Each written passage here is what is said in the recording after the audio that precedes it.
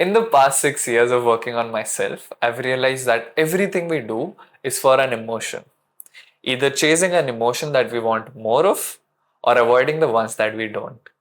And over these 6 years, I've obsessively studied emotions by reading dozens of books, learning from the top of experts, experimenting, and coaching others. And I've distilled everything into this ultimate guide to emotional mastery. Hi, my name is Fasi, and I went from being completely emotionally dead to being genuinely excited about life. And now I help other people do the same. This is the most direct, step by step guide to building emotional intelligence holistically. No bullshit, just 18 chapters and 33 actionable steps you can implement immediately to take charge of your emotions. And I'm holding nothing back for a stupid paid course because I believe there should be no cost to information, especially life changing stuff. This isn't just another video, it's an entire system that changed my and my clients' lives. So I'm super excited to share this with you here. So take notes, take action, and enjoy.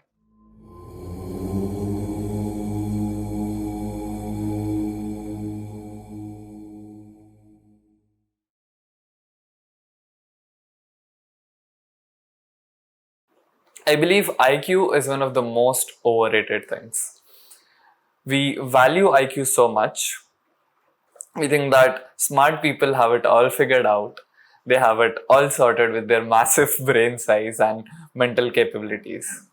But that's not really the case. When I looked out around me, and maybe people around me and the people over the net, I realized that the smartest of the people were not really successful.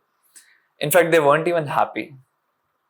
And if we take one metric of success, that is income, research shows that the people with the highest of IQs are not necessarily the richest. So if we take the people with an IQ of 130 plus, that is the top 2% of the world in terms of IQ, their average income is around $100,000 a year, which is a good amount.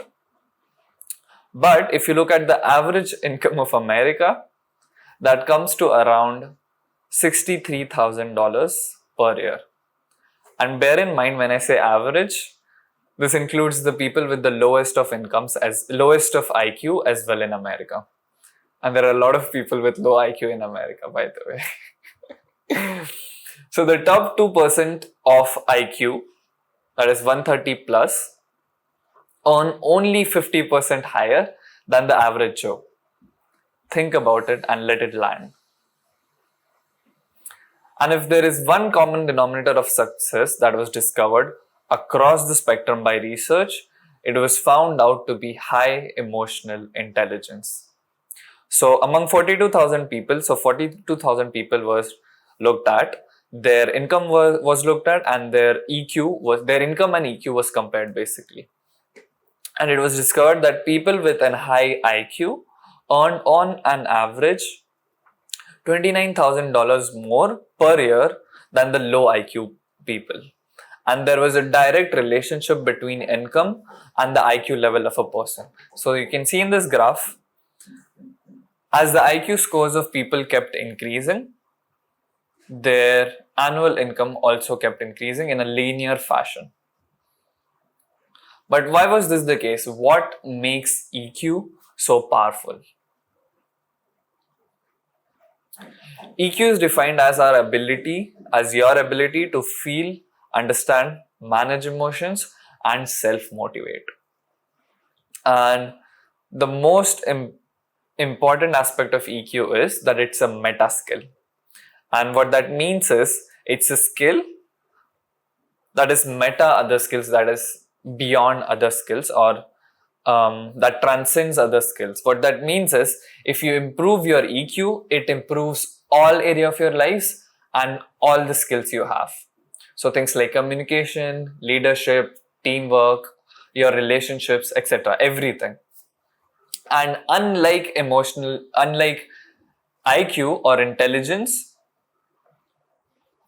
which remains mostly constant, EQ can be changed, it can be transformed, it can be improved and honed as a skill. So let's dissect the definition of EQ for a moment. So the first part of it is to feel and understand emotions. And that means nothing but to be aware of your emotions as you're feeling them. So a lot of people can't feel emotions. They physically cannot feel them. They're numb within their body, just like I was. I'll talk about it more at a later time. But other people, they can feel, they are not numb, they have the ability to feel emotions, but they perhaps don't want to feel the entire range of emotions. Maybe you don't want to feel the unpleasant emotions. Or maybe you can feel the emotions, maybe you want to feel the emotions, but you can't understand why you're feeling certain emotions or what's the underlying cause of these emotions. So that is what lies under feeling and understanding.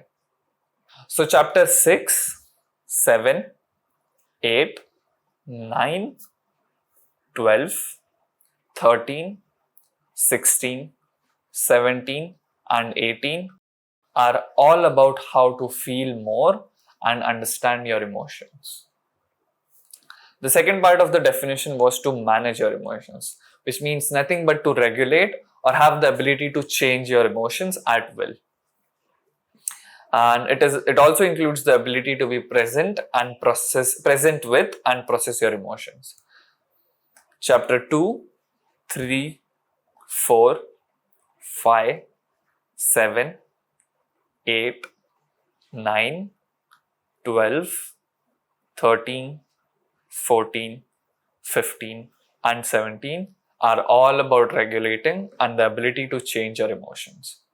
And the final part of the definition was to self-motivate. To self-motivate.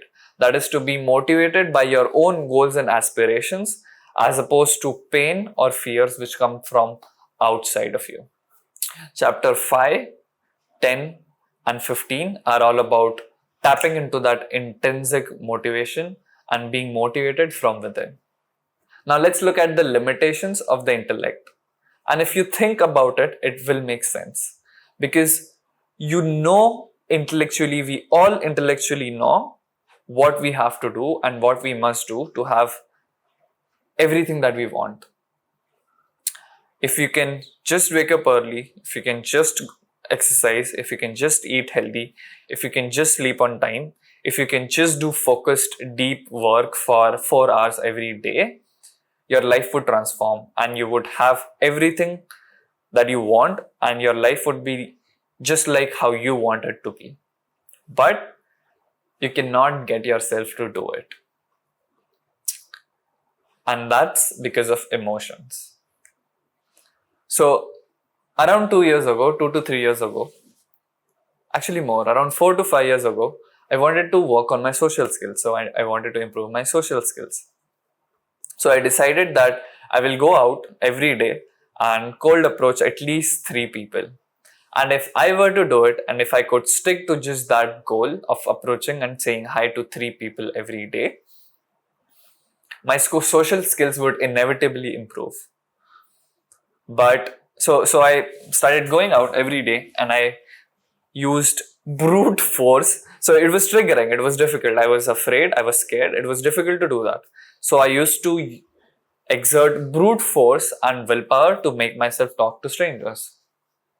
And more often than not, I did not meet my goal of saying hi to 3 strangers, although it was not really that difficult. But yeah, there's only so far willpower and force and using your intellect to make change in your life goes. And for me, things started to change when I started focusing on my EQ or started improving my EQ. I'll talk about all the benefits I got from working on my EQ in a bit. But before that, let me share the most important realization I had on this journey. Everything you do, every behavior you do, every action you take or don't take has an emotional payoff. So this includes small things, so like day-to-day things like what you ate for your breakfast, and big things. So things like your life pursuits, what goals you're pursuing, in the end, it has an emotional payoff. There's an emotion that we want to feel. Maybe it's an emotion of wanting to be accepted and feeling validated, or maybe it's just that quick dopamine hit and the sense of feeling alive. Even things like vacations, Michael Singer gives this example in his book. He's a beautiful guy. So people say that they want to go on vacation. So you say you want to go on vacation. Maybe you want to go to Bali. And you say this December, I would love to go to Bali. But if I were to ask you this question, would you like to go to Bali if visiting Bali gives you a terrible sickness, you're vomiting throughout the day, and you're not well, you cannot enjoy Bali at all? And your answer would probably be no, fuck no, I don't want to do that. So the question is, was it Bali that you were after, or was it the feeling that you thought you would get when you're in Bali enjoying that beautiful island that you were after? So if everything you do is controlled by emotions, the way to literally become free is to develop more EQ, not IQ. So develop more of emotional intelligence. And that's the only thing I believe that will give you true freedom. The ability to do the thing you want to do and avoid you don't want to do. So that's the only thing that will give you the ability to do the thing you want to do and avoid the thing you don't want to do. Because if you can't control your actions, are you really free? There's this interesting study about procrastination. People believe that procrastination is a problem of time or even laziness. I'm a lazy person, I don't have enough time. But psychiatrists and researchers have discovered that it is really a problem of emotions. It has to do with how you're feeling and not whether you're a lazy person or you don't have time. Even motivation, if you think about it, is an emotion. You say, I feel motivated. I don't feel motivated. So this is what procrastination looks like. It's nothing but avoiding things like fear of failure, judgment, anxiety, self-doubt, frustration, etc. So if suppose you're preparing for an exam and you know you're not going to score well, or maybe you're going to flunk, you procrastinate on that exam, you don't study for that exam, so that in case you fail, you can at least justify by saying, okay, I didn't study, that is why I failed. It's not that I am a failure. So to avoid those feelings of fear of failure, you avoided or you procrastinated on studying. Again, this is one example, but that is what the gist of it is. There's this one tool I call procrastination killer, which I suggest to my clients in the coaching. And the crux of that tool is to just in case you find that you're procrastinating on a specific activity, you sit down and you ask yourself a certain questions to discover and find out the underlying emotion that you're trying to avoid feeling. And what you literally do is you voice out that I'm avoiding the fear of failure in this case. You set a timer for 90 seconds. Allow yourself to feel it allow yourself to feel that emotion completely. Maybe you can journal about it. And after those 90 seconds, you take tiny steps to do the thing that you're procrastinating on. And this is a beautiful way to destroy procrastination. And the approach we took was not brutal force or willpower, but rather addressing the emotions underlying the cause, underlying the problem. So for me, everything fell into place almost like a puzzle when once I started focusing on my EQ or emotions. I could make healthy habits. I could make the habits that I wanted to develop because I could do what I wanted to do. Doing what I want to do was not a problem anymore. My mindset was uninhibited by emotional biases. Not completely, but to a big extent. So I could think more clearly is what I'm trying to say. I became more empathetic because I could see people for who they are. More importantly, I could see them on a deeper level. Or it would be even appropriate to say I could feel people. I could literally feel into people. Whereas earlier my conversations were just devoid of emotions and empathy. I realized my purpose because I became more self-aware. I am a lawyer. I was going to become an advocate. I talk about it more later in this course. But now, once I stayed with my emotions, once I stayed with myself, introspected, became more self-aware, I realized that this field of coaching is something that what calls for my heart more, something that would make me more fulfilled. And now I am an emotional wellness coach.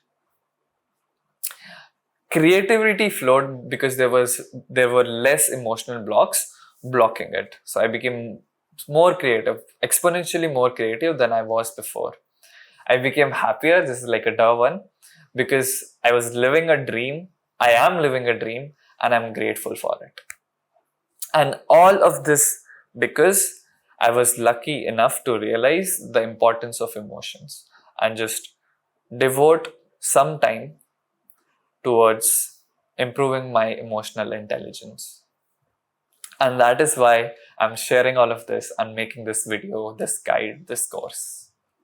Now that you understand the importance of EQ, let's start with the physical module to see how you can improve your emotional intelligence at the level of your body.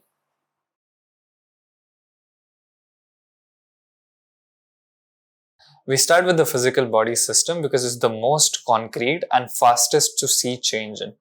So if someone were to approach me and ask me, Fasi, I want to change it in my life, where do I begin? I have no idea.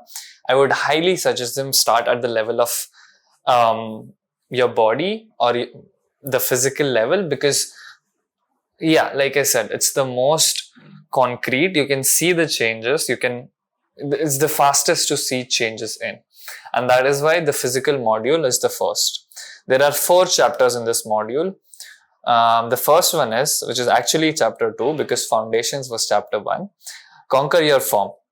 In this, I talk about the fastest way to take control of your emotions, how to run this instrument, your body, to raise your EQ or emotional intelligence. The next is chapter 3, right food, right mood. In this, I talk about how the way, not what you eat, governs your mood. So this is about the how you eat and not what. There, I don't suggest any diets or put any restrictions. Don't eat this, don't eat that. But rather, I share fundamental principles beneath a healthy diet and how to eat foods you like while feeling good and staying healthy. The next chapter is chapter 4, Master Your Breath, Master Your Life. I talk about why healthy breathing improves your EQ, how to instantly change how you feel, and be calm and relaxed throughout the day. Chapter 5 is Unfuck Your Brain in 28 Days. It's about dopamine's role in feeling awesome 24/7, how to effortlessly balance dopamine, and find happiness in simple pleasures and ecstasy in complex ones. Starting with the fastest way to control your emotions, your body.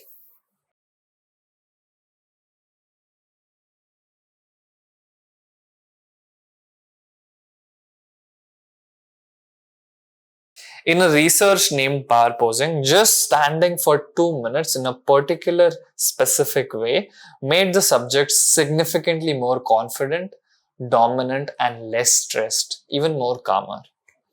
Imagine what it would do for you if you could use this instrument of your body to its full potential.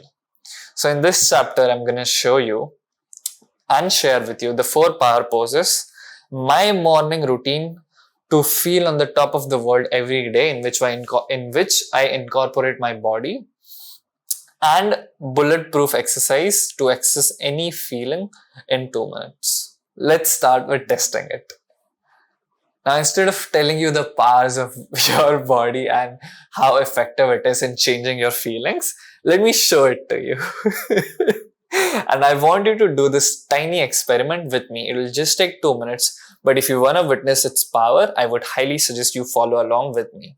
So let me set a timer for 2 minutes. And I want you to stand in a very specific way for these 2 minutes. I'm going to show it to you in a minute. Okay. So I'm gonna start off my timer, and this is how I want you to stand. This is called the victory pose. Both of your hands up high and just like a wide stance. I don't know. Okay, let me start my stopwatch.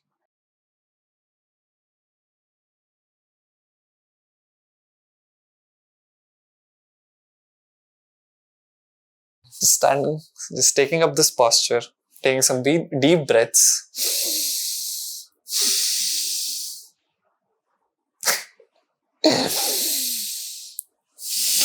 If the voice in your head is telling you what is the stupidity, let it say it. That's the part of you that does not want to change. It's like if your shoulders start to ache a little, that's fine. Just 1 minute 20 seconds more to go. Taking some deep breaths. This is called the victory posture, by the way. I think so. Did I tell you? I don't know. Yeah. This is one of the power poses that I referred to. For some people, it feels like this tension building, and around the 2-minute mark, it just pops like a bubble. And that is when you feel the difference in the feelings. 45 seconds more to go. Just stay with me.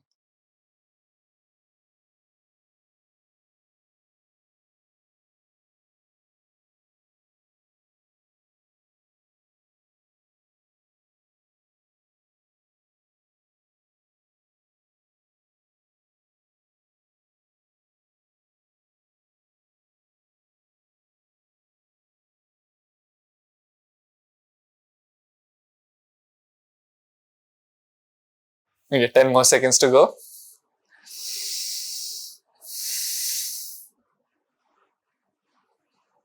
5, 4, 3, 2, 1. Okay, congratulations on completing it. Okay, so just check in with yourself. How do you feel? And while you check in with yourself, let me share the rest of the 4 power poses.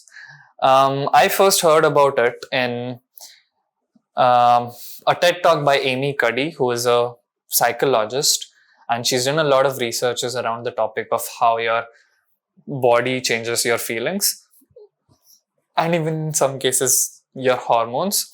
The TED talk was titled "Your Body Language May Shape Who You Are," and in this, although this is I'm not sure whether this was the first time I heard about the power of your body to change your emotions. I've heard about it in a lot of Tony Robbins' books, a lot of NLP seminars, and NLP focuses a lot on physiology. So anyways, the 4 power poses are victory pose, the one which we just did, relaxed pose, and this is what relaxed pose looks like. Poop.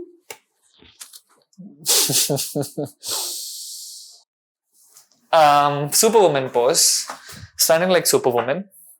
And the 4th one is the gorilla pose. I'm not sure whether it's called the gorilla pose, but that is what I call it. Just standing like a gorilla with like arms wide on a table. This is the gorilla pose. Now, in the study conducted by Amy Cuddy, the participants who stood in a high power pose or sat experienced a 50% drop in cortisol, which is a stress hormone, and a 20% increase in testosterone, which governs how confident you are, how dominant you are, and how I think so. That's all. Confident and dominance. The participants who assumed a low power pose, so like low power pose is something just like clammed up, taking up less space. They experienced, and it was noticed that their testosterone levels dropped by 10% and their stress hormone cortisol increased by 15%. Now, full disclosure, there are some debates about these findings, and subsequent researchers and researchers challenge the notion of whether these postures actually change the hormones in someone's body. But even in those researches, subjects and people discovered that taking these postures, power poses for 2 minutes did increase or improve how they felt, irrespective of whether there were changes in their hormones or not. And there are like a lot of more researches which say that if you don't feel like doing something, and if you don't feel like doing something, action is twice as effective to change feelings over thought. You can see it in this graph. And let me give you an example. I have this one client, let's say that her name is Bharti, and she had this goal of walking 6,000 steps every day, but she just couldn't stick to it. The maximum she uh, did was, I think so, 6 days or something. So I suggested her this like tiny habit, and the habit was not aiming for walking 6,000 steps, but it was just wearing shoes and going downstairs. That is all. Once she wore her shoes and went downstairs, she was free to come back home, and the tasking was complete. The task for her was done. She could pat herself on the back. I met her after a week. I met her after 2 weeks. And there has yet to be a day in which she didn't complete her 6,000 steps mark and goal for the day. And the reasoning behind that was, once she took a little bit of action, just wearing the shoes and going downstairs, the feelings in her body changed.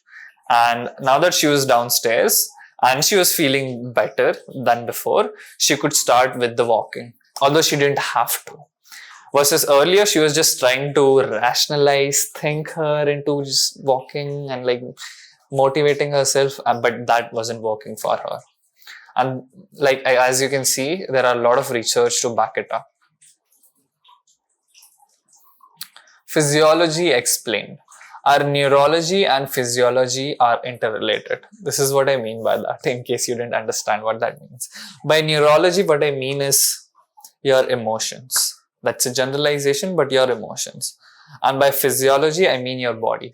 So every emotion has a corresponding way, has a correspondence in your body. So if you're feeling depressed, there's a certain way you stand, or there's a certain way you sit. If you're feeling anxious, your breaths start getting heavier and you start taking shallower and heavier breaths.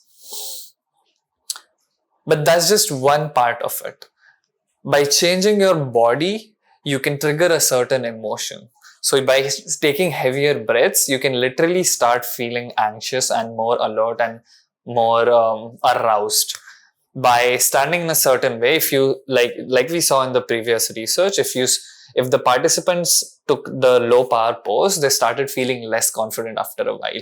And when you feel confident, your body opens up. And when you open up, you start feeling more confident, like the power poses.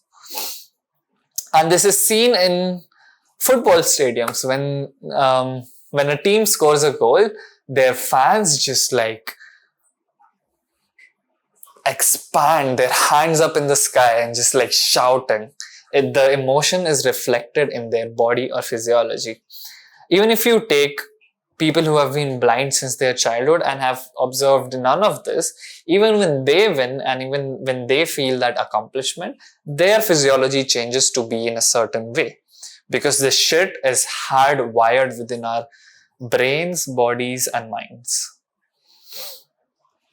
Kung Fu and yoga. There's this very specific Kung Fu posture. It's called Zhan Zhuang. I'm sorry if I butchered it. It's also called standing meditation in English.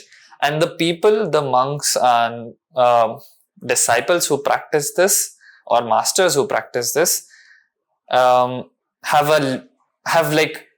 super strong, A, and B, have other health benefits and longer lifespan. And the posture looks a lot like this. This is what the posture looks like. And if you see, how different is it from the victory pose? Do you see the resemblance? Now, if just standing for 2 minutes in the victory pose, improved feelings of confidence and dominance and calmness increase because of 2 minutes. In just 2 minutes, imagine what would happen if you would take that stance for 2 hours, 3 hours, 4 hours. Some monks even do it for 6 hours a day. Even in yoga, there are certain postures, and each posture correlates with a state of consciousness. And that is, I believe, one of the rationales for taking specific postures in yoga. Yoga. Coming to my morning routine, I fucking love my morning routine. It is based on the concept of priming. Priming is how exposure to one stimulus influences a response to a subsequent stimulus without conscious guidance or intentions. This is what it means basically. If event A happened, and then after event B happens, our response to B gets influenced by event A, even though we might not be conscious of it. Yeah, not be conscious of it. And this was illustrated in this beautiful study in which researchers went in a park. They disguised as a random person and approached another random person, let us say A, and they handed them a cup of coffee and just like, can you hold this for a second? And they just tied their lace or something for 30 seconds, took that coffee back and rushed away. After 30 minutes, researchers came to that person A, told them a story, told them to read a story, I think, so I'm not sure whether they told him or they asked them to read, but they read the story. And after they read the story, the researcher asked them this question. How was the lead character? How would you judge the lead character? The only difference in this study, where there were hundreds of participants, the only difference was the people who were handed a warm cup of coffee thought the lead character was warm, kind, and compassionate, versus 81% of people who were handed a cold coffee thought the lead character or protagonist was cold and rude even. I'm not sure whether they said rude, but they definitely called him cold. And that's the importance of priming. Just handing that cup of coffee for 30 seconds, 30 minutes prior to asking that question and reading that story had this effect in their judgment, even though they weren't conscious of it. So how do I use this in my morning routines? There are 4 steps to my morning routine. First is, as soon as I get up, I do breath work, a very specific type of breath work that makes me alert, makes me wake up, helps me wake up, and also helps with my bowel movements. I talk about it in chapter 4, which is specifically on breathing. The second thing I do after that breath work is I do the best gratitude practice discovered by science, the most effective in terms of benefits. I talk about it in chapter 14, which is a chapter dedicated to gratitude. Then the third one is I visualize my goals. I'm not going to talk about that in any of the chapters because that is beyond the purview of this video. And the fourth thing I do is I assume a power pose. So the one I do is the victory pose. I do it every single day. And no matter how I am feeling, no matter how tired I wake up, after doing this morning routine, I literally feel on the top of the world. It feels like this bulletproof morning routine. And I start my day just primed with pleasant emotion and just ready to charge the day. Now let me share an exercise which will help you access any emotion in just 2 minutes. Let's take the example of the emotion of feeling calm and calmness. I want you to close your eyes and follow with me. Just follow the sound of my voice through this exercise. I want you to think of a time in your life where you were the calmest ever. The time in your life where you just felt the most sense of peace, the most sense of calm. And take a couple of seconds to think of that period or that instance in your life.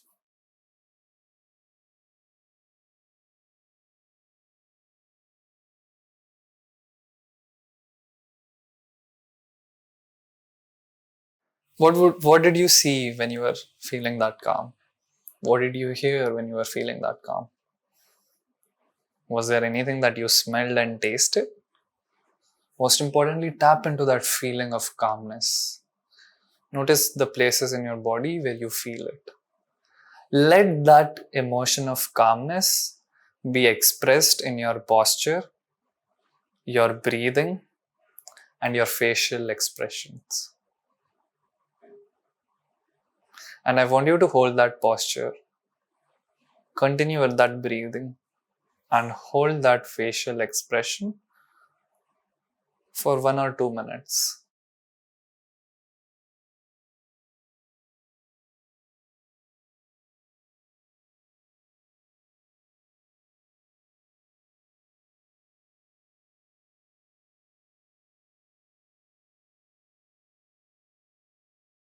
I'll do it with you guys.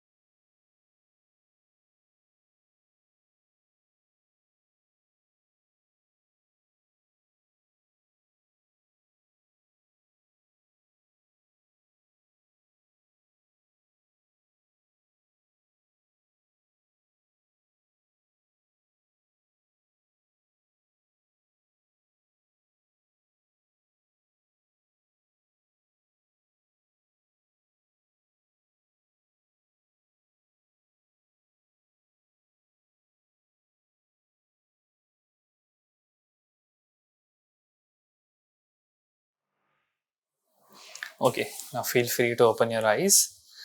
Although that was not 2 minutes, but I'm pretty sure you get the gist. How do you feel now? Do you feel calmer? Now, the next time you feel calmer, all you have to do is hold that posture, breathe the way you breathe just now, and hold those expressions for 2 minutes, and you'll realize you'll feel that sense of calmness will come back immediately. And you can do that literally for any emotion. Plus, the more you do it, the stronger the response gets. So it's about putting in the reps. So really try to make this into a habit. Yeah, and like I said, every feeling coincides with your body. So there's a certain way you breathe, there's a certain way um, you stand or sit, there's a certain way, there's a certain expression that come up on your face with every emotion. If you can really tap into those three things and hold it for long enough, maybe 2 minutes, maybe 4 minutes, usually it's around the 2 minute mark, those feelings will come back. And the more you repeat this behavior, the more you repeat, the more repetitions you do, the stronger and faster this response gets. Now let's look at how you can feel amazing and be healthy while eating what you like.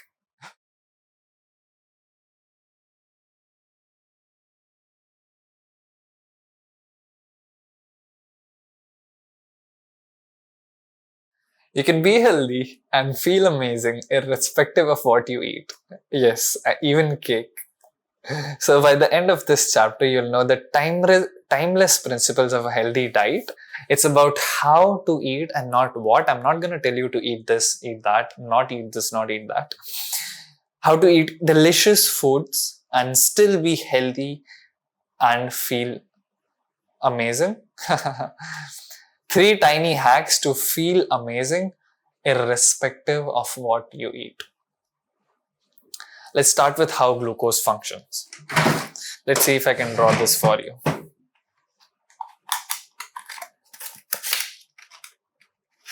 Yeah. Okay. This is a graph.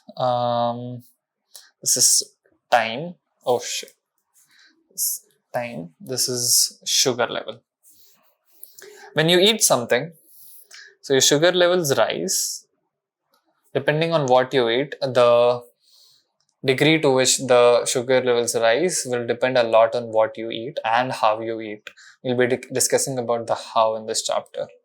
Now, as your sugar levels rise, your liver releases insulin, because high sugar levels for a long time in the bloodstream is not good for the body. So the liver releases insulin, and that insulin stores that excess of glucose in the bloodstream, takes that excess of glucose from the bloodstream and stores it in the liver as glycogen?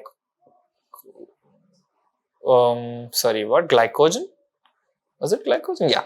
Stores it in the liver as glycogen and in the muscles as glycogen. Now, if there's a lot of sugar and there is glycogen reserves in the liver and muscles get full, the rest of the sugar or glucose is stored as fat in your body. So fat reserves. And when this happens, your glucose level come down again.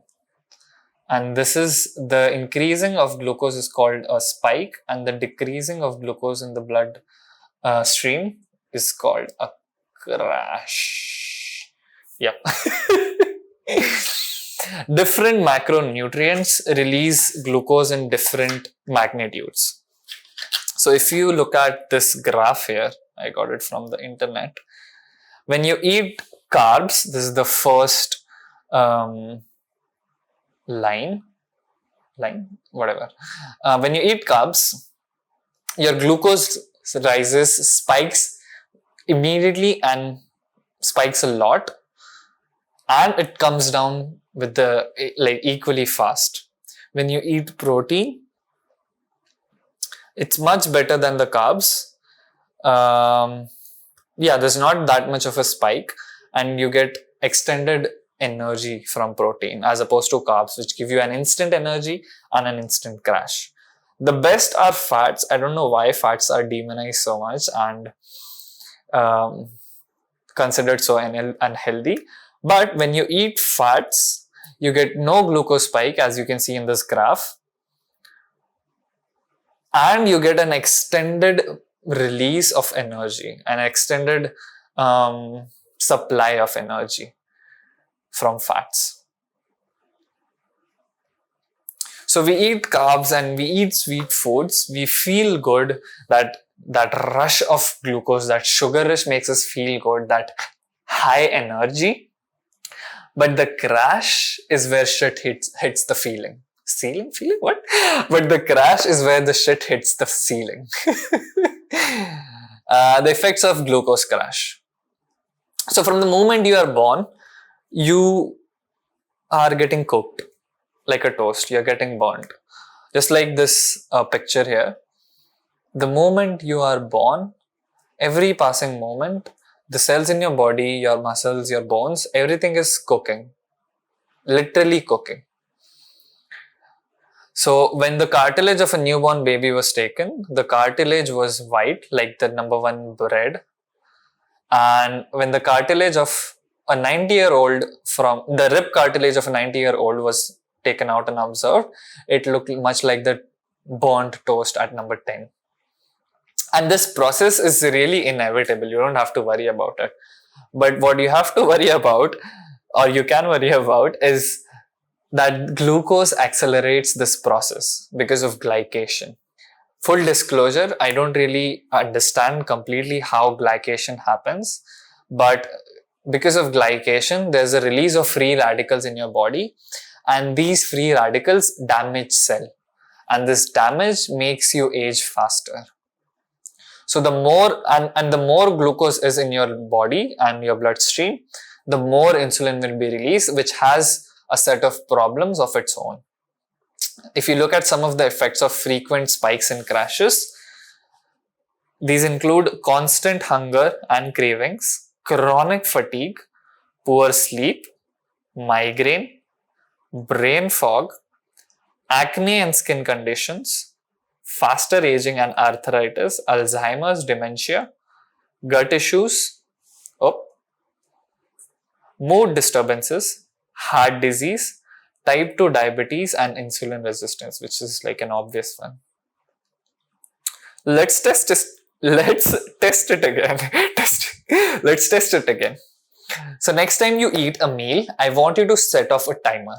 Set off your stopwatch and see and notice and feel when you start feeling hungry or lethargic again.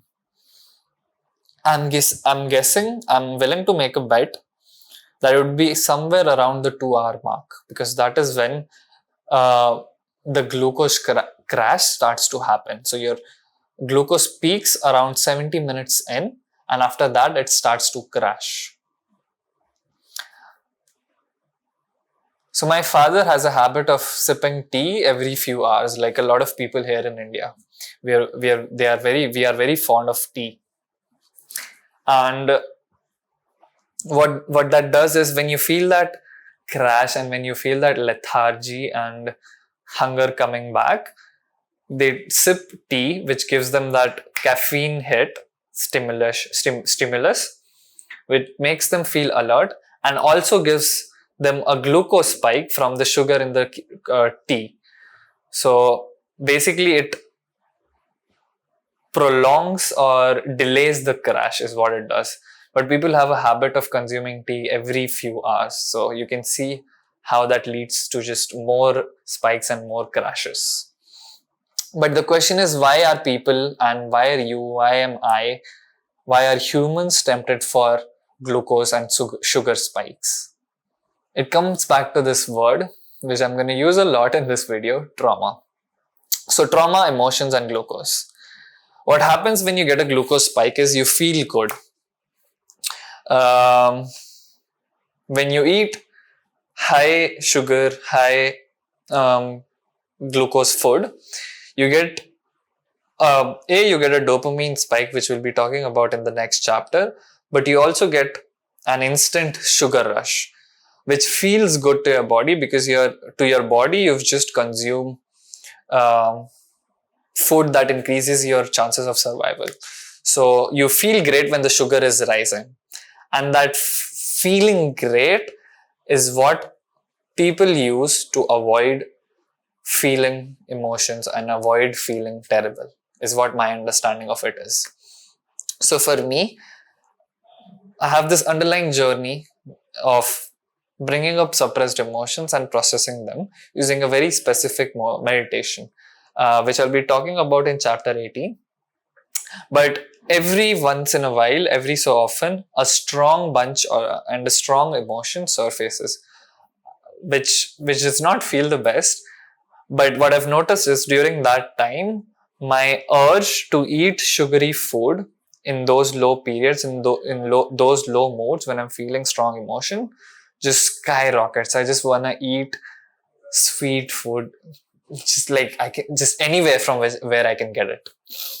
And I even joked it with a friend of mine, and I told her how I'm feeling can be gauged by how much chocolate I eat after my meals. It was a joke, but it was really based on a fact. So the stronger the emotion, the stronger the craving for sweets I would experience, even though I'm not really a big fan of eating sweet food.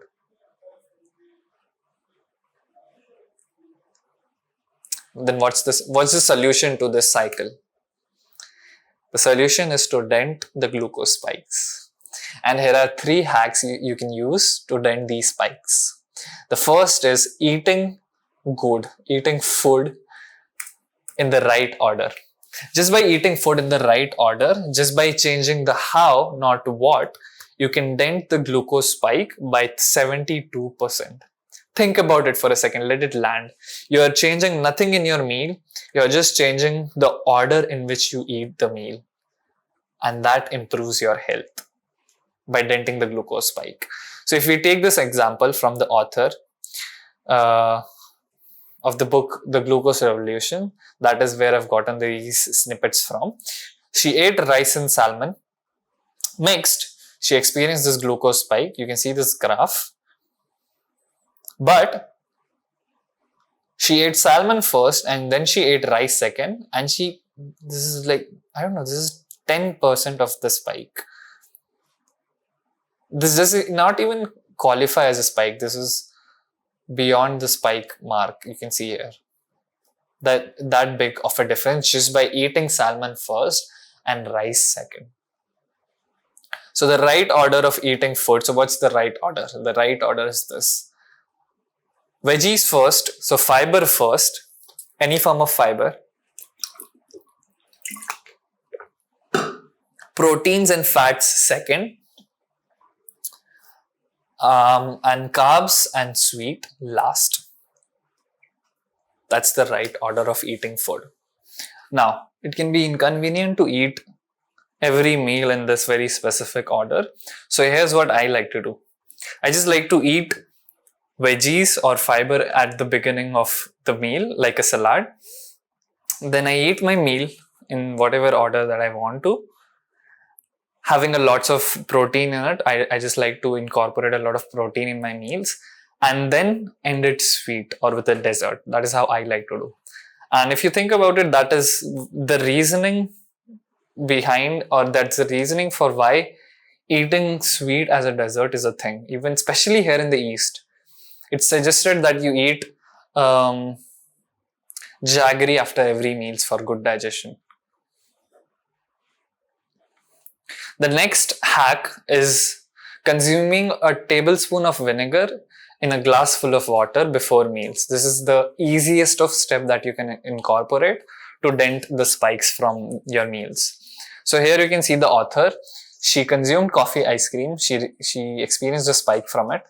But this time she consumed coffee ice cream. But before consuming that ice cream, she drank apple cider vinegar, 1 tablespoon.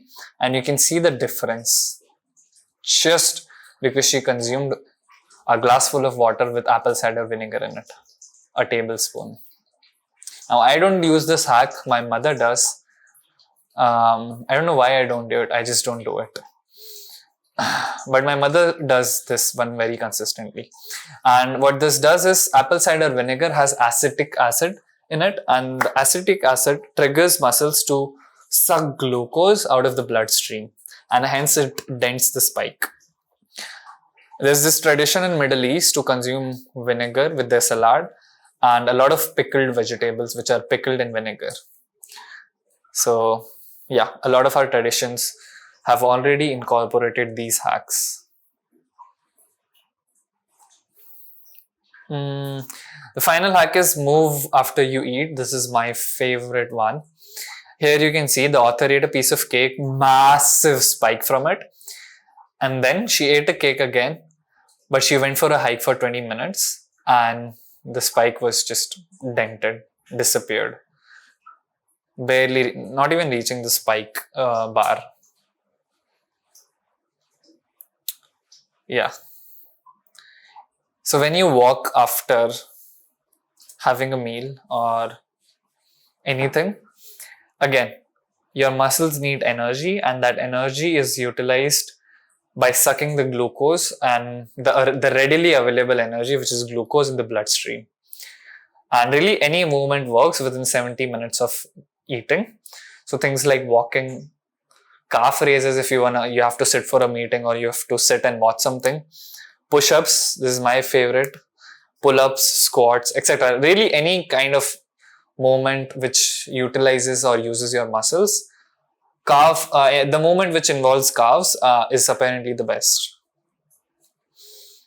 So I consume a protein shake every day with bananas in it. And if I were just to sit on my ass, that would give me a massive glucose spike. But instead what I do is I do a couple of sets of push-ups. And that does not take a lot of time, but I can feel the difference on the days when I don't do the push-ups. I just feel this lethargy around and like I'm yawning in meetings after 2 hours. But if I do those push-ups, if I just get those push-ups in, that crash does not happen. I can like feel the difference. That is how I like to work. That is also what I believe is one of the reasonings for 100 steps after meals logic in 100 steps after meals in Ayurveda. It's for digestion, yes, but I believe it also helps you dent the glucose spikes, and that is why Ayurveda suggests it. If you think about working out anytime is good.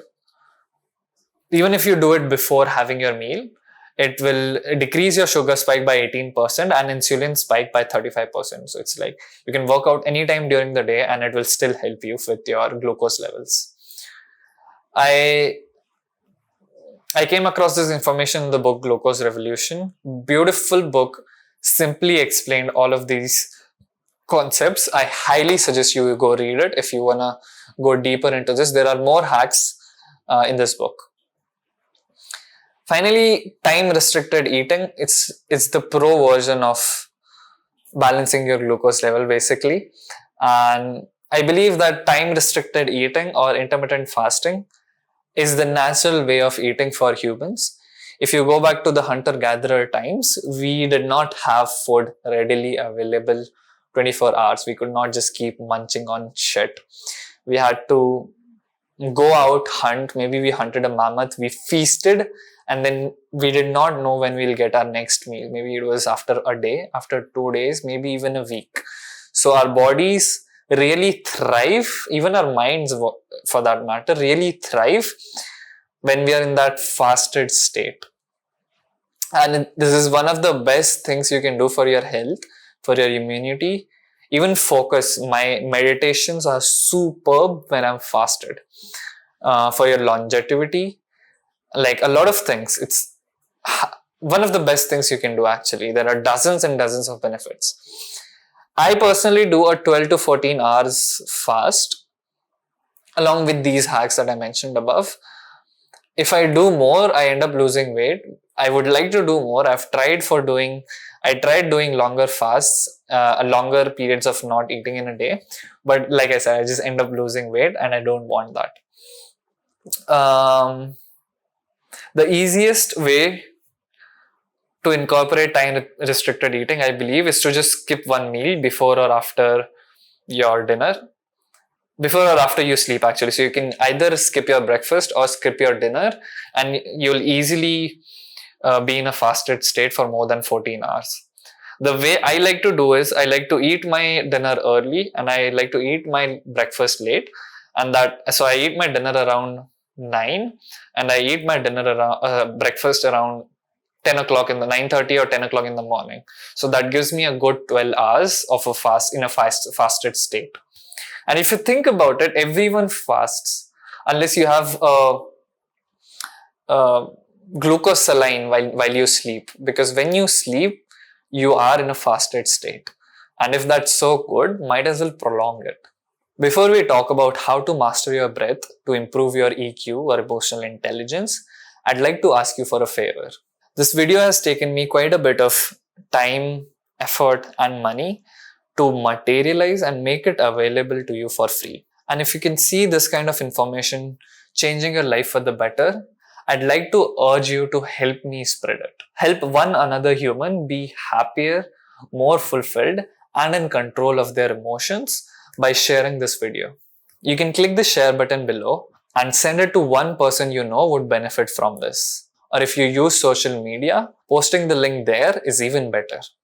It would take you less than 60 seconds, but it would genuinely mean the world to me and the one person who discovers this information. Well, thank you so much for helping me out. There's so much more value coming your way. Enjoy.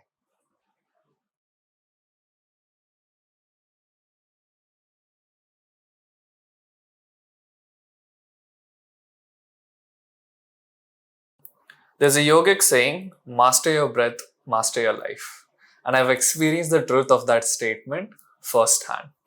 So in this chapter, we're going to talk about yogic secrets to perfect breathing, how healthy breathing improves your EQ or emotional intelligence, and 6 pranayam exercises to instantly transform how you feel.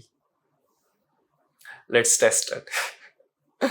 If you want to witness the true power of your breath, there's this quick exercise and I'm going to show you how you can literally control your heart rate at will. I want you to do 15 jumping jacks with me right now. Let's do it. And I'll tell you the reasoning behind it after we do it. So let's start.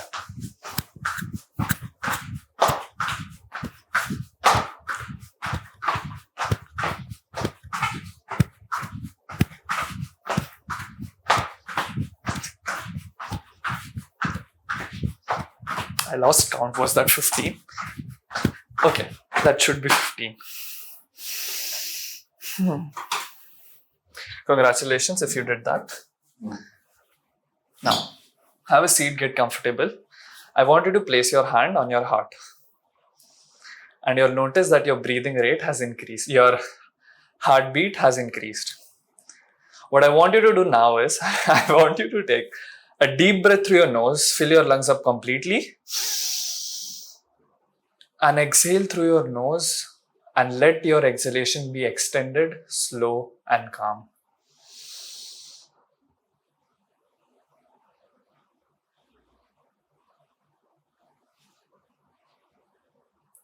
And you'll notice that with just one breath, your heart beat starts to get slower, and you start to calm down, and you start approaching equilibrium again. Let me drink some water.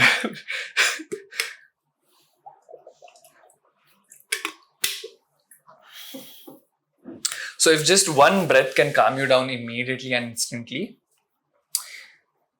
imagine what would happen if you could breathe calmly, slowly, and really maximize your breath throughout the day 24/7 and multiply that and compound that to how many ever years you live. And that's the power of breath.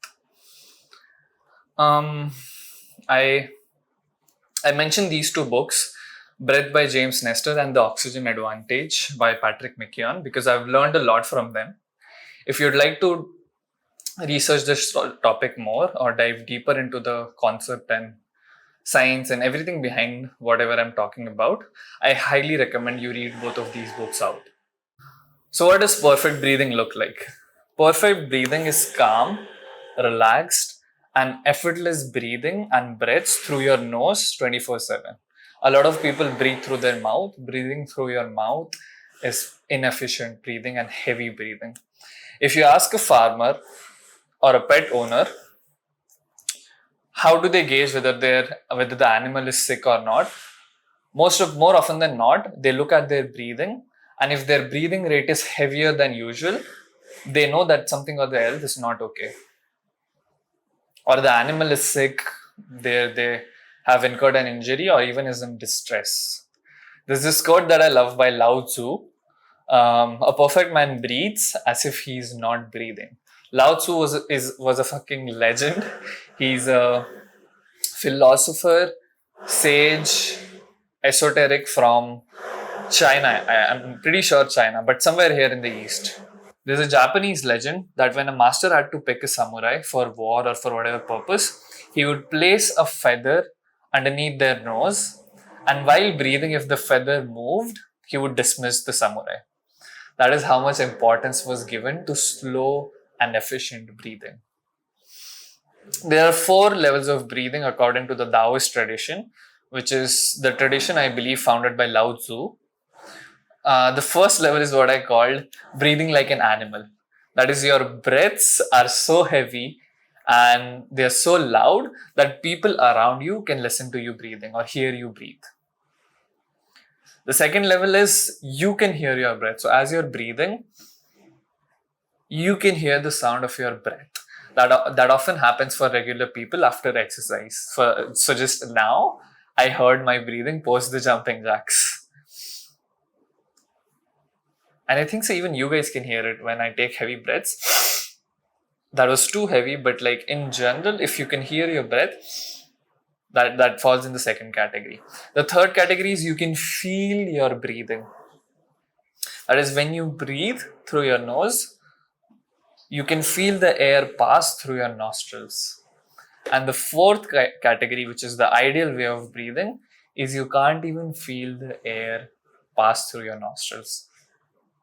That is, your breath becomes so efficient, so calm, so slow, so light that you cannot even feel the breath pass through your nostrils. And that is what I believe Lao Tzu meant. A perfect man breathes as if he's not breathing. And during my breath is by no means as efficient as the fourth category, but during breath work, if I do extended periods of breath work for above 6, 7, 8 minutes. I have reached that level of breathing a couple of times, and it just feels so weird because I intellectually know I'm breathing, but it's like I cannot feel the air go in and leave my lungs. That is how it is. It's very weird. But why is breath so important? Let's look at the importance of breath. Which brings me to Buteyko, Dr. Buteyko. He was a Russian doctor, and he can be considered as the grandfather of slow breathing. As a doctor, Buteyko suffered from headache, stomachache, heart pain, all of these issues. One night, as he was looking out of the window, he noticed that he noticed his breathing. He was drawing heavy breaths through an open mouth, like his severely sick patients in the ward. Like he has just got done with intense exercise while he was just chilling. He was not really doing anything. He tried an experiment. He started to breathe less, to relax his chest and stomach and sip air through his nose. A few minutes later, the throbbing pain in his head, stomach, heart disappeared. Buteyko again returned to the heavy breathing he'd been doing a few minutes earlier, and within only 5 inhales, the pain returned. What if overbreathing wasn't the result of hypertension and headaches, but the cause? Buteyko wondered. Heart disease, ulcers, and chronic inflammation were all linked to disturbance in circulation, blood pH, and metabolism. How we breathe affects all those functions. Breathing just 20% or even 10% more than the body's needs could overwork our systems. Eventually, they'd weaken and falter. Was breathing too much making people sick and keeping them that way? That's what Buteyko wondered. I picked this story up from the book Breath, by the way. Quick shout out. Buteyko took a walk in the asthma ward and the asthma ward. He found a man stooped over, fighting suffocation, gasping for air. Buteyko approached and showed him the technique he'd been using on himself. After a few minutes, the patient calmed down. He inhaled a careful and clear breath through his nose and then calmly exhaled. Suddenly, his face flushed with color and the asthma attack was over. During his life, Dr. Buteyko noticed a pattern among thousands of his patients, a pattern of breathing. People with asthma, hypertension, and other ailments, chronic ailments, consistently breathe the same, which is too much. The volume of breath was too high on an average. So they might be breathing through their mouth, or even if they're breathing through their nose, their breaths were heavy, maybe in the first or second category. And the healthiest of his patient all breathe alike, which was less. Their breaths were calmer, their breath air volume was low and slow. Their breathing was slow.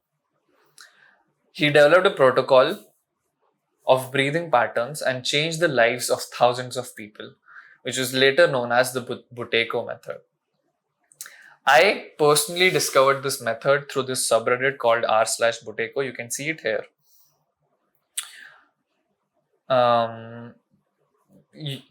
Amazing information. You can learn everything about the Buteyko method on the subreddit. There are people claiming to have gained superhuman benefits from this breathing technique. Things like focus, less sleep naturally, no anxiety, more absorption of nutrients, more energy, and a lot of things actually. You can just go and check it out if you want to learn more about this. I'll be talking about one of the techniques Buteyko suggests in the last part of this chapter in the exercises. But what does that have? What is this or what does breath have anything to do to emotions? How is this connected to emotions? Which brings me to emotions, heart, and breathing. It has everything to do with something called heart rate variability, HRV. It is the variation of time in between your heartbeats. Let me draw it for you quickly.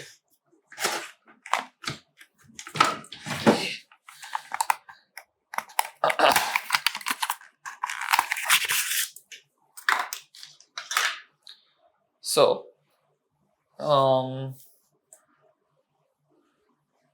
shit.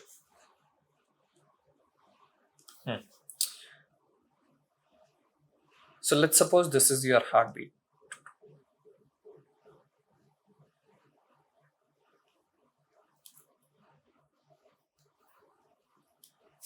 There's a certain time difference of seconds between each heartbeat. Let's say this is 1 second, this is 1.5 seconds, and this is 1.75. Heart rate variability is basically the difference in time between each heartbeat. So here it was 0. 0.5. Oh, here it was 0.5. Here was 0.25.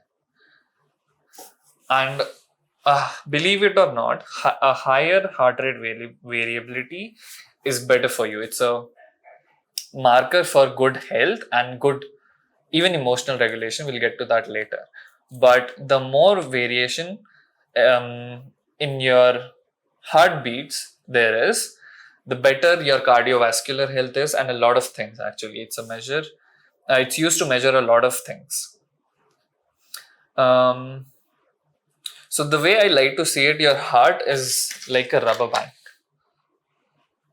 and the more variation is in between each beats of your heart, the more stretchable that rubber band is, and the more adaptable that your heart is. Basically, what it means is, so the more stretchable that rubber band is, the more adaptable your heart is. And like I said earlier, heart rate variability is a marker for emotional regulation.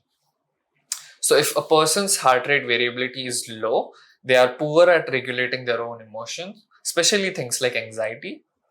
And if their heart rate variability is high, that means their heart is more adaptable, that rubber band is more stretchable, and they are better at regulating their emotions. And this is where breath comes in. Because when you take an inhale, your heart starts to beat faster relatively. And when you exhale, your heart beats lower, slows down, like we just noticed with the jumping jacks exercise. So the more efficient your breathing is, the greater the heart rate variability will be, because every inhale and every exhale changes the rhythm of the heartbeat. So breath influences heart rate variability, and heart rate variability is a marker for good emotional regulation. That is how breath helps us get better at emotions. But slow breathing is not always the best thing to do. There are two ways to alter your breath, which brings me to the concept of Chandra and Surya in Vedic tradition. Your autonomic nervous system is divided into two parts. The first is parasympathetic nervous system, and the second is sympathetic nervous system. So if you increase your breathing rate, if you take faster breaths, something like if you breathe like this for an extended period of time, it would activate your sympathetic nervous system, which is also called Surya in the Vedic tradition. So what this does is, when your sympathetic nervous system is active, it makes you alert, it wakes you up, makes you active, it triggers a fight and flight response for survival. It was helpful back in the hunter-gatherer times for hunting. Now if you slow your breaths down, like taking a regular inhale and slowing down your exhale and even extending it, you'll notice a difference in just one breath. And what this does is, it activates the parasympathetic nervous system, which is also called Chandra or moon in Vedic tradition. Basically, Surya means sun and Chandra means moon. This helps you rest, digest. By the way, if you have a heavy meal, the lethargy you feel, which is often called food coma, is often because of your Chandra getting overactivated or your parasympathetic nervous system getting overactivated, because now you want to just lie down, chill out, and digest that heavy meal that you consumed. It helps you heal, it helps you sleep, even relax. Now, usually there is supposed to be a good balance between the two. Now, in case for whatever reasons your Surya is overactive, you experience things like anxiety, you have trouble relaxing, and difficulty sleeping. Because, like I said earlier, it makes you alert and active. Now, for whatever reason your Chandra is overactive, you experience things like lethargy, depression, or even difficulty in motivating yourself. Because Chandra is supposed, or parasympathetic nervous system, it's supposed to make you chill out. I had this client of mine, let's say, let's call her Kakashi. Kakashi is a girl, by the way. She used to experience anxiety during her work. She had trouble sleeping, and it was all becoming a spiral because she had trouble speaking. She had to speaking. She had trouble sleeping and speaking actually, but that's a different issue. She had trouble sleeping.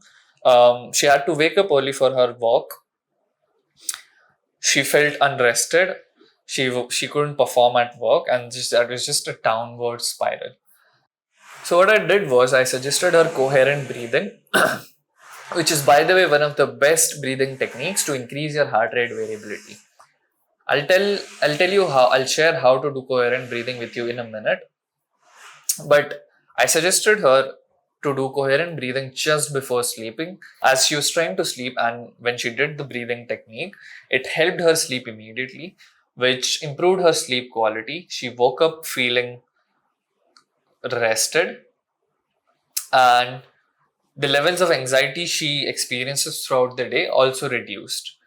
And she told me later on, we met after a month of our coaching ending. She informed me that this breathing method had become an integral part of her day, and that generally made me very happy because she said that she does that breathing method not just before sleeping, but anytime during the day when when she feels like she needs that uh, boost of calmness and she needs to ground herself.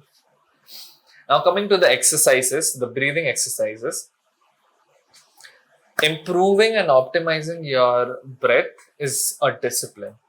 And people in the subreddit in which I just talked about above suggested doing 3 sessions of breath work every day for resetting your default breathing to become calm and relaxed. And these 3 sessions they suggested and they recommended them to be for as long as 30 minutes, which is, I believe, a bit too extreme. I just do 3 sessions of 5 to 10 minutes every day. I use the app called Breathe, Relax and Focus. You can find it on Play Store and I'm pretty sure on App Store as well. It's a beautiful app. You can set custom breathing exercises there, and there's a voice to guide you, so you don't really have to worry about things. You can just check out, relax in the experience and be guided by that voice. It's a superb app. I highly recommend it. Now, these sets of exercises will help you activate your Chandra and will help you calm down, relax, chill out. You can do this if your Surya is overactivated. So this includes coherent breathing. It involves breathing for 6 seconds. So 6 seconds of inhale and 6 seconds of exhale. You can do it for as little as 2 minutes and as long as 10-15 minutes. You can even do more. It's like I said, it's the best breathing technique that has been discovered by science for your heart rate variability. So I highly recommend this one. The next one is Kapalbhati. So this is what Kapalbhati is. It's forceful exhalation through your nose and passive inhalation. So this is what it would look like.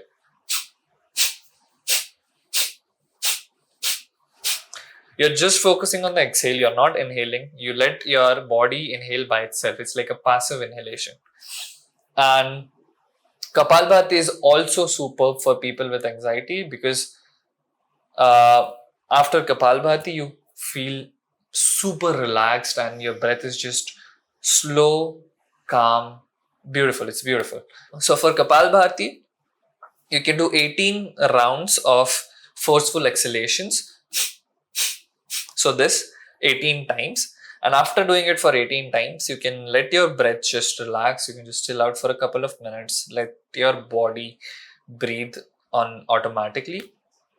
And this is one set. You can do 3 such sets, and that will be one session of Kapalbhati. The third one is slow exhalation.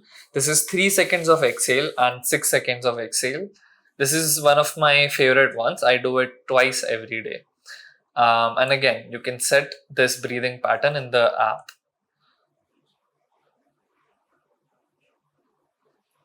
The next set of exercises are Surya exercises. This will charge you up. It will make you active, make you alert, help you focus, and all of those good things.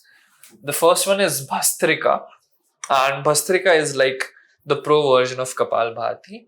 In Kapalbhati, by the way, Bhastrika also translates to bellows in English, which just means that it charges you up, it fires you up. So Kapalbhati was just forceful exhalations with passive inhalations. In Bhastrika, you do forceful exhalation followed by a forceful inhalation. So this is what it would look like.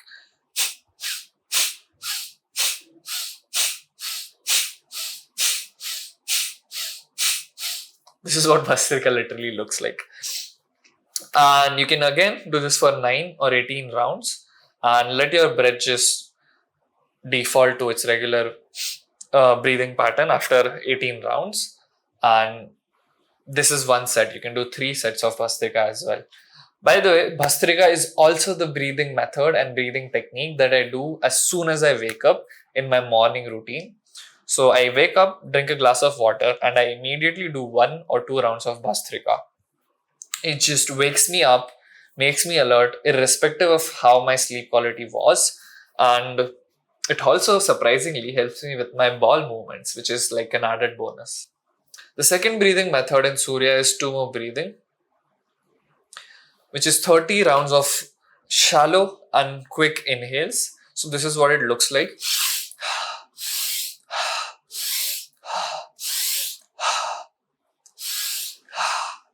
So 30 rounds of this, and then you hold it on an exhale, and you hold that for 30 seconds. Let me just write it here.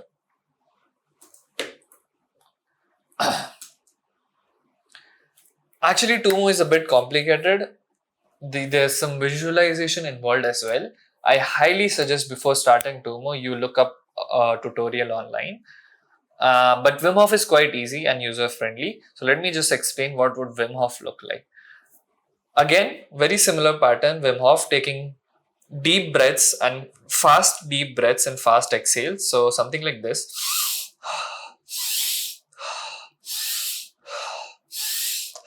This for 30 rounds. And after 30 rounds, you hold your breath on an exhale for as long as you can. Hold on. Exhale for as long as you can. And then take an inhale. Take a full inhale. Inhale. And hold it for 15 to 20 seconds.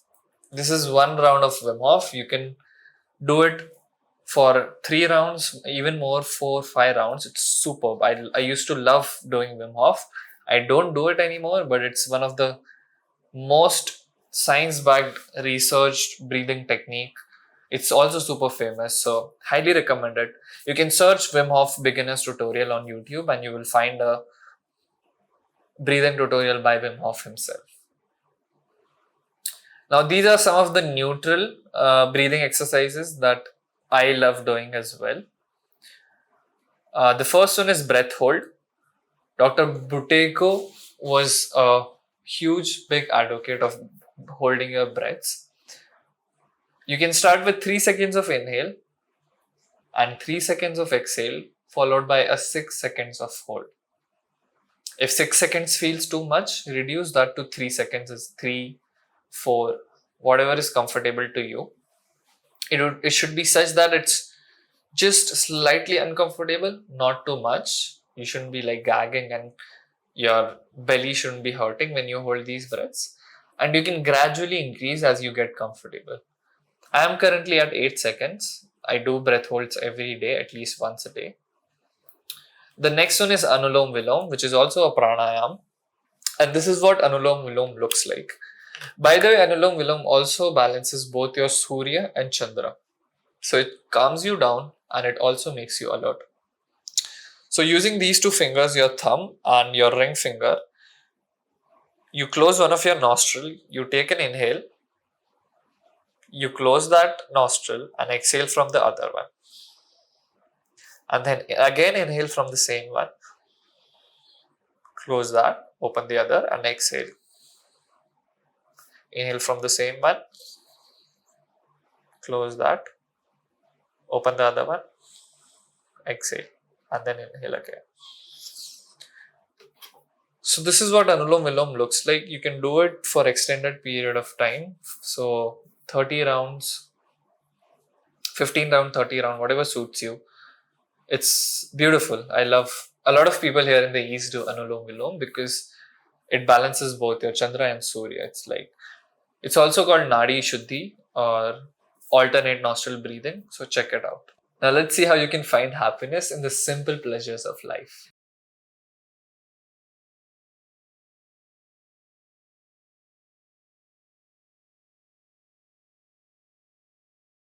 If brain rot content has fucked your brain and you can't read a book, this chapter is for you. In this, we talk about how dopamine functions to make you miserable or happy, how to enjoy simple pleasures of life again, and rejoice in the complex ones, and 4 steps to effortlessly reach high levels of dopamine in your brain. Starting with how dopamine functions. So James, so So James Old and Peter Milner, two scientists back in 1953, were trying to make sense of a very puzzling rat. They had planted an electrode in the fear area of rat's brain, and according to the previous lab reports, rats hated the stimulation of the electrode so much they would avoid anything associated with that stimulation. This very specific rat, on the other hand, kept returning to the part of the cage where it was shocked, as if it was hoping for another shock. James and Peter rewarded James and Peter stimulated that electrode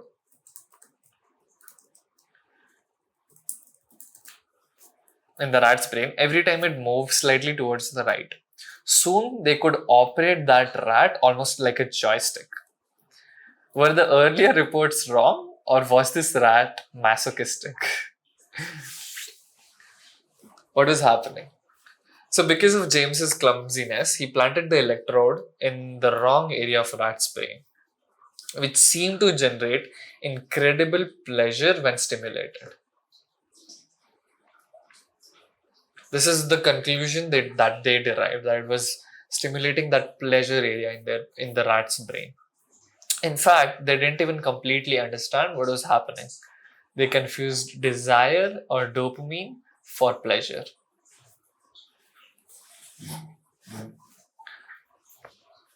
So this is how dopamine was discovered in the very earlier days, and this is what they thought it was. They thought it was a pleasure chemical, but it was not really a pleasure chemical. And this experiment will make things even clearer. So studies show that you can annihilate the entire dopamine system in a rat's brain, and it will still get a cheeky grin on its face if you feed it sugar, which implies that if you feed sugar to a rat whose dopamine system has been destroyed completely, it still enjoys that sugar. But even if you place the cube in front of the rat, just in front of it, what it won't do is like take effort or approach that sugar to eat it. It's like the rat likes the sugar, it doesn't want it before it has it. And what this implies is the wanting in the rat ended with the destruction of the dopamine system. But if somehow the rat had the sugar, it was fed the sugar, it still enjoyed. eating it. So there was pleasure while eating it, but there was not that wanting of sugar. So let me draw it for you, and I hope this will make things clearer. So what happens is you see something which is a promise of reward. A promise of reward could be anything like sex, food, or anything that increases the chances of survival or perceived chances of survival in the modern day and age. So let's take the example of a cookie. You see a cookie, you smell a cookie being freshly baked in a bakery as you're passing the street, and you smell that cookie. Um, and that smell becomes the promise of reward. And as soon as you smell that cookie, there's a rise in dopamine levels. And when dopamine rises, you feel alert. It makes you feel good basically, so that you have that energy to pursue and get that cookie. But as just immediately after that rising of dopamine, what happens is your dopamine level drops below the baseline. And this dropping of dopamine gives you a certain sense of anxiety or uneasiness. Now you're really motivated to get that cookie. Now, as you approach that bakery, you enter that cookie, your dopamine level starts to rise. And if you purchase and buy that cookie, you get a higher spike of dopamine, which will reinforce that behavior again. So you'll be motivated to keep repeating that behavior. So this is how it functions. So just summarizing, you see the cookie. Let's suppose, right? Okay. Let's suppose this is the cookie. You smell the cookie. Dopamine is released in your brain as a wanting of that reward, which makes you feel good. And as it makes you feel good, you go and pursue that reward. So you enter the bakery. And as you enter the bakery, buy the cookie and consume it, you get another dopamine hit, which is not for pleasure, but it is to reinforce that behavior. For pleasure, opiates are released in your brain. But what does all of this have to do with EQ or emotional intelligence? Dopamine and EQ. So dopamine is involved in the pursuit of goals, like we saw right now. Buying like that cookie became our immediate goal, and dopamine is involved not just in the pursuit of immediate goals, but also long-term goals and long-term goal pursuits. If we look at it from the perspective of a hunter-gatherer, if you're an hunter-gatherer in the savannah and you see a deer grazing far away, that is potential reward for you. It gives you that dopamine spike, it gives you that hit of dopamine, which makes you feel good so that you have that energy to run behind that deer for, I don't know, 4 or 5 hours. And dopamine used to function perfectly in our natural environments, which was the jungle. And there was like a good balance of effort is to dopamine. But in our current environments, in modern society, we have access to instant dopamine at our fingertips. We can just open our phones and we can scroll endlessly and we can get those dopamine spikes. And another way I'd like to explain things is there's a pool of dopamine floating in your brain.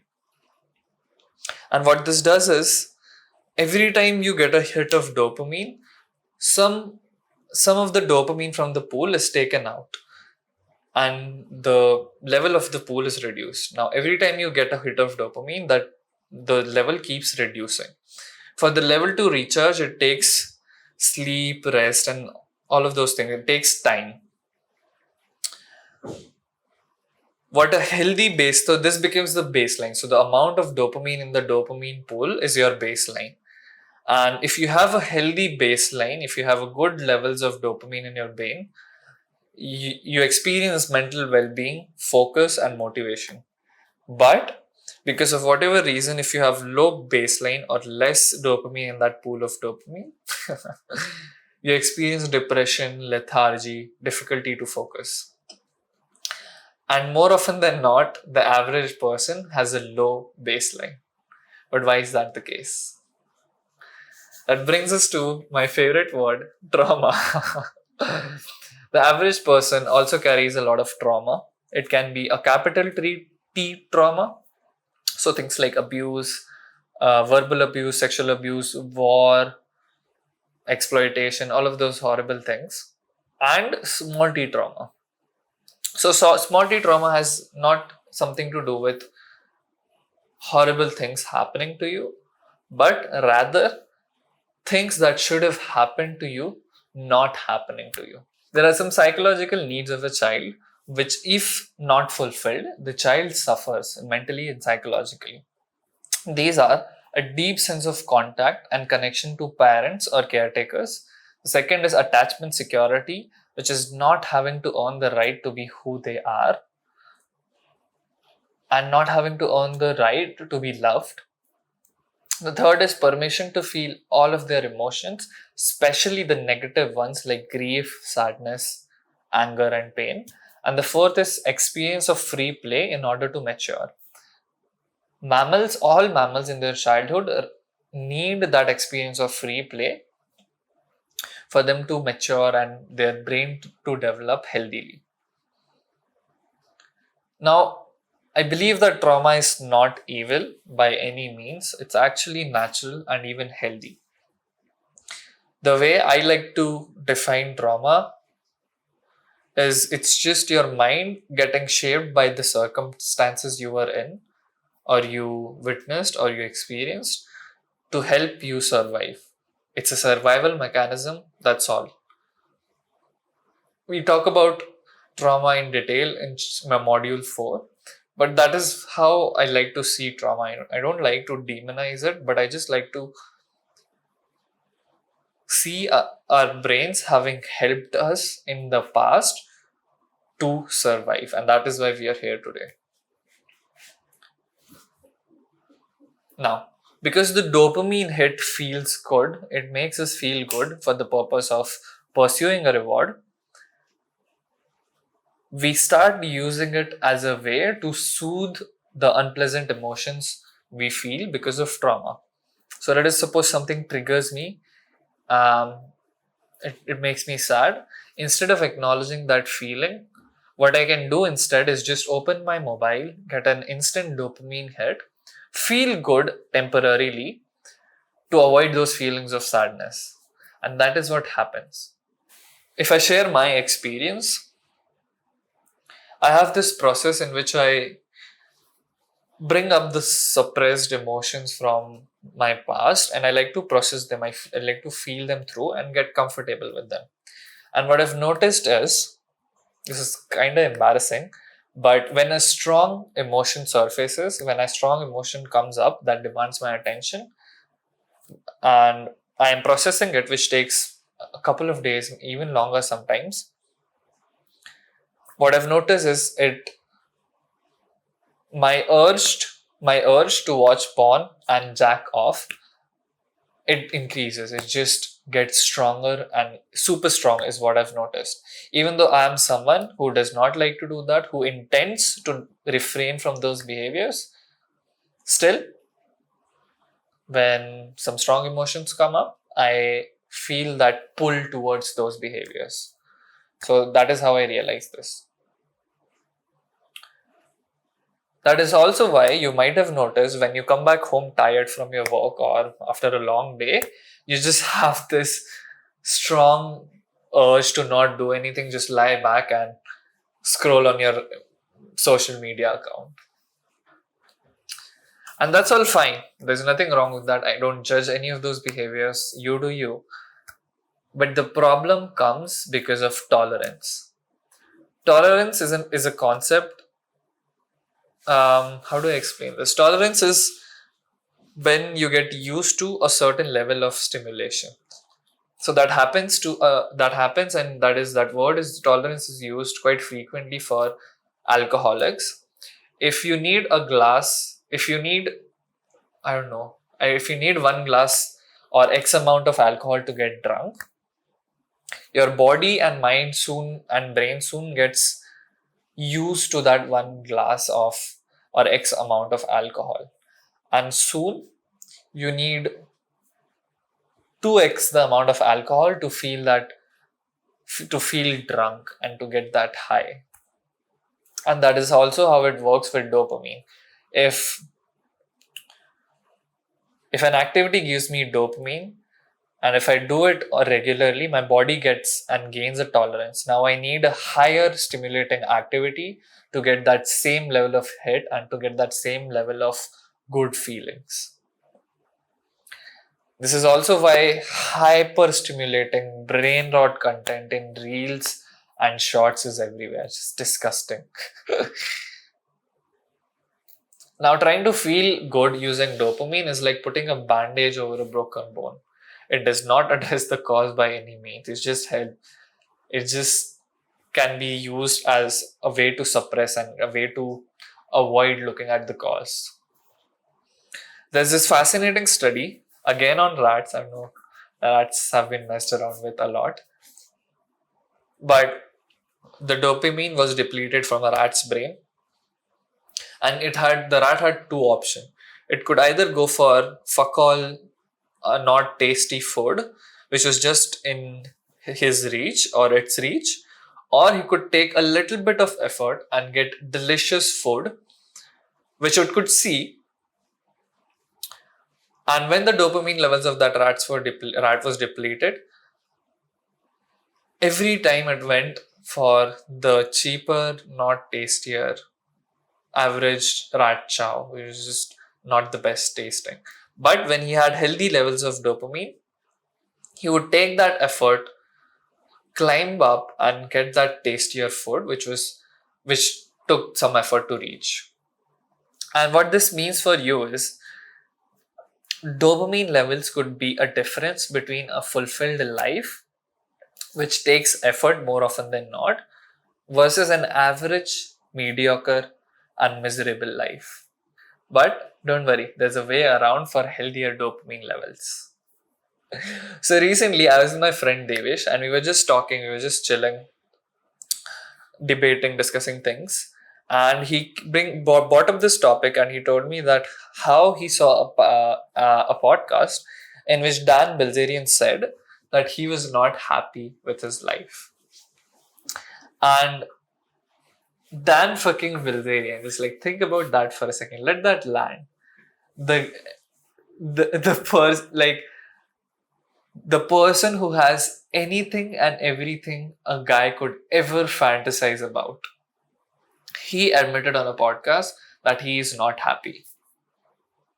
And he talked about, so I was very fascinated by Dan's self-awareness. So I went back home, I checked that podcast, and Dan was talking about how he had maxed out on the lifestyle of pleasure. He used to go on these vacations in yachts, and he was talking about how he used to take one chick with him in the beginning, and after that he started taking two chicks with him. But that got weird for him. So then he just kept increasing the numbers, 3, 4, 5, until there came a time where he used to take 36 chicks with him on his vacations in his yacht. And it was at that point he realized that more was not the solution. And he also admits that how he had to at least fuck 2 models a day to not feel miserable. So to just be at a baseline, just to feel normal and to feel not miserable, he had to have sex with 2 girls a day. And that's just sad if you think about it. And this is very analogous and similar to Buddha's story. Buddha was a prince. He had everything, every luxury, a beautiful kingdom, a beautiful wife, everything that he could ever need, he had at his disposal, but he still wasn't happy. So he forsake everything and went to the jungle for seeking enlightenment. And hearing about what Dan said just reminded me of Buddha. So I won't be surprised if Dan ends up being enlightened. But no, jokes aside, it might seem like I'm suggesting to quit pleasures like Buddha did, but that's not the case. I'm suggesting you maximize it. Here's what I mean by that.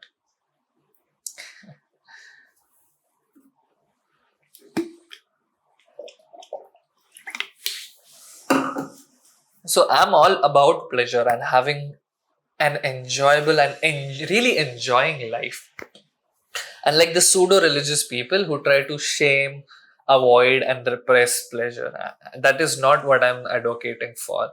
I believe that true religion is about accepting and understanding things, not denying things. There's an entire module I've dedicated to what I believe true spirituality is, which is the last module. But what my message here is to just have a lower tolerance and a lower tolerance to dopamine no matter what your lifestyle choice is.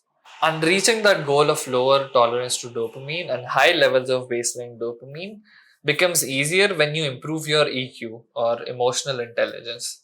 And that is why I'm making this entire video. And what that does for you is when you have this low tolerance and high baseline level of dopamine, it enables you to enjoy the simple pleasures of life. So things like just reading a book. A lot of people have told me that they cannot read a book even if they want to.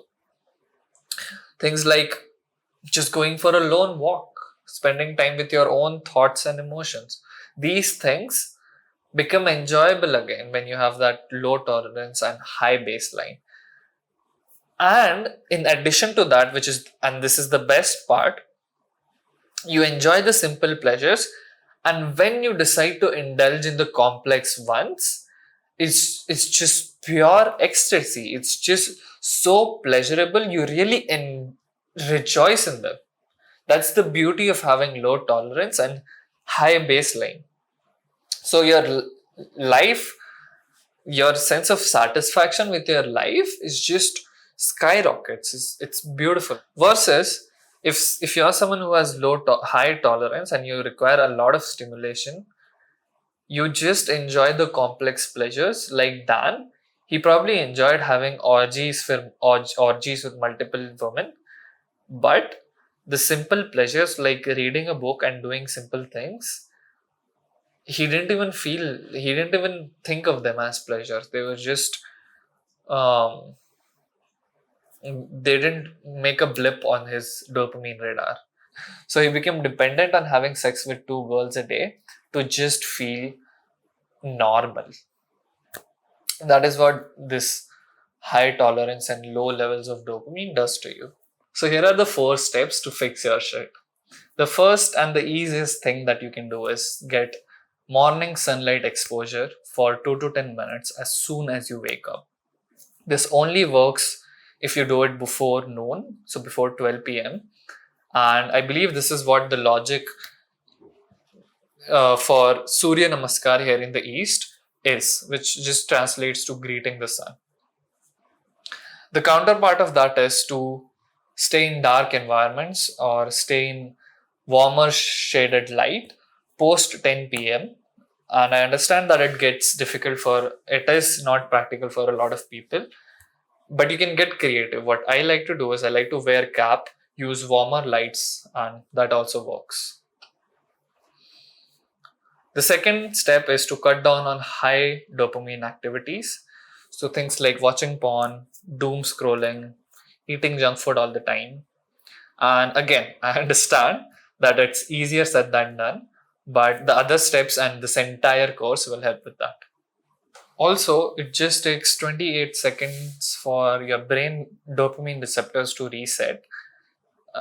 Without complicating things, it will take 28 days for your brain to reset. So if you could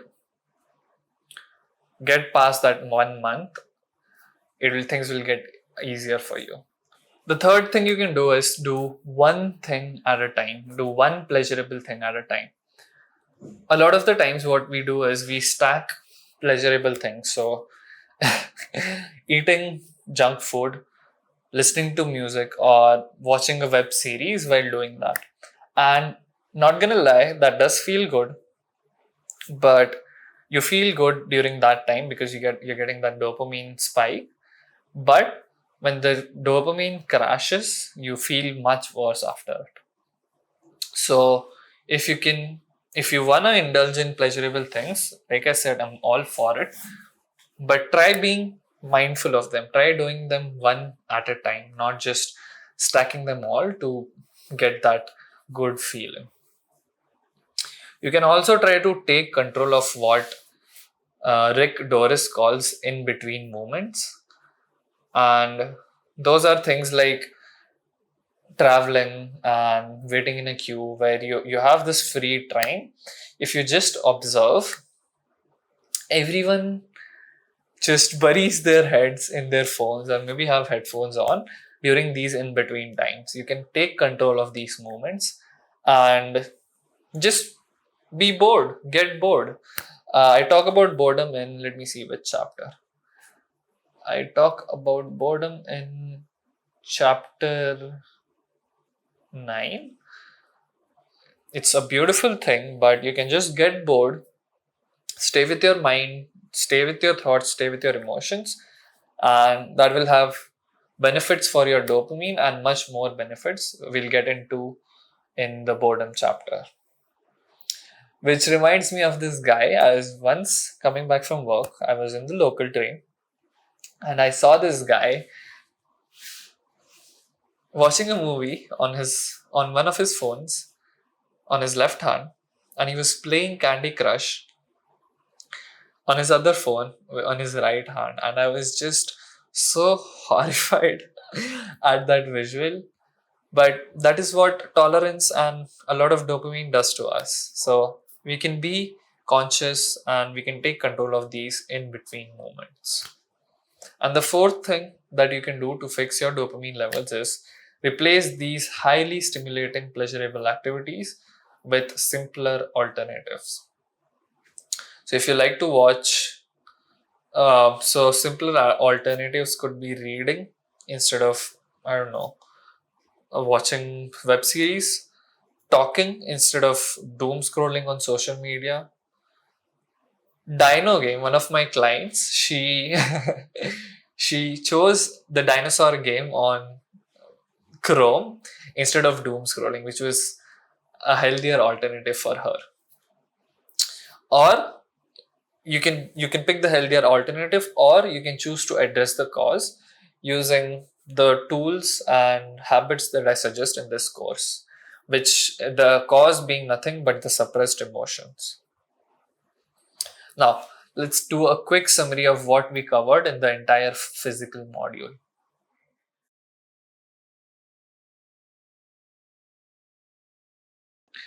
In chapter 2, Conquer Your Form, we looked at the 4 power poses and how every emotion has a posture, and you can use posture, breathing, and expression to access any feeling, literally. In chapter 3, Right Food, Right Mood, we talked about how eating food in the right order, vinegar before meals, and movement post your meals helps curb harmful glucose spikes. In chapter 4, Master Your Breath, Master Your Life, we saw how slow breathing equals to better emotional regulation, and how breathing faster activates our Surya, and how slowing down our breath activates the Chandra. Some honorable mentions in for the physical body system. The first one is cold shower. Cold showers are awesome, period. I cannot really talk about all of the benefits of cold showers, but they are superb for a better immune system, for feeling amazing, for your dopamine levels. Just give it a shot, they're superb. The second is yoga. I did touch upon yoga a little bit in Conquer Your Form, but I'm not really an expert on yoga, so I couldn't talk much about it. I personally do a little bit of yoga, some basics, and it is awesome to get in touch with your body, to get comfortable within your body, and like really start to process those emotions. It's great for some of the people who have experienced trauma and have difficulty feeling things, and the people who just live from the neck above. Exercise, which is like a duh, it's a very obvious one, so won't talk much about that. And good sleep. It's one of the most powerful things you can do in terms of your physical body is to really improve your sleep. It's to really prioritize your sleep. Some quick tips is having a consistent sleep time.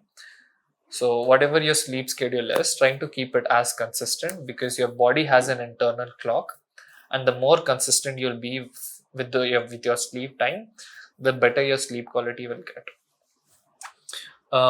Next is sleeping on an empty stomach. So at least 2 to 3 hours after your last meal or after your dinner or breakfast if you're a teenager. Um, the third one is light exposure. So all of the things that we talked about in chapter 5, getting early sunlight exposure, staying in the dark. And the last one is caffeine, trying to avoid caffeinated beverages post 3 p.m. because caffeine tends to stay in your body 12 hours after you consume it. Half of the caffeine stays in your body 12 hours after consuming it. So being conscious of your caffeine intake throughout the day. So yeah, that was the physical module. Congratulations on completing it. I believe that knowing and implementing this will put your EQ or emotional intelligence above 90% of the people, genuinely. But in the next module, we go deeper from the physical into the level of your mind.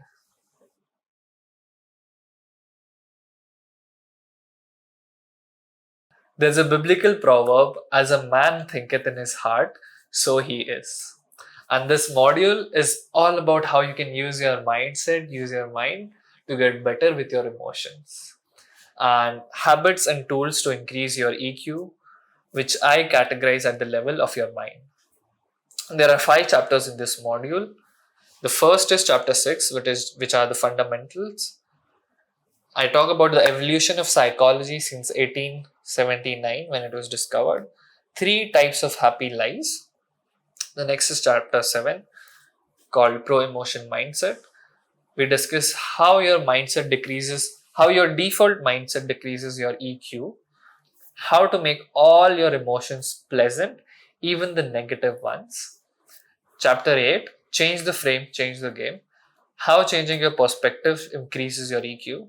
How I transformed pain into healing. How to instantly change how you feel using a tiny mental habit. Chapter 9 is Do Nothing, Get Better. Why boredom is paramount to a healthy EQ. How I use boredom to process emotions, become self aware, creative, productive, and reduce overthinking. Chapter 10 is Superior Motivation. How to find fulfillment in daily tasks. 6 Unstoppable Inspirations that come from within. And the Greeks' understanding of long term fulfillment in your life. Starting with the fundamentals.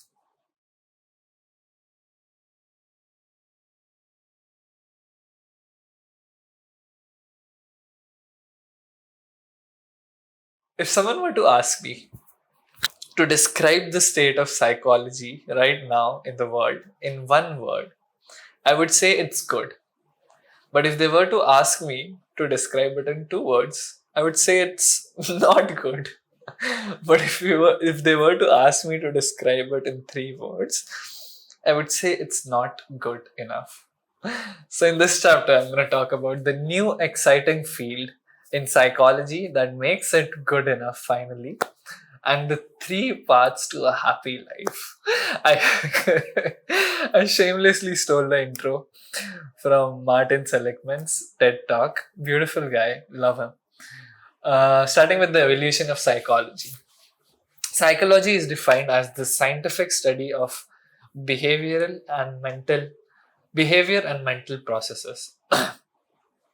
And since its inception, psychology follows the disease model, which just means that something is wrong, and how do I fix that something which is wrong? And so basically, people are miserable. How do we make them less miserable? This is what the disease model is, and this is what psychology has been following since its inception. But in 1990s, Martin Seligman realized that this study the scientific study of behavior and mental processes can be of the positive as well. And that is when positive psychology was incepted. Positive psychology is defined as the scientific study of how people thrive and function well. And to be frank, positive psychology just excites me because classical psychology looks at the past. Maybe some things didn't go right in the past.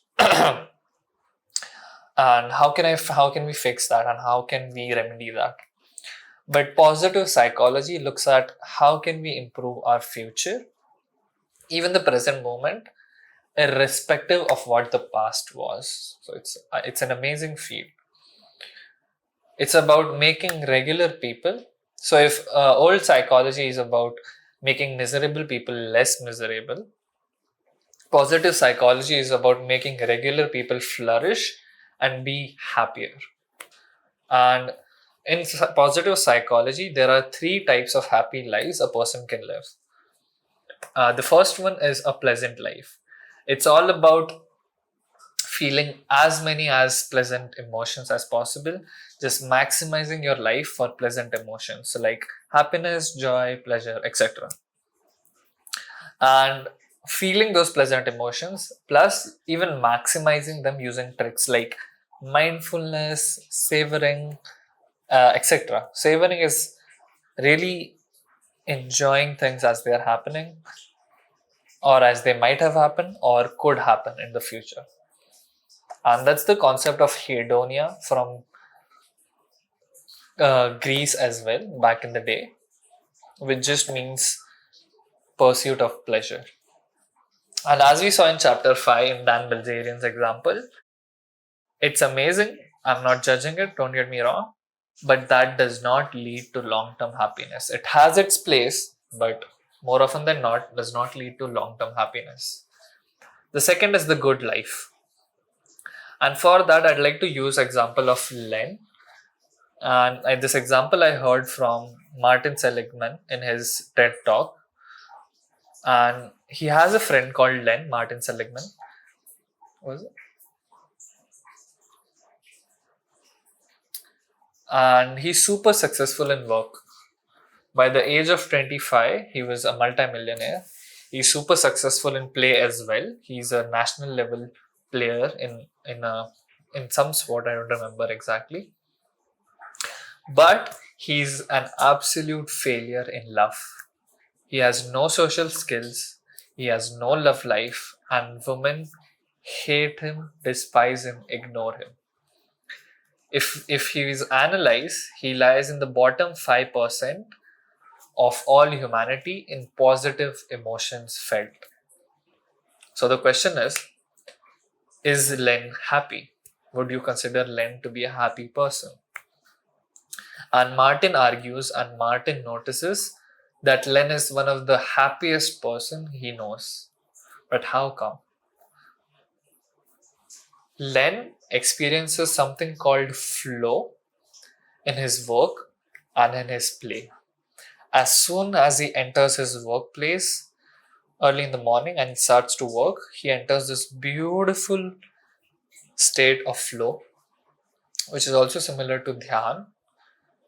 And even in his play, as he starts to play, he just enters in this flow state. And ability to enter in this flow state is one of the biggest factor of a fulfilling life. And Len seems to have that figured out.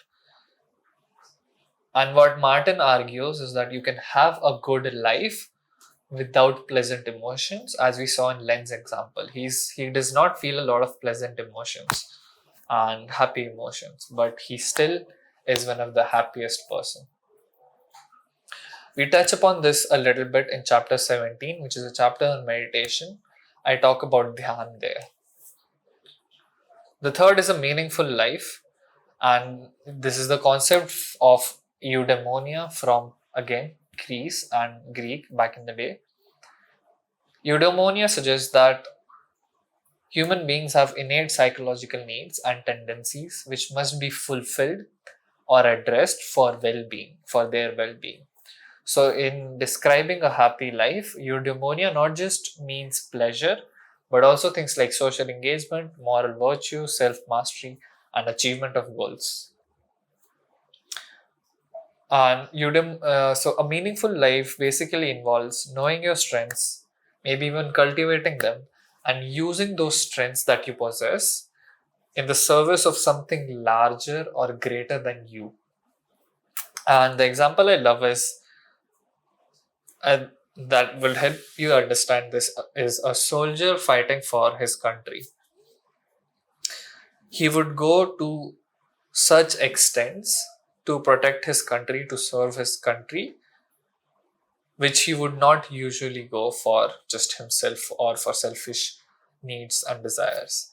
And in that process, in that serving of his nation, he would be living a meaningful life, because that is him using his strengths beyond himself. I talk about this in much more detail in chapter 10, which is a chapter on superior motivation. Now, let's start the mental module with a mindset that is the most conducive of EQ, or emotional intelligence.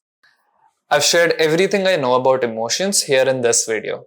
But if you're serious about mastering your emotions in the next 2 months, and you feel like you need help applying all of this information in your life specifically, I do offer personal coaching. Although depending upon when you're seeing this, the avatar or the category of people I offer it to will be different. So click the link in the description, and if you match the avatar on the website, book a free consultation call with me, and I'll see you there.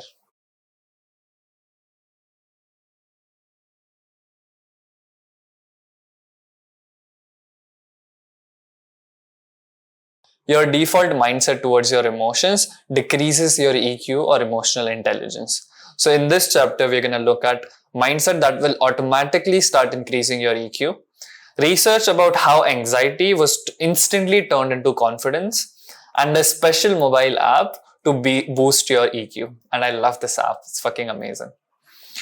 Starting with the 6 children metaphor. Imagine that you have 6 children. The first three of them, let's call them A, B, C. They're absolutely lovely. They are very well behaved, well mannered, and proper children. The other three, let's call them X, Y, and Z. They are fucking annoying and mischievous brats. You absolutely love ABC. You give them attention. You spend time with them. But on the other hand, you start ignoring, and you keep ignoring X, Y, Z. And as a result of that, they become more annoying, more mischievous, and they start getting out of your control.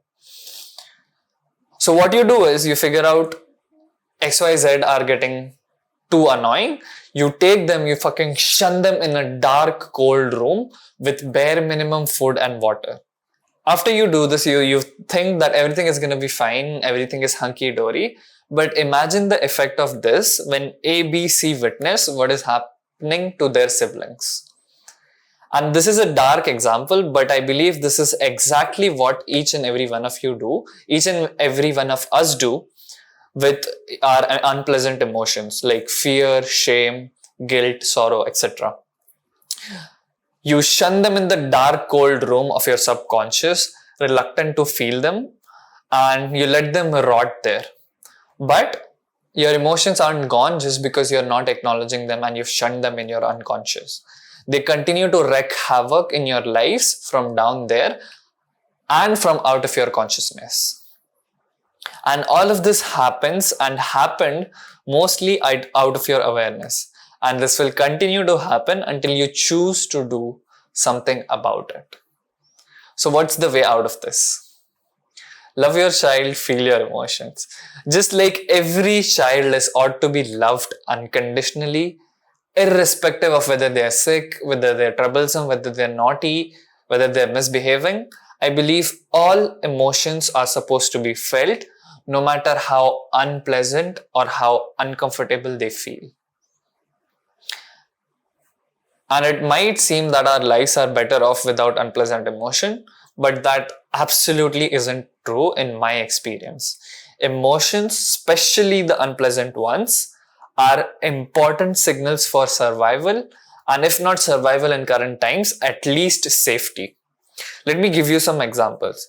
But before that, before the examples, if you think about it, evolution chose pain for these pro survival emotions like fear, sorrow, shame, whatever, because pain is a super strong motivator. If there had to be something to instantly make us move, it is pain, because pain instantly gets us moving. And that's why these emotions are unpleasant. Um, Coming to anger, we feel anger, and the utility of anger is that it helps you draw boundaries. It helps you protect yourself, your self boundary, and your loved ones. So if someone comes up and they cross any boundary, they call you stupid, or they'll fucking slap you across the face, you'll feel the emotion of anger, because someone has crossed your boundary and you need to either fight back or take any relevant action, which will help you get back in safety and protect that boundary of yours. The purpose of fear and the utility it serves for you is it makes you alert and ready for escaping any harmful situation. So if anger was fight, the utility of fear is it helps you flight. So you start to take heavy breaths, your heart starts beating faster so that your muscles get the blood and energy to fucking flee. Guilt helps you make amends. This is like an obvious one. If you're guilty about something you did, you will not feel good about doing it again, ideally, if you allow yourself to feel guilt. Shame helps you conform to the group for long-term support. So if you think about it, humans are a social species. If anyone was a lone wolf and if anyone didn't conform to the rules of the group, he was ostracized, he was isolated, and he would most likely die. So anything that makes us conform with the group is good for our survival, and that is what the purpose of shame is. Coming to sadness, sadness elicits help from loved ones when you need it the most. So when you're sad, your loved one notice that you're sad and they rush to help you out, or at least console you and do whatever. So basically, it helps elicit support. And I believe the first step to changing the way we've been operating and relating to our unpleasant emotions is to change the way we look at are negative emotions. And that is one of the reasons I don't even call those emotions negative, because negative implies that in some way I am judging them. I don't consider them to be negative in any way, shape, form, or means. I know that they are unpleasant. I cannot lie to myself and others that these emotions are unpleasant. I feel the pain physically and viscerally. So the terminology I choose for it is unpleasant emotions instead of negative emotions, because they aren't negative. At least that's not the way I see them. And in my experience, perspective change really makes a big difference in how you relate with these emotions. How big a difference? Let's find out by looking at the most notoriously stressful experiments. This is a fun one. The scariest social experiment. Let me zoom this for you guys. It's called the Tier Social Stress Test. Participants are asked to give a speech without any notes, with just 3 minutes to prepare before the speech in front of 3 expert evaluators. And these evaluators are not any experts, but they're just actors instructed to discourage the participants. So they are given instructions like stare without emotions, like you see in this drawing. Look at your watch, just annoyed. Yawn, face palm, and cross your hands when the participants are giving the speech. And give no, don't validate them in any way. Don't nod, don't smile at them. These are the instructions that are given to these experts. And participants obviously aren't aware of this. And when the stress hormone of participants are measured during this experiment, It is 400% of the average level, which by the way is more than skydiving. So you can imagine how stressful this experience is. There are two groups in this experiment, in this very particular one in which I'm talking about. The first one was given a message that anxiety or stress is good for you, and they were told that when your heart starts to beat faster, when you start taking deeper breaths, that is a sign that your body is getting ready for an action to face a challenge. And when you're taking deeper breaths, that means you're giving more oxygen to your body. When your heart is beating faster, it means that your heart is giving more blood to every part of your body, your brain, to become more alert, to get prepared for this challenge. So they were given this message that when you feel anxious or stressed, think about how your stress response can actually be helpful. And the second group, the other group, was the control group, and they were told to just ignore the anxiety and stress and just try to calm. And what were the results? The first group outperformed the second in every way, shape, and form. So they were more confident, they were more effective during their speeches, their body language was better, they had a better eye contact, they smiled, they kept smiling and continued with their speech despite all the frowning they received from the experts. They saw the experience as a challenge as opposed to a threat, and this was reflected in their body. What that means is when they measured things, there's a challenge response of our body and a threat response of our body, and that is measured by things like how much your blood vessels are constrained and other measures. And when they saw these things, when they measured these things, the group 1, the bodies and physiologies of group 1 had activated the challenge response to get prepared, versus the second group, who were just asked to ignore and try to calm down.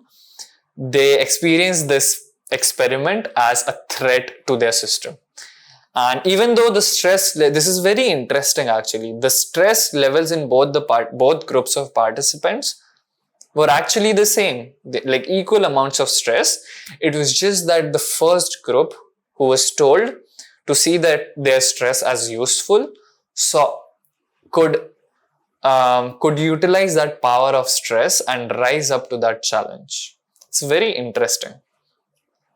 And that is the power of just changing your mindset towards one of the unpleasant emotions, in this case, anxiety. And if you're thinking, and you might be thinking, this can't work for real anxiety, right? Let me tell you, half of the participants in this tier social stress test experienced and suffered from social anxiety disorder. And what that means is, just to give you a perspective, social anxiety is so bad and so intense that people often don't leave their homes just to avoid any social interaction. And even those people experienced all of these benefits. So confidence, more effective, body language, eye contact, smiling, all of these things. So if it works for them, it works for you. Now, how do you start adopting this mindset? You start adopting this mindset by becoming what I call an emotion scientist. Let me draw this for you. So the way I like to see emotions is like a pendulum. Emotions are like a pendulum. I love this metaphor, by the way. I use it left and right. So if, let's suppose this is the pendulum. On the left side is our unpleasant emotion. Unpleasant emotion. And on the right side, on the left side are our pleasant emotion. Pleasant emotions. Now, to the degree to which you allow the pendulum to swing on one end is the same degree to which it will swing to the other end. So if this is how much you allow it to swing on the end of unpleasant emotions, by laws of physics, it will swing by equal magnitude on the pleasant emotion ends as well. So if you suppress emotions like shame, guilt, sorrow, anger, all of these emotions, the emotions like happiness, joy, pleasure, these will also get suppressed in the same magnitude. And this is what I meant when I asked you, imagine what that shunning of XYZ in the cold dark room does to ABC. This is the effect that happens. People start suppressing their emotions more and more and more, and the range of the pendulum towards from both ends keep reducing, until there comes a time people don't even let the pendulum to move at all and it just stays here. And these are the people who just look dead in their eyes, can't feel anything, are emotionally numb.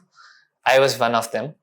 Um, and these people might not feel unpleasant emotions, which is glorified a lot in the society, but they are not feeling any of these pleasant emotions either. So that's a horrible way to live. I'm speaking from personal experience. But the way out of it is to stretch the pendulum on the side of unpleasant emotions. So if we can pull the pendulum on the side of unpleasant emotions, by laws of physics, it will also go to this end as well. So this is what I did. I started pulling the pendulum towards this end, and it was fucking unpleasant. But as a result, my pleasant emotions like joy, happiness, contentment also increased. The range of pendulum increased. So what I mean by becoming an emotion scientist is adopting a pro-emotion mindset. And the goal of pro-emotion mindset is feeling and getting comfortable feeling all of your emotion, especially the unpleasant one. The goal is not to get rid of unpleasant emotions. I cannot emphasize on this enough. People think that you can let go of your unpleasant emotions. That's not possible. They are hardwired in your body. The next best thing you can do is to get comfortable feeling them. And that's a whole new type of liberation. But our usual tendency is to think and want to try and get rid of these emotions, but that just feeds into suppression, and that's not possible. At least nothing that I've found. At least not that I know of. It's possible. And even I fell for this trap when I started on my journey. I used to do my meditations wanting to get rid of a certain emotion, wanting to let go of a certain emotion. But yeah, it took me a lot of time to come to this realization, despite people having told me that that's not what the goal is. So even if someone had told me back then that you have to feel and get comfortable with emotions, I was so deep down into the suppression route that I couldn't let that land. And that's still I tried trying to get rid of some emotions until I failed again and again and again, and then I started to go on the path of getting comfortable with emotions. And I personally was so numb from, like, I kid you not, I did not know what emotions are. I did not know what emotions felt like. It was like I was living with a rock below my head, and I kid you not, that is what it felt like. And all I wanted to do was I wanted to improve my social skills. I wanted to get good with chicks. So Julian Blanc was a guy I used to follow. He's a superb guy, and he said the best way to do and master social skills is to process your emotion, process your unfelt emotion, process your trauma. And I am so grateful I heard that and I let that land, and I chose to get comfortable and start feeling my emotions, because that is where my life changed. And that is when I resolved. That is when I realized I've been suppressing my emotions because I was so numb. I did not even know I was numbing emotions. That's a whole new level of numbing. And that is when I made a resolve to start feeling my emotions as soon as I realized, and my life changed completely. I talk about the exact technique that I used in chapter 18, which is why this course is being made, by the way. So where can you start as a beginner? You start with ruler.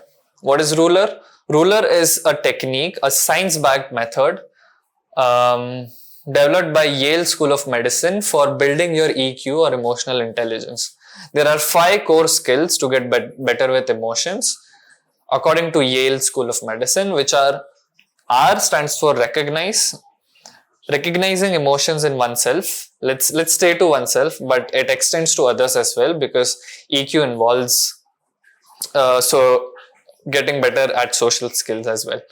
Second is U. U stands for understanding the cause and consequences of emotions. L for label, using precise, nuanced vocabulary to label emotions. E stands for express, that is expressing emotions in accordance with, expressing emotions. What I also like to use for E is experience. So experiencing emotions is equally as powerful in my experience as expressing them, even more so in some situations. And R is regulate. So regulating emotions with help of strategies. This video is full of strategies. So what will help you with RUL, the first 3 letters of the acronym, is this app called How We Feel. And what that app does is, I have it on my phone. Let me show it to you guys. So this is the app. As soon as you open this app, you see 4 bubbles, and it asks you to tap the color that best describes how you feel right now. So I'm feeling high energy and pleasant, I'll say. And then this bubble opens up, and there are dozens of choices that you can pick from to precisely choose how you're feeling. I would say I am feeling challenged. Engaged. I will say I feel engaged. So if I pick engaged, it asks me to pick a theme. So I'll pick theme as recording. Don't I have recording video? Yep. And then by myself, where are you? Office. Yeah. So then it asks me, describe what might be causing you to feel engaged. Recording, emotional enlightenment. Yeah. That's basically it. That's basically it. Then it'll ask me how much, like my sleep and exercise. Let's leave that for now. But yeah, that's basically what this app is. So what that did was that helped us recognize the emotion I was feeling, that helped me understand what was the cause for it, and that also helped me label. So when I clicked on the first time, so I recognized the emotion of being engaged when I clicked on the bubble and tapped into how I was feeling. I labeled it when I used the very specific bubble, and I understood it when I wrote the most probable cause for that emotion. So that is how this app helps you with the first 3 letters.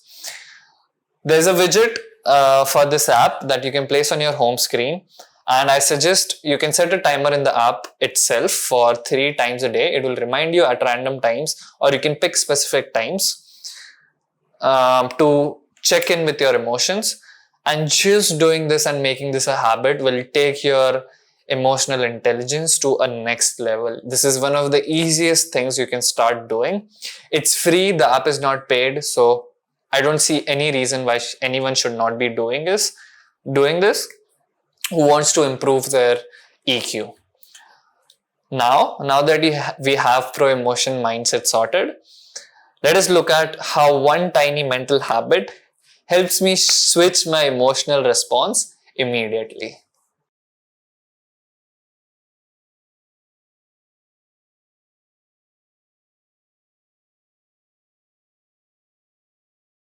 The sound of a baby giggling and laughing is the best sound ever, right? It's just so, it brings joy to your heart.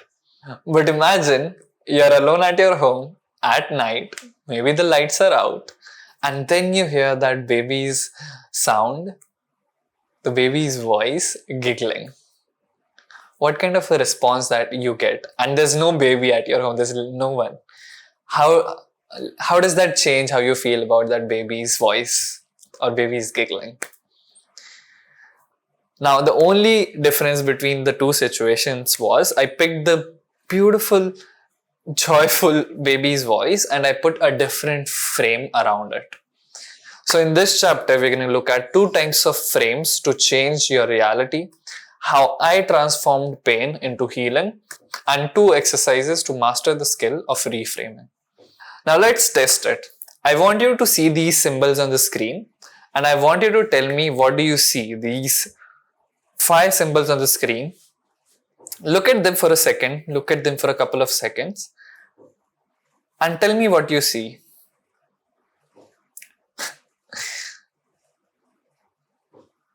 You might see maybe like a slanted cap, a vertical cap, a hand, or maybe like one downward arrow, and weird symbols, right? Makes no sense. What if I tell you there are the 3 letters FLY and it spells fly? These symbols. Would you believe me? Or maybe you've already seen it. But if you haven't yet seen it, I want you to not see the black symbols, but I want you to see the space in between. The white space. And I hope you can now see this FLY. I was completely blown away when I first saw this. And why did you not see the word fly at the first instance? It's because you're programmed and you're used to seeing black text on white pages. But this was like something different. This was basically the opposite of it. There was white text in between black weird objects. So what does this mean for you? It means that what you focus on literally controls the meaning of anything. And that if just focus could mean the difference between random meaningless symbols and the word fly, imagine what this means in the greater context of your life. And you can apply this to every situation, literally every situation, even rapid weight loss. Let me share the most famous mind-body study in recent times. It was labeled as "Think Away the Pounds" from in one of the magazines or something. So the job of housekeeping expends 300 calories for housekeepers an hour, which is equivalent to weightlifting. If you measure, weightlifting expends 300 calories an hour, and so does housekeeping. Now, housekeeper of a specific hotel didn't believe that they were getting any exercise in their life. So when they were asked, are you guys getting any exercise? Their answer was, no, we don't get time for exercise. We are already exhausted by our work. Alia Krum, sorry if I butchered that name, the researcher, she took those housekeepers, divided them into 2 groups. The first group was told that how they're meeting the basic requirement and even exceeding it for exercise. So things like mopping the floor, changing the bed sheets, lifting things up, it all was equivalent to exercise in the gym, and that is what she told them. The second group was just told the benefit of exercising and nothing else. After 4 weeks, the first group had lost fat,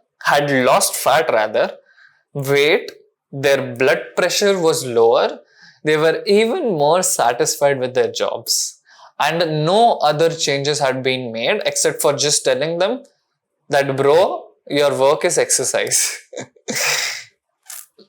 So does that mean for you that you can watch series and burn calories? I'm afraid that's not the case. The conclusion of this research was that when 2 outcomes to a situation are possible, the one you expect is the one you get. So when housekeepers started seeing their work as exercise, their health improved as opposed to how they were getting burnt out earlier. Both of these outcomes are possible. They can get healthier, they can get burnt out. But when they started to focus on getting healthier because of their work, that is the outcome they got. And any given experience has multiple meanings. The one you choose and one that you consciously decide to choose governs the results that you get. I love this quote. Tony Robbins is a big advocate of changing your focus. He says that your life is controlled by what you focus on, and I believe that completely. Now let's look at two ways you can change the meaning of any experience. The two types of reframing. The first is content reframing, like we just saw above. They took the content of exercising, they took the content of housekeeping, and they changed it to, and they reframed it to be as exercise. So that was content reframing. The second one is context reframing, and let us try a nice exercise. Let me guide you through a nice exercise to see the power of context reframing and to really understand context reframing. I would like you to close your eyes for this one, and just close your eyes, sit back, relax, get comfortable, and I want you to think of something that is bothering you or is concerning you or is something that you need, that is basically troubling you right now at this point in time in your life. It could be a big thing, it could be a small thing, doesn't matter.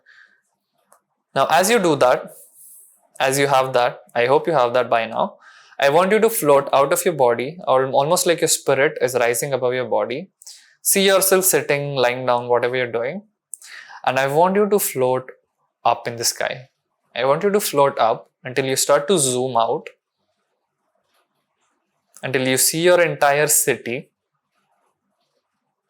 See yourself sitting in that, whatever part of the city you're sitting in. Zoom out even further until you can see the entire state and the city within. Zoom out, go even further back until you can see your entire country. Float even further back so that you can see the entire globe. Float even further back so that now you can see the earth in the solar system, the sun, like the entire solar system. Now for one last time, float even further back until you can see the entire Milky Way. See the tiny speck of a dot that earth is. And from this position, from this perspective, try to think of that same problem again. Notice what happens. This is what context reframing is basically. You're changing the context of something. So we took a problem, something that was bothering you. We zoomed out, changed the context, and suddenly it didn't matter anymore. So an example of content reframing could be, my face is swollen after my tooth surgery. I fucking hate it. And that is true, by the way. If you see the past 1 hour, the last recording, my face was fucking swollen. And I was hating the fact that it is swollen. But then I changed the content. I reframed it to, the fact that it is swollen means that it is inflamed. The fact that it is inflamed means that there's more blood rushing into that area of my body. And the fact that more blood is rushing into it means that that area is healing. So I reframed it from swelling, I hate it, to swelling, I'm healing. That was nice. Now, an example of context reframing could be, my son back answers me all the time. It could be reframed as, that's amazing. That means that your son could potentially be a very good advocate. So you see how it's like taking something and reframing what it means, changing its meaning by giving it a different frame. You can do it with context or content of that frame. It's a mental habit and it becomes a second nature the more you do it. And it is a second nature of the most of the successful people out there. And I didn't even know this was a reframe. Some 2 to 3 years ago, I used to watch Eckhart Tolle. He's a spiritual teacher, lovely guy. You can go check him out on YouTube. But he's just bubbly and giggly all the time. But a person comes to him and asks him, People trigger me a lot. I get irritated at them. I get emotionally triggered. They move me away from presence or being present in the moment. What can I do about it? And Eckhart reframed that to say that the people who trigger you are just your spiritual teachers. They are just testing your spiritual strength, and you just start seeing them as your spiritual teachers. And just listening to that, my mind was just blown. And yeah, that was yet another reframing. What type of reframing it was? Content reframing, because he took people who were annoying and reframed them to be spiritual teachers. Fun stuff. Let's look at this exercise. So let's practice reframing so that you get used to it. I'll say 4 sentences, and I'd like you to use your pen and paper and reframe all 4 of them. I'll give you some time. And if you want to get good at it, I highly suggest you just start. It won't take a lot of time. This is fun stuff.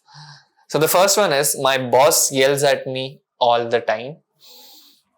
The second one is, I feel so tired after work today. The third one is, I sabotage my success a lot. The fourth one is, my shoulder hurts a lot after yesterday's workout. So let me write the reframes. You won't see it. And until then, I would also like you to write the reframes of these sentences. Okay?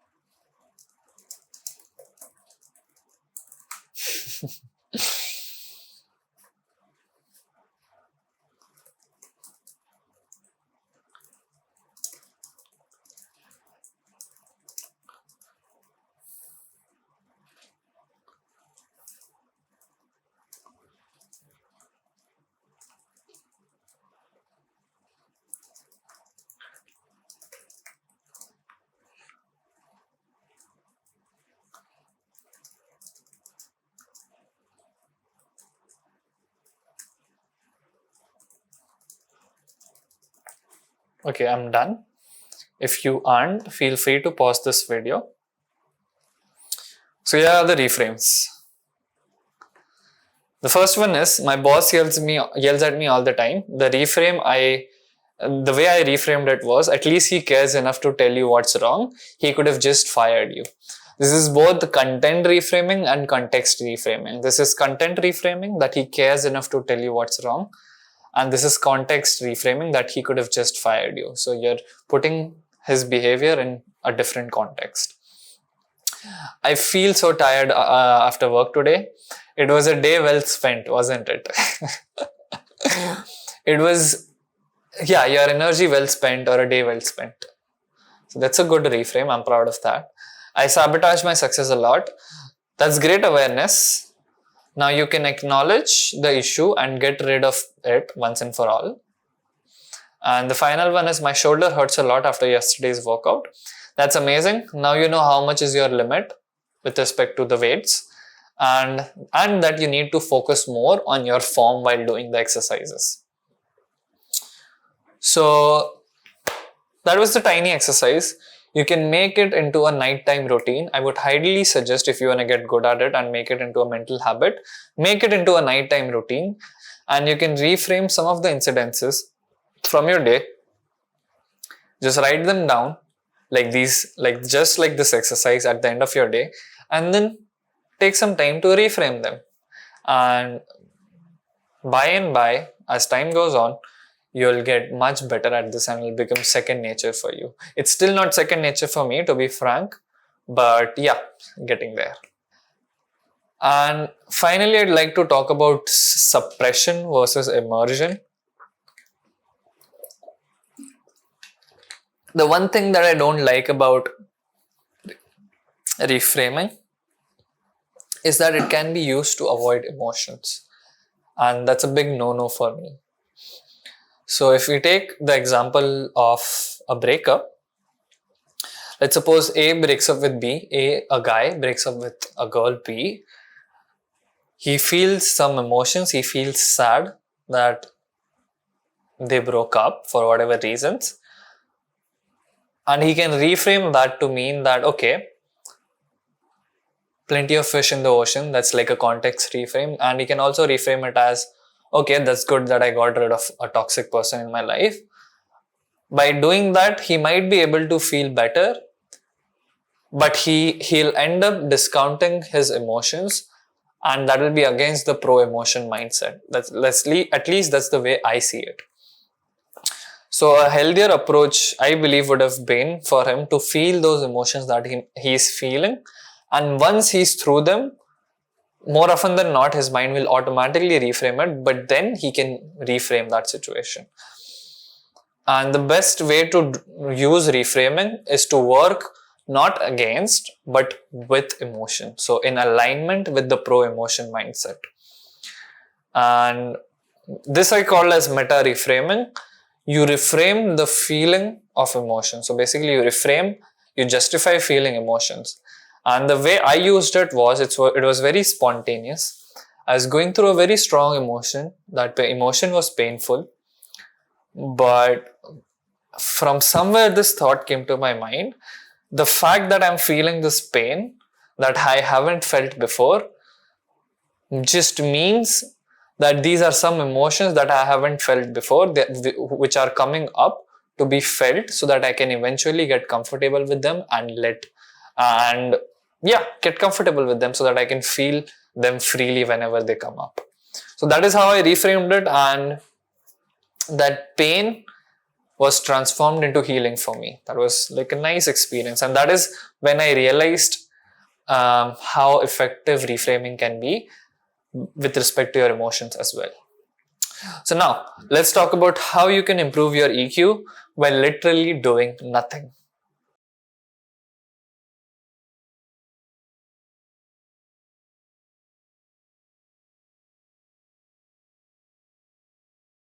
Doing nothing is the best thing you can do with your time these days. Trust me. But just sitting idly doesn't help.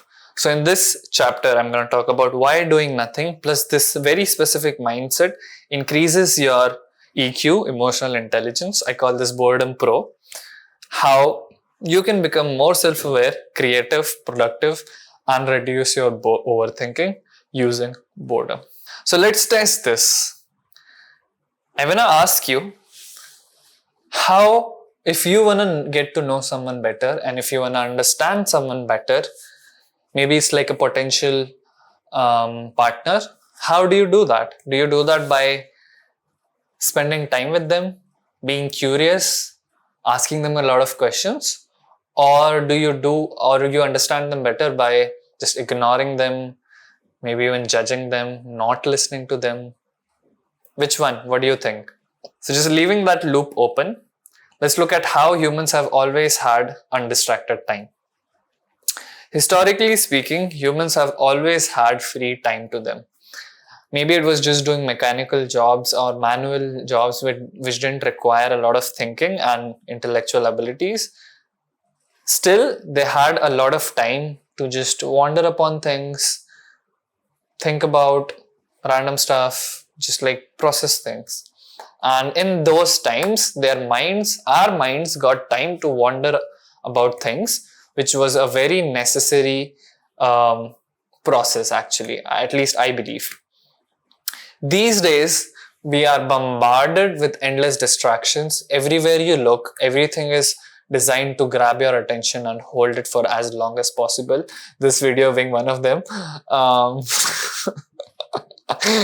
um, yeah, and it's horrible. We just need to pull up our phones. With one tap, we can distract ourselves for infinite time. There's no time limit. And we will go to great extents to just avoid the state of boredom.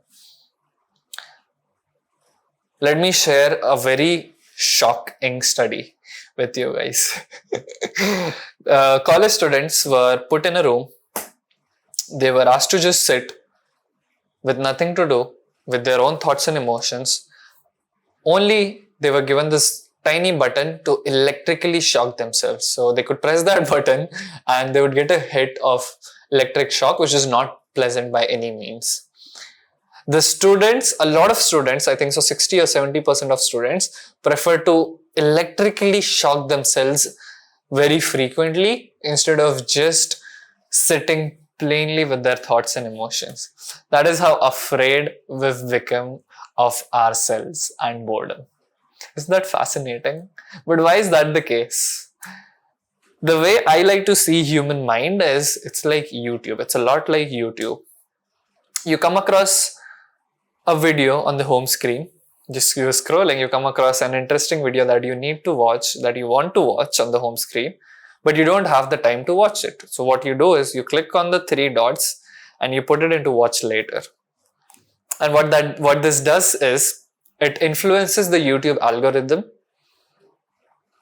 to show you from now onwards more of similar videos on your homepage.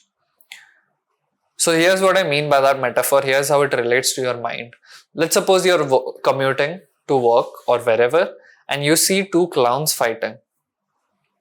What that does is it creates a feeling inside of you, and it creates that feeling, but you don't have time to acknowledge that feeling, to feel that feeling, to express that feeling. So what you do is you just put that feeling into the watch later of your mind, which is your subconscious. And that feeling from in there influences your thoughts, your emotions, and in turn, your actions and behaviors. And the reason we are afraid to sit in boredom is once things start coming up from that watch later, we don't know how to deal with them, and B, it feels like the watch later would never end because there are like a million videos down in the watch later of our mind, which is subconscious. Now let's talk about the benefits of spending time with yourself, spending time being bored. I define boredom as a state of lack of stimulation or distraction. Now this distraction can come from out there, so I can watch a web series, or this distraction can come from within, so I can deliberately fantasize about anything, really, having sex, anything I can fantasize about, which will help me distract myself. And these are the benefits I've personally discovered of just being bored in the state of lack of distraction. The first one is self-aware. It has made me more self-aware. And what I mean by that is going back to that open loop, which was spending time and getting to know someone. When you are in the state of boredom, what you're basically doing is you're spending time with yourself. You're spending time with yourself, and what that does for you is you get to know yourself better. And that is basically what self-awareness is. You just have a good understanding of who you are. That is how it made me more self-aware. When I talk about creativity, it made me more creative because let's suppose I consumed a podcast, a 3-hour long podcast, and I've consumed all of this beautiful information, this amazing information. And when I sit for boredom, when I sit and do nothing, oxymoron, but when I sit and do nothing, what my mind does is it brings up all the information from this podcast that was necessary and useful for me. It runs it through the filter of my experience and the filter of fussy, so the filter of me. And it makes that, yeah, it just makes that information more creative. And that is exactly what this entire course is. Barely anything in this course, being completely transparent, is my own original. Yeah, it's just stuff I read somewhere, stuff I experimented with and ran it through the filter of me. And that is how it made me more creative. It's just I ran things through the filter of me and then created it from my own weird, unique perspective. This is how it made me more productive. This is a very fun way I use boredom. So if let's say I wanted to write the script for this video and I was procrastinating, I didn't want to write it. And I want to make myself write it, I have the intention to make myself write it, but I don't feel like writing it. What I'll do is, the only alternative to writing the script I would keep for myself is absolute and plain boredom. So if I'm not writing this, that's okay, but I have to just sit and do nothing, just sit in plain boredom doing nothing. And because boredom is like an unpleasant state, we saw it in the study in which students literally shocked themselves. Boredom is unpleasant, so that acts like a kick in my butt. I might sit in boredom for 5 minutes, 10 minutes, 15 minutes, but after that, I was gonna say 9 out of 10 times, but really 10 out of 10 times, I just sit back and come and just start writing the script, because anything is better, is a better alternative to boredom. But imagine if I had picked up my phone and started scrolling instead of writing the script, it would have been impossible for me to come back and work on the script with focus. So that's how boredom made me more productive. That's also how it made me more focused. With respect to how it also increased my dopamine. We talk about dopamine in a lot of detail in chapter 5. But the way it increases my dopamine is, instead of bombarding myself with stimulation, if I just sit in boredom, it reduces my tolerance to dopamine and increases the baseline dopamine. Again, chapter 5, we talk about it in full detail. It helped me reduce overthinking. And the way it helped me reduce overthinking was, you know what, I'll talk about it in Boredom Pro, which is just below in a minute. It helped me process emotions. So when I used to sit with myself with my own thoughts and emotions, certain emotions used to come up, and if I just stayed with those emotions, I got to understand them better, and just understanding them helped me release them and process them. Finally, it also helped me discover my purpose, which I feel stems from becoming more self-aware. So as I became more self-aware, I realized and I could feel what makes me tick and what is fun to me, what excites me, what I like to do. And because of that, I was going to become a lawyer, but I realized that I love self-improvement. I love emotions. I love working with emotions. So I decided to become a life coach, and that is what I am right now. That is the path I've chosen. It also gave me the courage to choose this path, because being here in India, it's not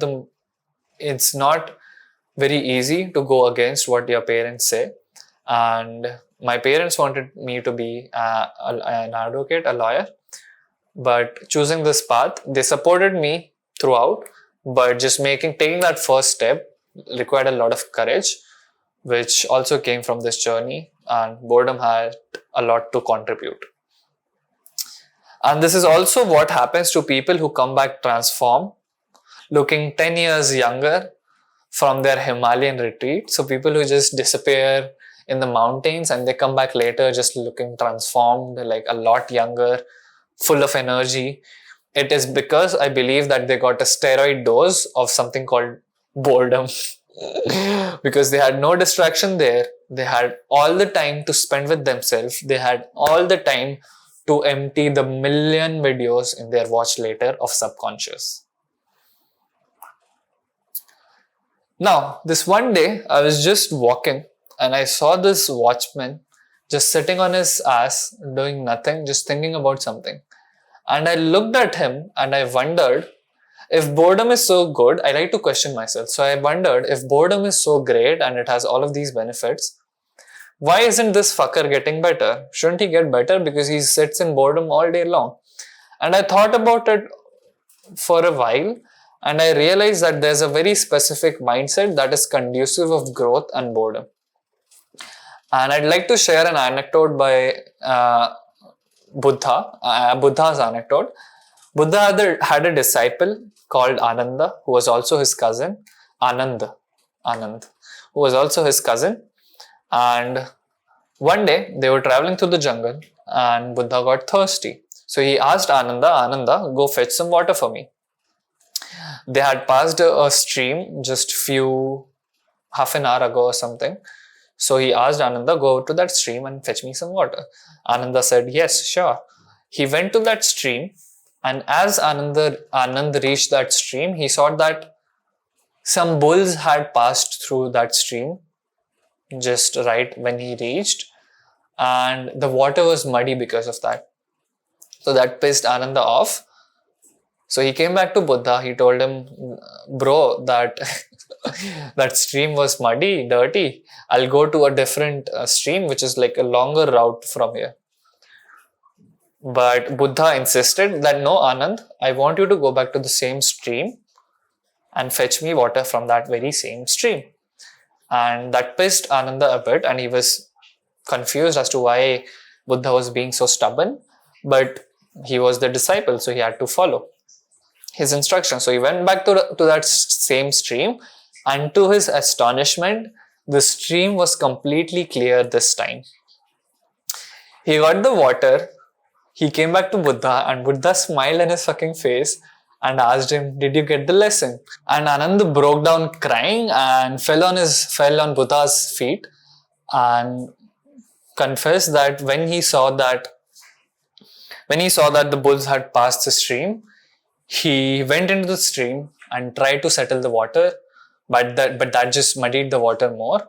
And to which Buddha replied, all you had to do was wait with patience beside the stream without disturbing it, and with due time it would have cleared itself.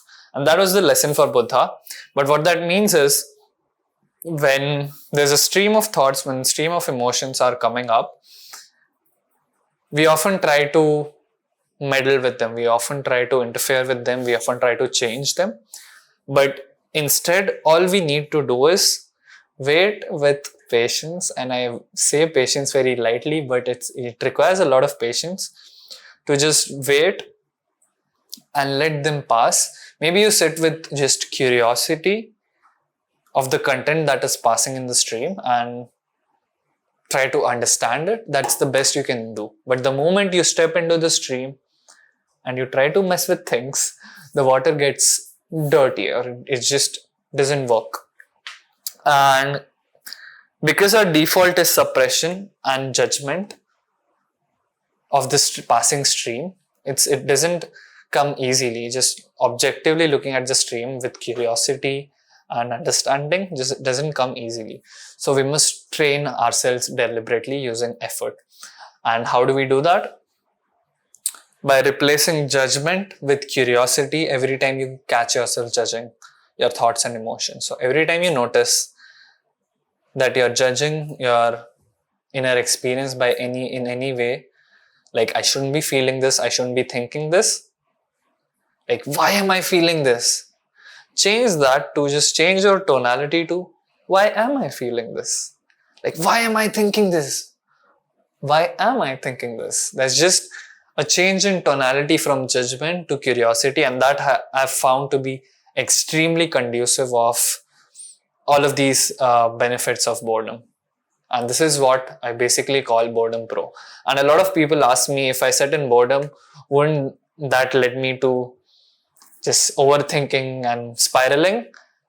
And just this mindset, Boredom Pro, of curiosity and understanding, will help you avoid this overthinking trap. This is what I believe, and this is what my experience has been. So the exercise I suggest for this chapter is 1 hour every day. It's a long stretch, but 1 hour every day before sleeping, sit in boredom.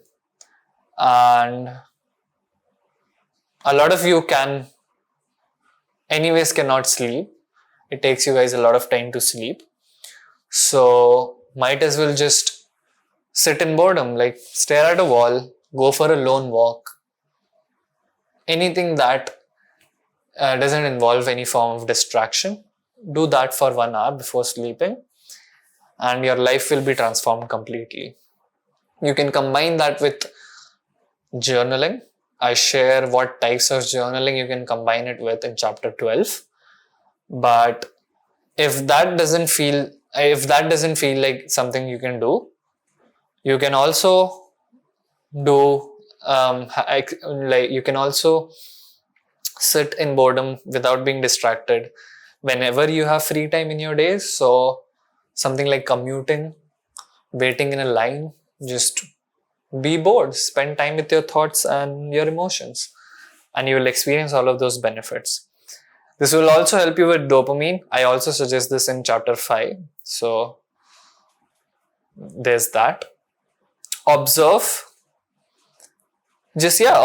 how no one really spends time being bored. Like, especially whenever they have free time, our first instinct is to get our phones out, is to put our headphones on and just check out. And that's just sad. I see no one. It's just, if you travel in public transport, you just look around. Everyone have their heads buried in their phones and have earphones on, some way or the other distracting themselves, and kind of makes me sad sometimes. There's this one guy, I was horrified by this. He was watching a movie on his one phone and playing Candy Crush on his other phone simultaneously, as if just watching the movie wasn't stimulating enough for him. So that was boredom. Now, before we talk about superior motivation that makes you fulfilled in the long run, if you're serious about mastering your emotions and you feel like you need help with applying all of this information in your life specifically, I do offer coaching as well. Although, depending on when you're seeing this, the avatar or the category of people I offer it to will differ. So click the link in the description, visit the website, and if you match that avatar, book a free consultation call with me, and I'll see you there.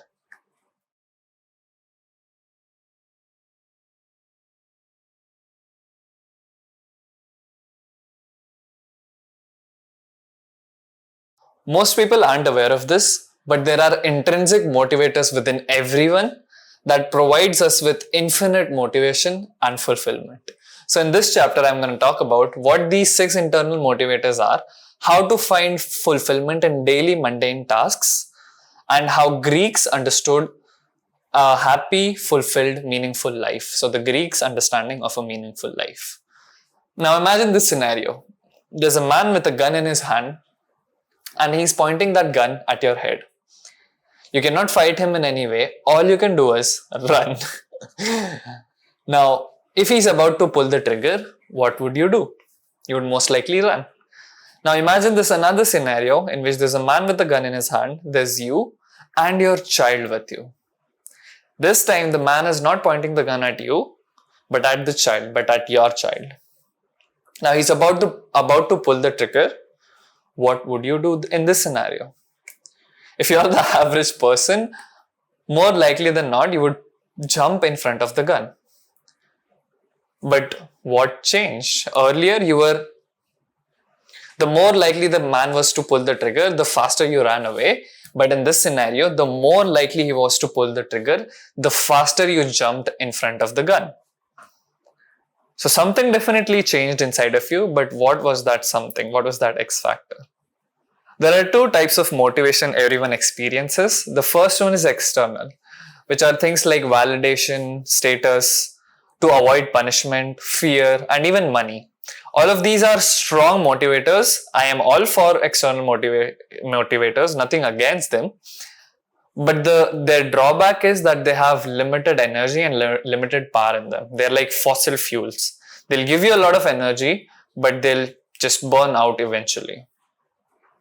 The second type of motivators are internal, which includes things like autotelicity, mastery, curiosity, belonging, autonomy, and purpose. I'll explain all of these in a bit, but what's amazing about these intrinsic motivators is that they are strong, they give you a lot of power and motivation, and they provide you with unlimited energy. The energy coming from intrinsic motivators never end. It's like renewable resources. So here are the 6 intrinsic motivators. The first one is autotelicity, which is nothing but a fancy word for love. There are certain activities that we inherently love doing. And for these activity, we are intrinsically motivated. Someone does not need to come to me and tell me to go play TT because I fucking love playing table tennis. Similarly, if you like playing guitar, I don't think so anyone needs to come and threaten you into playing that guitar, because you would just pounce upon the opportunity of playing around with your guitar any moment. The second one is mastery. Mastery is the endless pursuit towards attaining expertise in any skill. Think about the endless karate sessions a person bears through just because he wants to master that skill. The third one is curiosity. You are endlessly curious by the fields, by the things that you are genuinely curious about. And for me, it was emotions, and that is why this course. But you can see this energy of endless curiosity in children, and you see how much motivation they have to just run around everywhere and like look at things, observe things, study things. The fourth one is autonomy or freedom. Nobody likes being told what to do, not even rats. There's this amazing study, but before that, some context. So rats love running on this wheel, so much so that if you place this running wheel in the middle of a field or a ground, and if a rat sees it, the rat would leave everything else, approach this wheel and start running on it. Now in this experiment, there were 2 wheels and 2 rats. Let's call them rat A and rat B. Rat A was free. He can do anything else, and when he feels like it, he can approach that wheel and run on it. Rat B, on the other hand, does not have that choice. He is confined within that running wheel. So yeah, he's confined in that running wheel. And both of these wheels are connected. So when rat A starts running on it, the rat B's wheel will also start rotating, and rat B will also have to run on it without choice, forcefully. So whenever the rat A approached this wheel and started running on it, by default, even rat B had to start running on it. And what happened was, when both of these rats were tested, rat A got all of the health benefits from running, so better health, muscles, everything. But when rat B was observed and his health measures were checked, rat B's health deteriorated. And the reason was because the exercise was not by his own choice and he was forced into it. And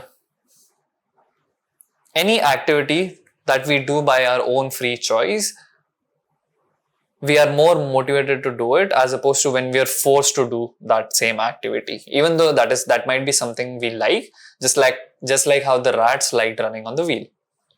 And any activity that also creates freedom in our life, we are more motivated to do that as well. So for example, if earning more money could mean that we would have more freedom in our lives, we would be more motivated to earning money.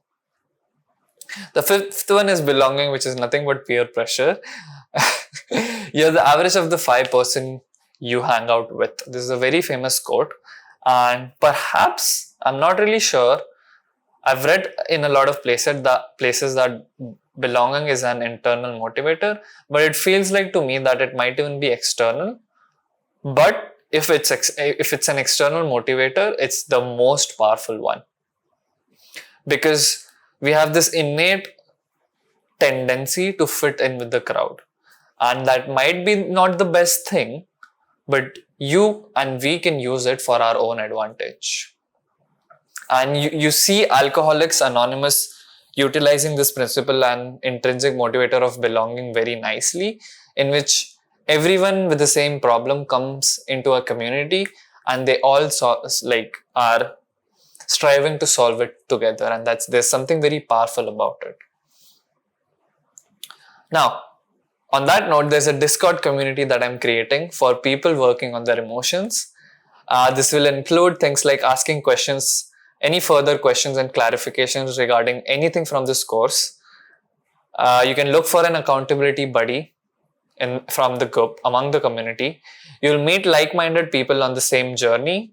And this is just the beginning stage of the community, that this idea just occurred to me. So join this community, we'll build this together. It's going to be awesome. We'll be supporting each other, sharing our stories, sharing our progress. It's going to be awesome. So you'll find the link in the description. Join the community and I'll see you there. This community will help you utilize this intrinsic motivation of belonging. So really make use of it. It's a really nice thing and it's free to join. So I don't see a reason why anyone shouldn't.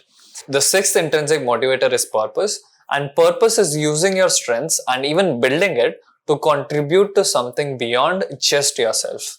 And the example we saw at the beginning of this chapter, where a man pointed a gun at you versus when a man pointed a gun at your child, you just pounced in front of the gun when the guy was likely to pull the trigger. And this is what the concept of dharma is basically, which comes from Vedic philosophy. And dharma means exactly this: using and building your strengths to contribute to something beyond yourself. And in that example, by jumping in front of our child and by protecting them, it felt like we were following our purpose, we were following and serving our dharma. Purpose is the most powerful of internal motivators.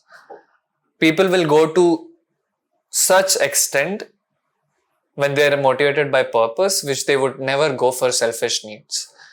The example I love giving is that of a soldier. A soldier will do anything and everything to serve his country, which is again contributing to something beyond himself, his country. My life became meaningful when I gathered up the courage to switch my careers from law to coaching. I am a lawyer and I was just about to start my career as an advocate, but I realized on my journey of self-reflection that even though law is great and I like it, there's something else that was more meaningful, that was more fulfilling, and a path that would make me more happier. So I became a coach, and here's how coaching relates to the 5 intrinsic motivators. So except for belonging, it hits all 5 intrinsic motivators for me. I've always loved to improve myself.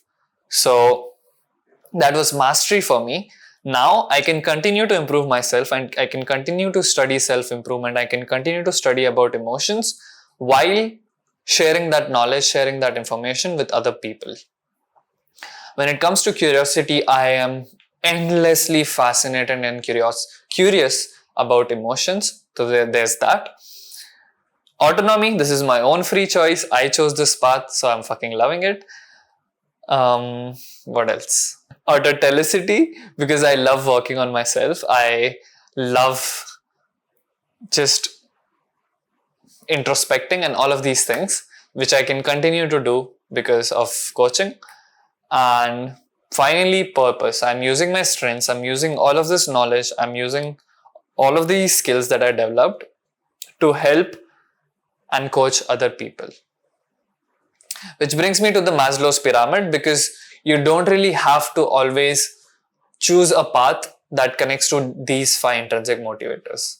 You can connect these 5 motivators with any path that you're on, or any habit or any action.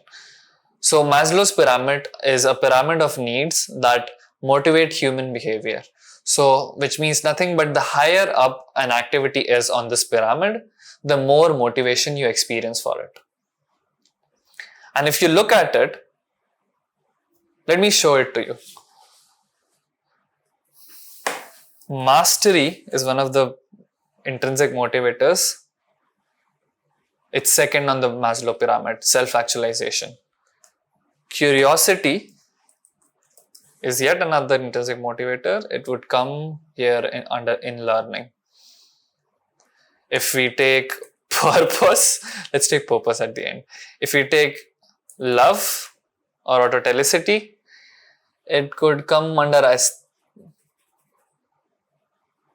I'm not sure though. It could come under a self-actualization. If we take belonging is the only intrinsic motivator that lies quite low. And what else? Mastery, autonomy, curiosity, freedom. Freedom,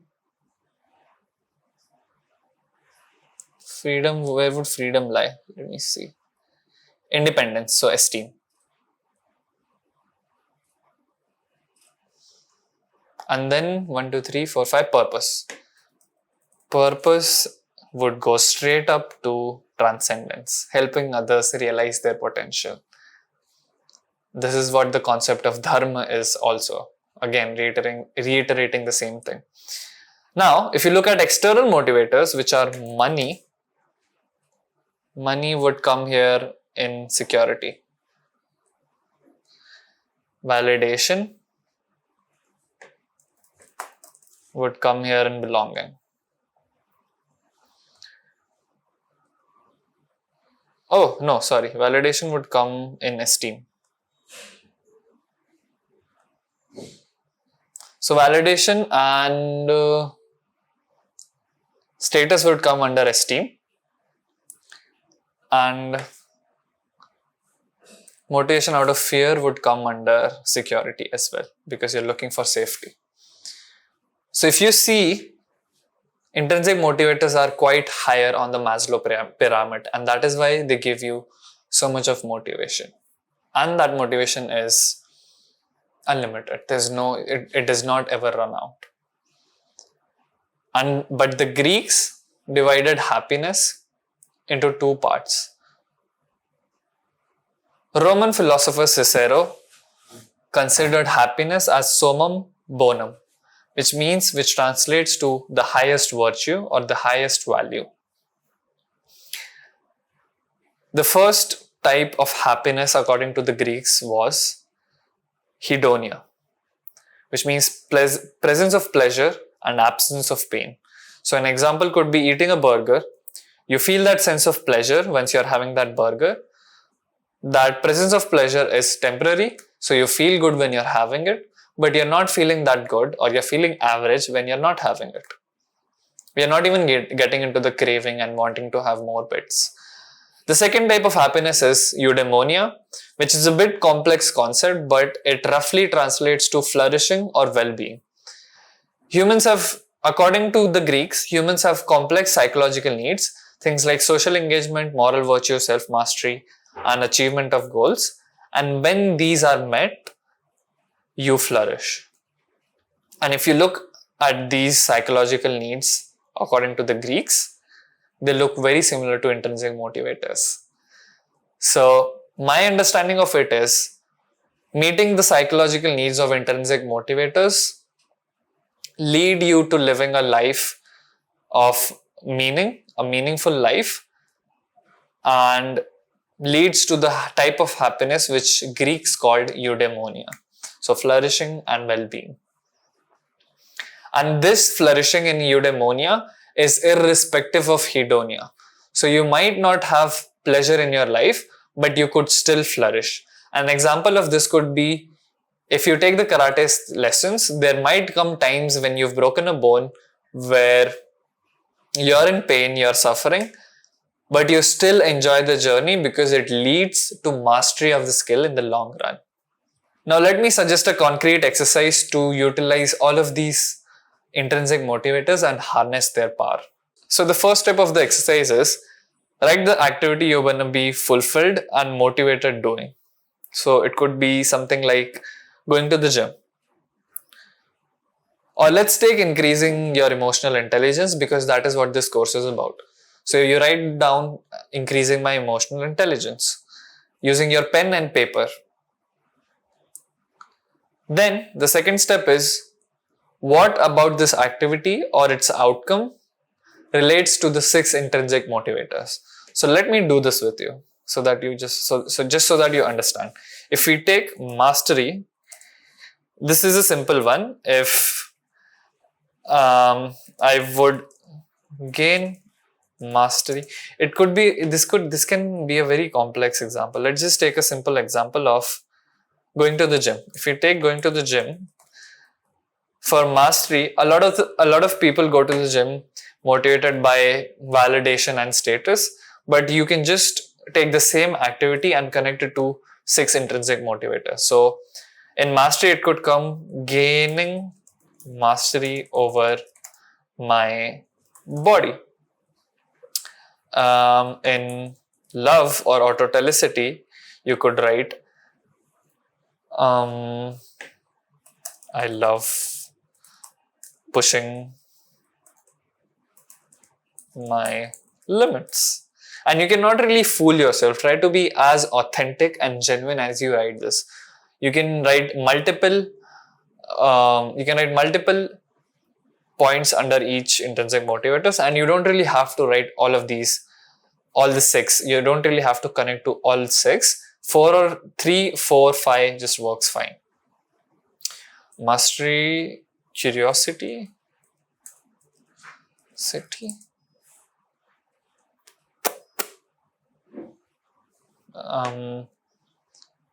I'm curious to know how I would feel when I'm 10 kg, when I weigh 10 kg less. Just ignore this sentence.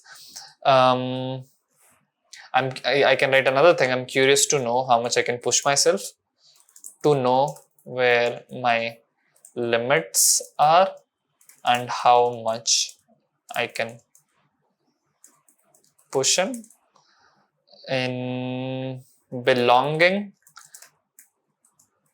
I can join a group of people, a gym, and really join a community of people, group of people who hit the gym regularly.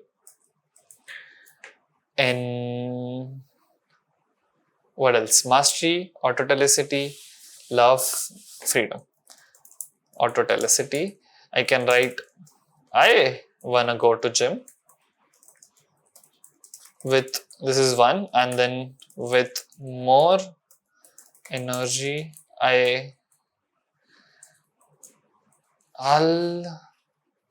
what can I write?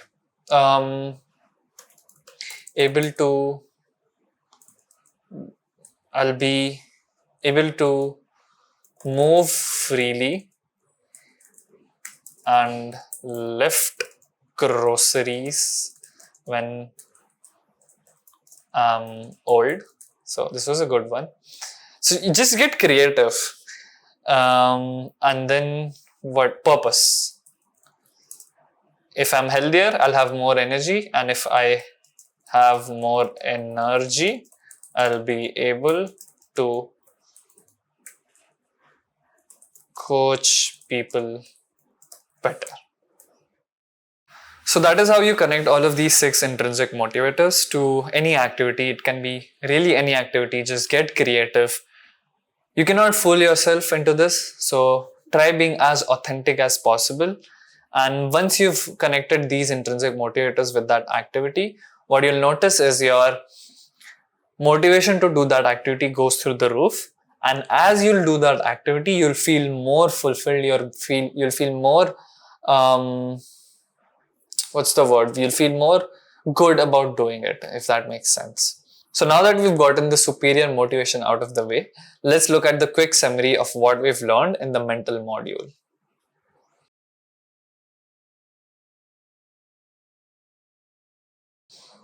In chapter 6, which was the fundamentals, we saw the new exciting field of positive psychology, which was the study of how people thrive and function well.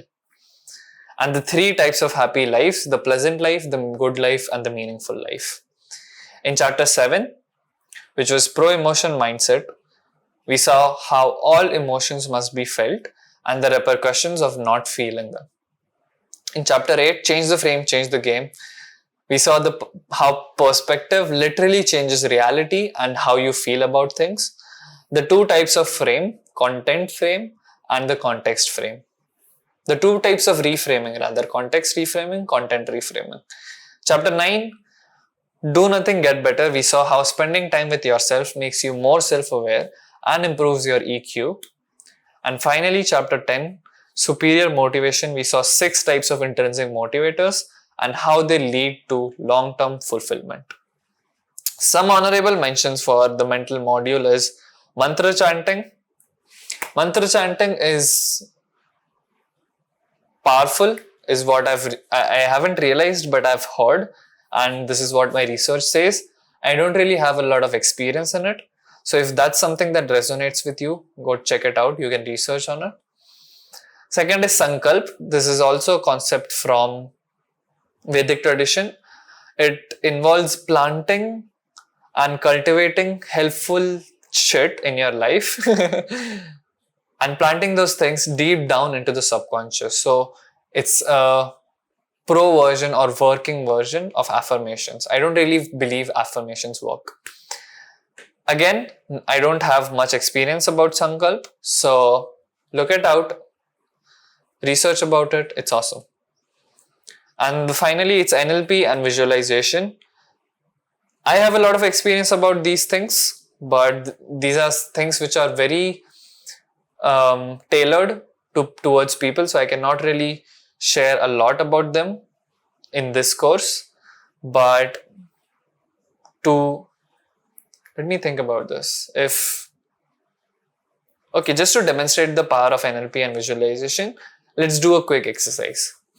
I would like you to close your eyes for me and just follow the sound of my voice.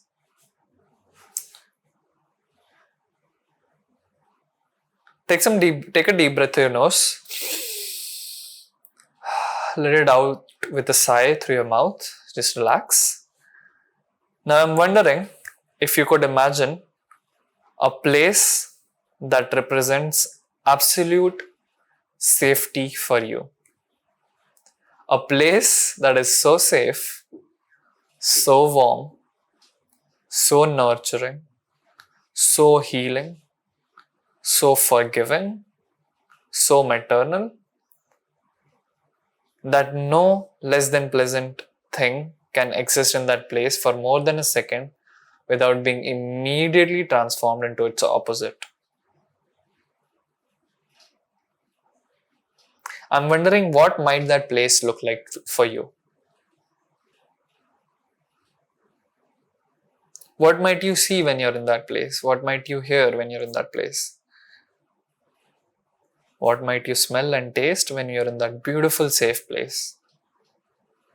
And when you see what you would see, and when you hear what you would hear, and when you smell and taste what you would smell and taste in that beautiful, safe place, there's a feeling that you get. A feeling that tells you you're absolutely and utterly safe.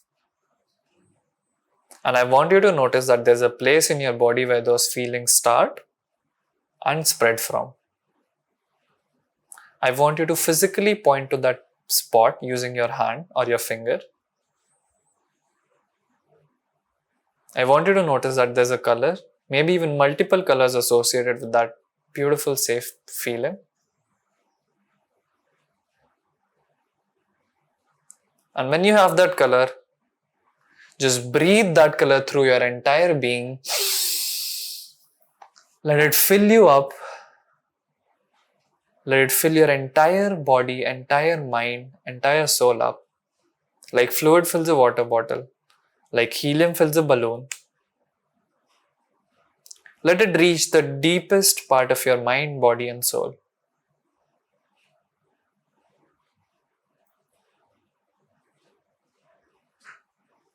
Let it reach each and every cell in your body.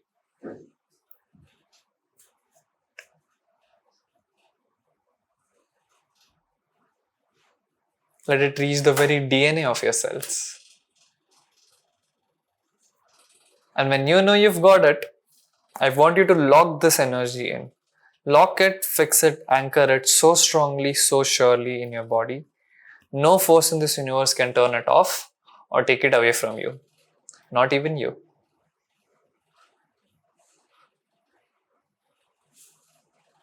And when you know you've got it, test it. Try to turn the safe energy off and notice what happens instead.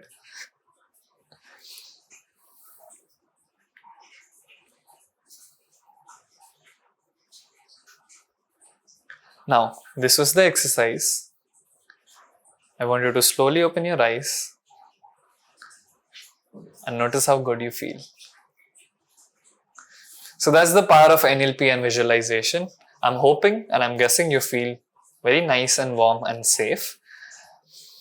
So these were the honorable mentions. Now let's begin with my favorite module in this video.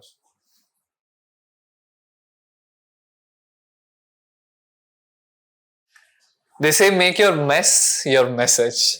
And that is what exactly I am doing here. This is my favorite section. I've worked on emotions, I've researched them, I've experimented with them, I've dwelled in them for the past 6 years. So in this module, there are 5 chapters. The first chapter is chapter 11, which are the fundamentals. I talk about the 3 emotional systems and 2 ways to process all emotions. Chapter 12 is write and release, in which I talk about how I use journaling to process and understand my emotions. Greek journaling that anyone can start doing in 5 minutes. Chapter 13 is love thyself, why you are your greatest enemy and what to do about it, and how I became my own greatest friend and supporter. The next is chapter 14, which is thank yourself into being happy, in which I talk about how gratitude is as effective as exercise for your health. Why just giving gratitude isn't enough. A lot of people believe that if I just give gratitude for 3 things every day in my life, that is the best gratitude exercise. Not really. And the last one is chapter 15, which is longing for belonging. We discuss and we look at how the longest study on happiness breaks our deepest beliefs about what makes us happy. Now let's start with the fundamentals.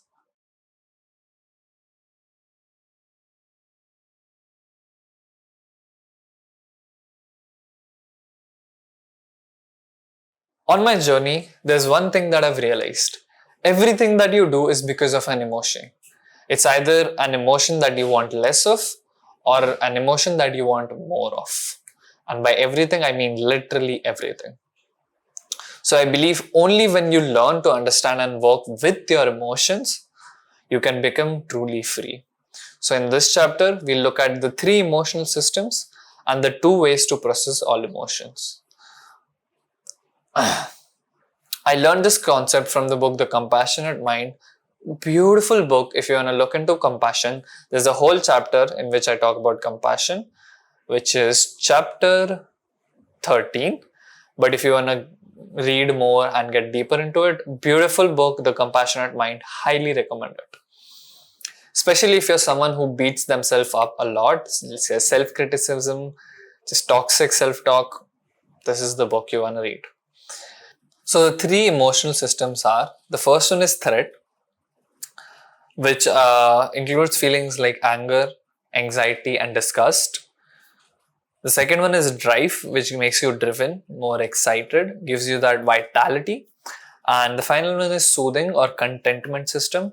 It makes you feel, it includes feelings of safety, being content, being okay, a sense of okayness or just chilling. And let's take the example of an animal to understand all of these things. So when an animal is fighting or running away from threat, his threat system is active. When an animal is looking for resources or consuming them, his drive system is activated, or even having sex. When an animal is not chasing anything, not fighting, nor running, they are just chilling and they are content. You might have noticed this with your pet. Maybe it's a dog or or a cat. When they're not, cats do this a lot, but when they are not, when they're just fed and when they don't have to run away from something or fight something, they just chill out. They just sit and just exist. And that is the contentment or soothing system. Now, none of these are either good or bad. They all function in harmony. The problem or issue arises when these systems, any of these systems, get overactivated. And I believe soothing system is where the magic happens. I talk about it in detail in chapter 13. And it's not either or, by the way. So it's not like you are either your threat system is activated or your driven system. Multiple of these systems can be activated at the same time. So that is where you can really make the soothing system so powerful that it overshadows. So even when you're under threat, there's a sense of chillness or calmness or okayness with that threat. Or even when you are driven for something, even though you're excited, but there's this underlying sense of contentment. It's interesting stuff. Now, there are two ways to process an emotion. The first one is expression. When you express things, there are three ways of expression. You can express using your voice. You can also talking to someone about how you feel. This includes therapy as well. The second one is using your body. So if you're angry, just beating the shit out of a pillow. And then the final one is writing. There are two chapters in this module on expression. Chapter 12, which I believe is on journaling, and chapter 15, which is on belonging and community and people.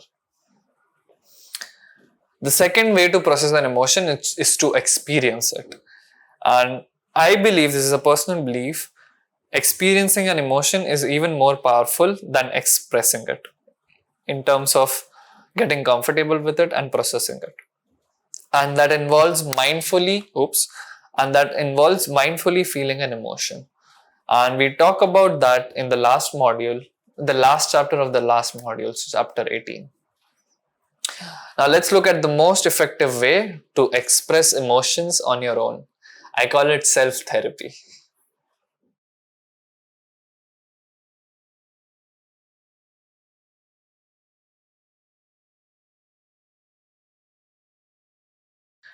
Penning down your emotion is the best way to start processing them and understanding them.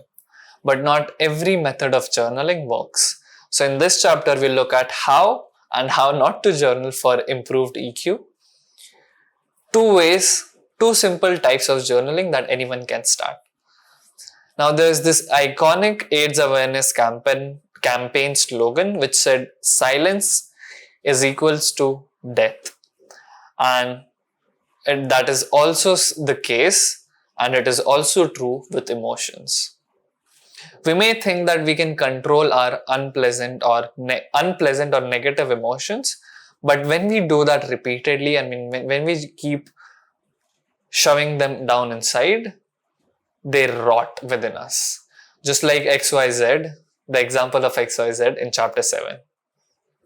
Until you gathered the courage to voice them or feel them, you will always feel like you're at war with yourself. And I believe healing needs exposure of the wound to the sunlight. And unless and until you bring those feelings up and expose them to sunlight, to fresh air, they won't ever heal. And language is one of the ways to bring those feelings, bring those emotions up to surface. Therapists have an undying faith in talking to resolve trauma. Sigmund Freud, back in 1893, said trauma immediately and permanently disappeared when we had succeeded in bringing clearly to the light the memory of the event by which it was provoked and in arousing its accompanying effect or emotion. And when patient had described that event in greatest possible detail and had put the affect or emotion into words. Basically saying nothing but talking about a trauma and bringing up the emotion helped people resolve it. And we've all experienced this. You voice a concern to a friend, you voice something that's been bothering you to a friend, and you feel immediately lighter. And there's this friend of mine, her name is Ruchi, and I was about to do a hypnosis session with her. And I asked her, what's been bothering you? What do you want to work on? And she told me about how something was making her sad. And she really talked about it for 4 or 5 minutes. And then after it, when I asked her, do you want to start with the session? She just paused for a second and said, now that I voiced it, it doesn't really bother me that much. And we didn't really go ahead with the session because we didn't need it. There's a condition called alexithymia, also known as emotional blindness, which is the inability to feel and describe emotions. And this condition hinders processing of emotions because a person cannot describe what they're feeling. And the treatment involves, among other things, using this emotion chart to label emotions using very specific and precise language. And once people can label an emotion, they become capable of processing it. But there's more to language than just processing emotions. Let's look at a person who literally came into existence because of language. Helen, at the age of 19 months old, so she was a tiny baby, lost her eyesight and hearing completely. Now deaf, blind and mute, she was this completely isolated child, creature even. After 5 years of living in this agony, a teacher came into her life, a teacher for blind people. Her name was Anne Sullivan. 10 weeks of manually trying to spell letters on her hand. After that, they had a breakthrough finally when Anne held Helen's hand under a water pump and she spelled the word water letter by letter on her other hand. And Helen Keller wrote in her autobiography, and this is a quote, water. That word startled my soul and it awoke, full of the spirit of the morning. Until that day, my mind had been like a darkened chamber, waiting for words to enter and light the lamp, which is thought. And 6 months after this incident, she started using the first person I. So she started referring to herself as I. In her other books, Helen describes her birth into selfhood as, before my teacher came to me, I did not know that I am. It's fascinating. I lived in a world that was no world. I had neither will nor intellect. So she did not know that she existed before words came into her mind. She called that creature, her past self, a phantom or a ghost. Almost like she didn't existed before language. And language enabled her to literally come into existence. I picked up this anecdote from this book, The Body Keeps the Score. It's a beautiful book, must read. It's about trauma. Dr. Bessel says how Helen's story reminds him of abused and uncommunicative kids, the kids who were abused and didn't talk about it, and how they also came across as phantoms or ghosts until they could feel safe enough to communicate what is going on inside them and what happened to them. And that's the power of language. It's quite profound if you think about it. There are two ways you can use language. The first one is voicing and the second one is writing. This chapter is on journaling, so we're going to talk about writing. My first experience with journaling was, I got humiliated by some people and I felt horrible about it. So I came back home and I had heard about journaling. So I thought I'll give it a try. I took my pen, opened my book, and I just wrote in my anger and frustration for I don't know how long, maybe it was 10 or 20 minutes, but I just wrote and wrote till my hands didn't stop. And when my hands stopped, I had no filters on, just whatever was coming up, I was just penning it down. And when my hand stopped, I felt so light. I felt like this sense of relief, almost like I was floating. It was a beautiful experience. And since then, I was sold on journaling. And this is also the same principle as voicing emotion. So when you voice something that's been bothering you, feel light. It's the same principle. But what are some other benefits of journaling? Let's look at this study in which college students were divided into 3 groups. This was a research on journaling. The first group was asked to write and journal about what was going on in their life. The second group were asked to write the details of a traumatic incident in their past. And the third group were asked to write the details of the traumatic incident, the emotions they felt during it, the thoughts, and the impact it had on their lives, the traumatic incident. They were asked to do this just for 15 days, just for 15 minutes, 4 days in a row. And the results were the third group of students had better mood, had a more optimistic attitude towards life, and better health. While doing this exercise, they cried, they wailed, their blood pressure rose, their heart rate rose, but once they got done with it, all of these things dropped below their baseline level. And the thing that fascinated me the most was that their doctor's visit dropped by 50% as compared to the other groups of students. And the drop in the levels of blood pressure could still be measured after 6 weeks. So just 4 days of doing this and the effects could be measured after more than a month. So how can you utilize journaling to improve your EQ? There are 3 ways. There are 3 methods. The first one is what I call free writing. What is called free writing? And this is the example that I just gave you, in which I just wrote and wrote until my hands wouldn't stop. The way you do it is you don't filter anything that comes to your mind, just from your mind to the paper. Whatever comes up, not judging it, not filtering it anyway, fuck ethics, just putting it all down on a piece of paper.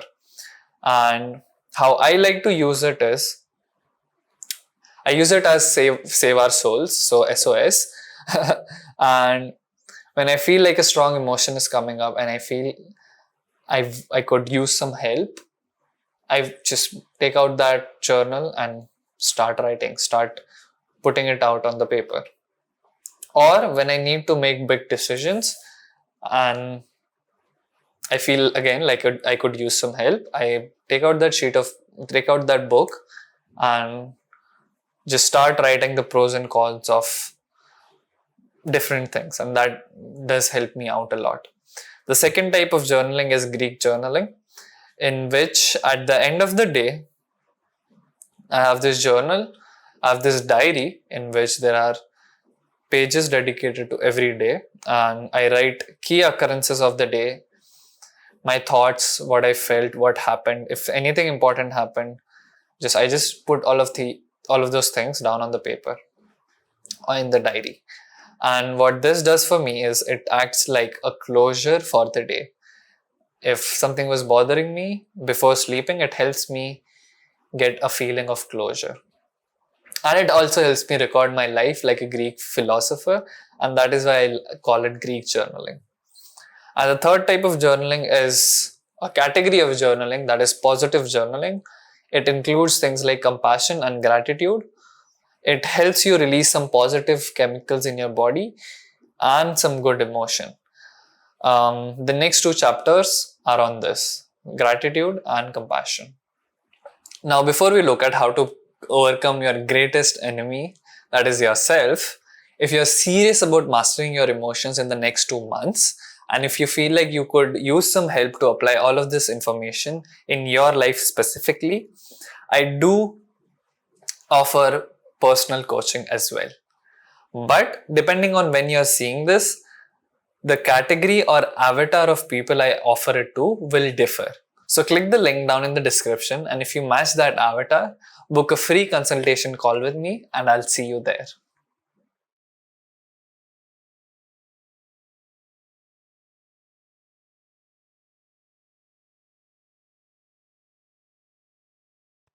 Imagine that the voice in your head, instead of being your worst critique and telling you you're a loser, you won't ever make it, turns into your best friend and supporter. Supporting you when you're down and celebrating your smallest of progress. How would your life be different?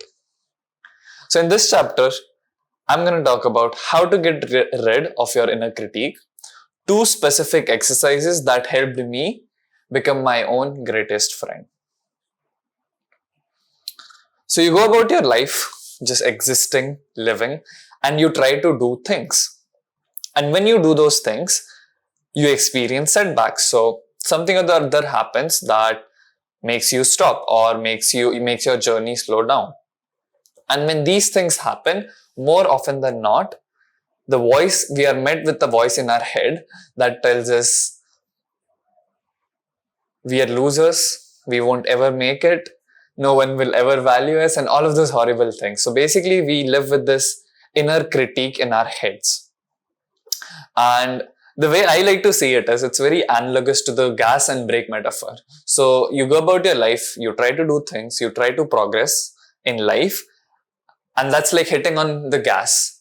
But this inner voice that stops you and criticizes you at every setback and every challenge is like you're hitting the brake. So you're hitting and you're maxing out both on the brake and the gas.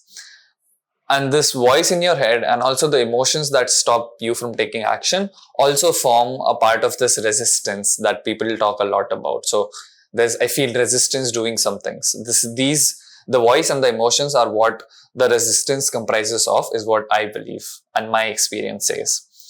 So the hustle culture will come in, some gurus will come in online and tell you to just work harder, just do it, work longer, and that literally and metaphorically leads to a burnout. So when you hit on the gas and brake at the same time and you just hit on it harder and harder, what it leads to is just burnout, as you can see it in this picture. Just imagine if what could happen if you were to not max out on the gas but let go of the brakes. So do you remember the 3 emotional systems we talk about in the fundamentals of the emotion module? Those were the threat emotional system, the soothing emotional system, and drive emotional system.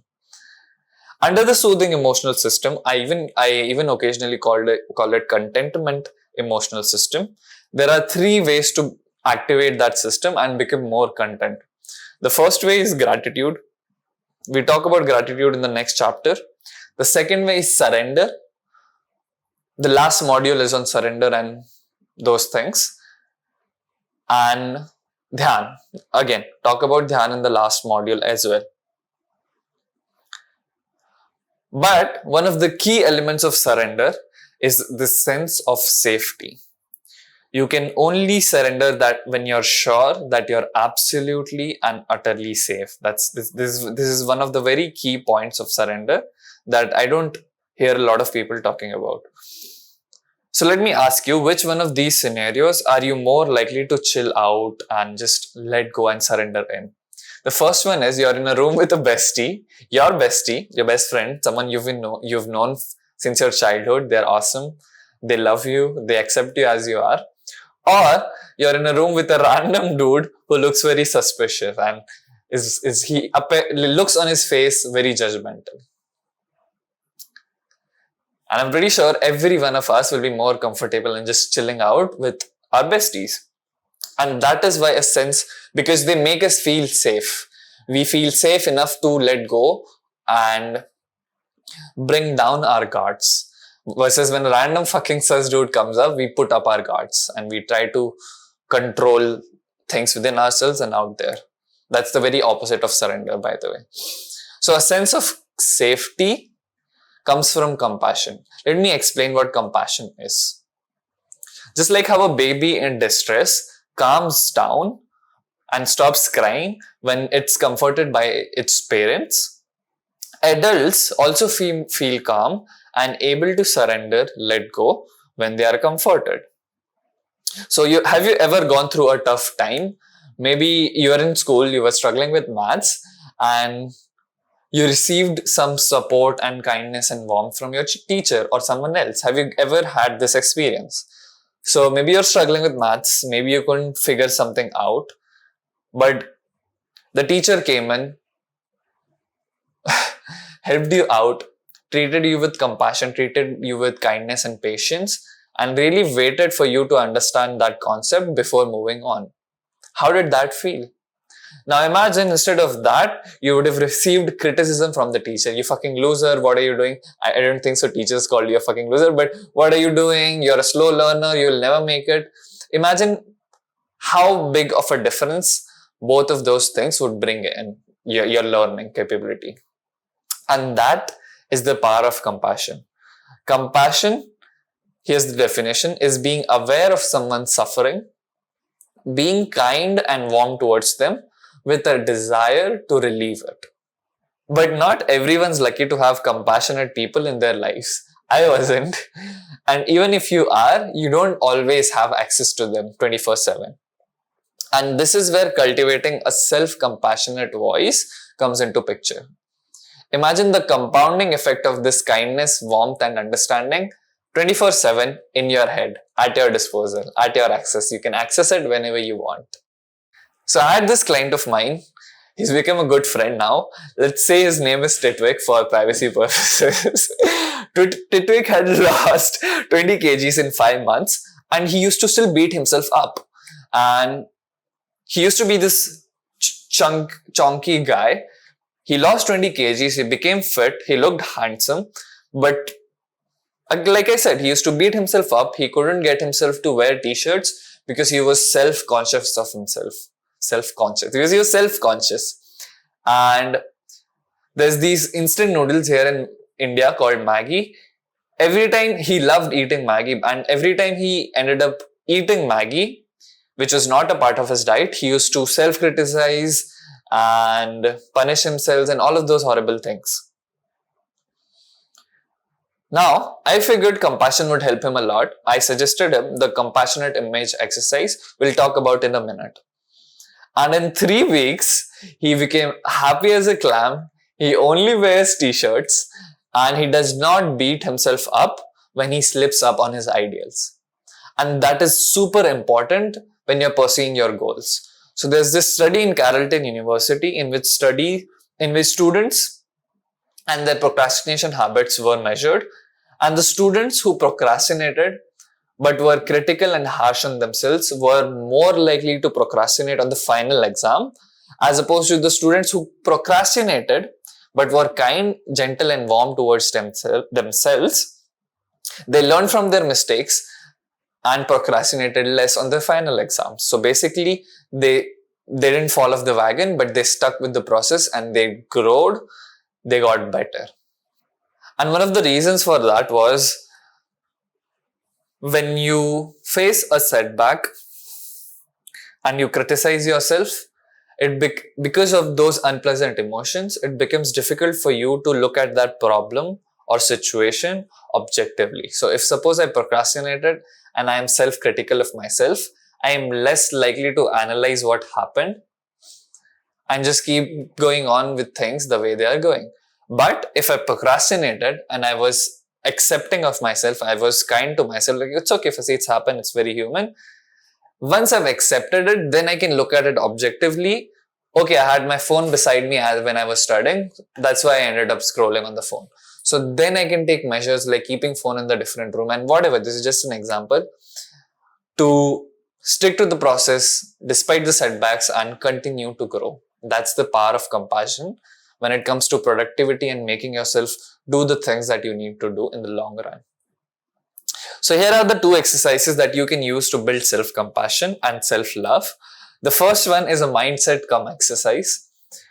It's what I call treating yourself like your own child. And here's what I mean by that. The test for this exercise and this mindset is whenever you tell yourself something, ask yourself, and this is the only test, would I say this to my child? If the answer is no, have strong boundaries and don't say it to yourself. So let's say, take an example. If your child, real or imaginary, is learning to bake a cake and he messes up on his first try, would you tell him that you're a fucking loser if you messed up on that mistake?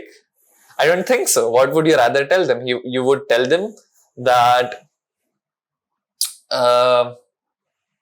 congratulations on trying, something along the lines of congratulations on trying. I know it feels the best to fuck up on this cake, but how can you learn from this and get better? Something along these lines. So if we come back to Titwik, what Titwik did was when I shared this mindset with him, he loved the concept. So he took one of his childhood pictures, set it as a wallpaper on his phone screen. So every time he used to open up his phone, he would see his baby self, and that motivated him to continue adopting that mindset and treating himself like his own child. And that was an ingenious idea, by the way. I really thank you, Titwik, if you're watching this. Compassion is really effective to justify feelings and emotions as well. Like a mother justifies her naughty child's action. And this is what I mean by that. So if you're afraid, a lot of people don't like being afraid and they tell themselves, why am I feeling this? Why am I afraid? I'm such a fucking wuss. But again, let's bring the child test in. What if your child comes to you and they tell you they're afraid of something? Would you tell them, why the fuck are you afraid? What a fucking wuss you are? I don't think so. You would tell them something along the lines of, it's okay to feel this and I'm here with you to support you. And that is exactly what you tell yourself as well when you are feeling unpleasant and strong emotions. And I found it to be extremely useful. You can turn it, this is a mindset by the way, but you can turn it into a nighttime exercise so before sleeping every day, looking at 3 instances you were self-critical and writing those instances and writing how you should have rather talked to yourself, or maybe talking to yourself the way, like talking to yourself in a compassionate way, or writing down a compassionate response to that instance. So maybe if you ended up smoking when you were planning not to smoke, and back during the day you couldn't remember to treat yourself like your own child. So because now it's a habit, before sleeping you write what you said to yourself, you fucking loser, you ended up puffing your cigarette. You respond to that with, it's okay. You respond to that compassionately, however it might be. So you might like, it's okay, it's only human to mess up. What can you do better the next time? I'm here with you to support you. Good job, you've reduced your number of cigarettes from 4 to 1. Something along these lines. And what this will do is, when you make it into a habit, you really reinforce that voice at least once a day, in case you forget owning that mindset throughout your day. It's a good way to make it into a habit and second nature. And the second way is something called compassionate image. It said that imagination is the next best thing to reality, and it's fucking good. This exercise, compassionate image, helped me build self-compassion when I literally had zero of it. So if someone were to come to me and tell me, firstly, treat yourself like your own child, even if I would have told them to fuck off, and second, even if I liked that concept, it would not have been possible for me to give self-compassion to myself, because I had zero of the compassion muscles in me. So, what is a compassionate image? It is someone who you can bring to mind in times of distress, and when you notice that you're being too self-critical of yourself in order to receive compassion. Like I said earlier, oftentimes if it's difficult for people to be self-compassionate. Hence, this is not really self-compassion. You're imagining that you're receiving compassion from yourself, but this still helps you build that compassionate muscles in your brain. And for me, now it's become second nature. Now I can be kind to myself once that compassion muscle got stronger in my brain. So here's how you can build a compassionate image. If you think this would be helpful for you, and if you are serious about it, I highly suggest that you do it right now with me using a pen and paper. So the first question is, what do you want your compassionate image to look like? Are they old? Are they young? Are they male? Are they female? Are they human or are they non-human? It can be an animal, the sea, a tree, a giant fucking tree, or light, or angels, really anything. Imagine, the sky is the limit. Use your imagination. Your compassionate image can be anything so long as it has these 4 core qualities. These are non-negotiable. They are wise and they understand human struggles. They have the strength to protect you and defend. They are warm and kind, and they are absolutely non-judgmental. This is the most important, because when we feel judged, it's difficult to feel safe. For me, it was Robin Williams from Good Will Hunting, and just looking at him brings this wide smile on my face. He is my compassionate image, and I still bring him to my mind every so often. At least once a day, actually, if I think about it. Now, I hope you chose your compassionate image. If not, feel free to pause the video and give it some time. The next set of questions are, what visual qualities does it have? Are they smiling?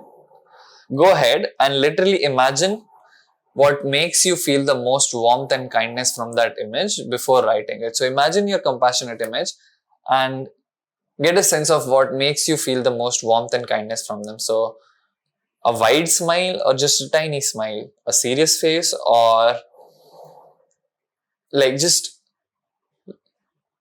try to imagine, bring your imagination in and see what feels the most warm and comforting. How do they sound? Is their voice soft and caring, or is it loud and beaming? Again, whatever makes you feel the most sense of warmth. Really spend some time with this exercise and with these questions and with your imagination, and invest some time in it, and it will pay off very nicely in the long run. The next question is, how are you and your compassionate image relating to each other? So, for an example, for me, it was Robin Williams rubbing my back when I'm going through some tough emotions and consoling me by saying, it's okay to feel this and you're doing great. And that helped me feel very nice and like warm and supported and safe. So this was the compassionate image exercise. If you've answered these questions and used your imagination, you should have a compassionate image in your mind, and you can bring that image to your mind whenever you feel like you need that support and warmth. And or you can also make this as a nighttime habit, like I suggested before. So 3 instances from the day when you were self-critical, at the end of the day before sleeping, write those down and write a compassionate response from your compassionate image to those instances, receiving warmth, support, encouragement, all of those good things. And before you know it, it will set your default voice in your head, and the default voice in your head will become more compassionate, kind, and warm towards you. Now, I cannot claim that the voice in my head is never self-critical, but it's 5% of what it was before. So this shit works. I can attest to it. And there's a lot of science to back it up. I've learned this from the book, The Compassionate Mind. Beautiful book. Highly suggest you read it if you want to delve more on self-compassion. I forgot to put the picture of the book in this document. But if you want to study and learn more about compassion and all of those good things, there are dozens of exercises in that book. Highly suggest you read it if if this is something that resonated with you. Now, let's see how thankfulness and gratitude is as effective as exercise for your brain.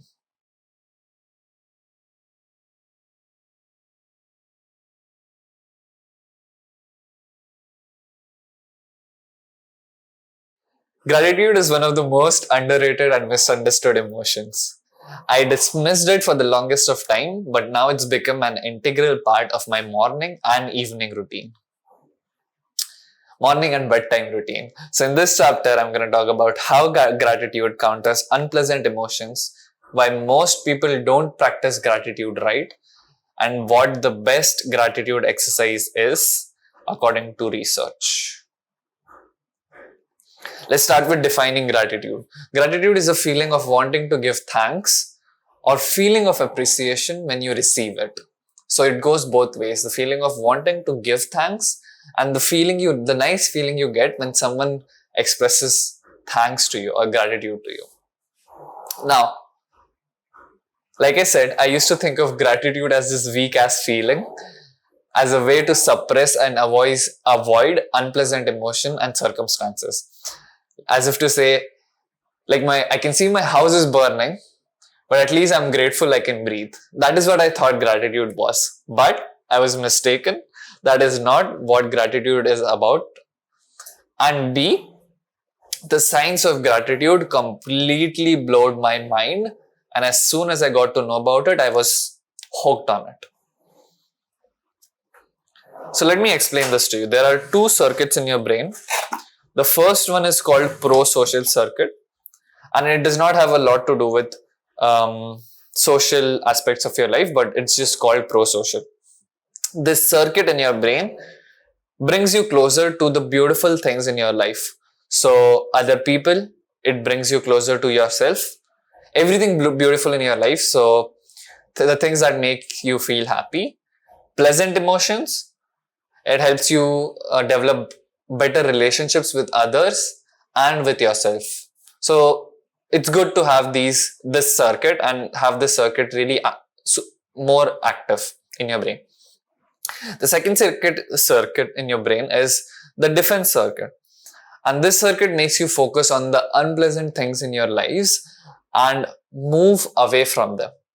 So if I see something unpleasant there, my defense circuit will get active and I will move away from it.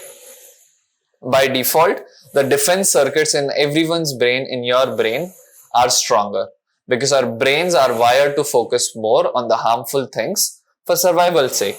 So if example, you're sitting in a park and you see this nice beautiful tree with fruits on it, that is situation A. And the situation B is you're sitting in a park and you see a tiger approaching. Now you are much more likely to run away from the tiger, not trigger, than you are to approach that beautiful juicy fruit you see on the tree. The reason for that is that your defensive circuits in your brain are much more active than the pro-social circuits. And that misbalance between pleasant and unpleasant things in our lives can also be seen with the eyes. And it's quite it's quite analogous to what I just said. So if you're in an environment and things start to go dark, you are much likely to observe that, as opposed to if you're in an environment and there's an increase in light somewhere. So that difference is seen in your eyesight as well.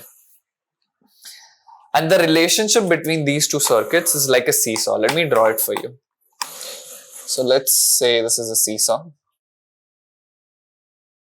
This is the pro-social circuit, PS. This is the defense circuit. Now, when the pro-social circuit is active,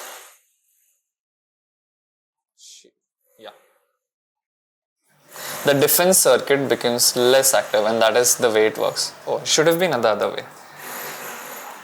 When the pro-social circuit is more active, the defense circuit becomes, let's look at this, less active. That is how things work in your brain. And yeah, so the more your pro-social circuit, so when your pro-social circuit is active, your defensive circuit is like less active. There's less electricity passing through that circuit. Now, with enough repetition, the more this keeps happening. So, if on a daily basis, on a regular basis, your pro-social circuits get activated, this starts to become the default. Because the neurons that fire together wire together. So, there comes a shift in this seesaw until this becomes the default. So your pro-social can become the default even though evolution has biased you towards your defensive circuit. With enough repetition, this starts to become your default state. And that's a wonderful thing. But that's not all. Here are some more benefits of the right gratitude practice, not a random ass one. It makes you trauma resilient in two ways. It helps you reframe past trauma, so horrible things that happened in the past, it helps you reframe it and become resilient towards it. And two, it helps you ward off any future potential trauma from traumatic incidents. So that's amazing. Second, the next benefit is it reduces anxiety and fear.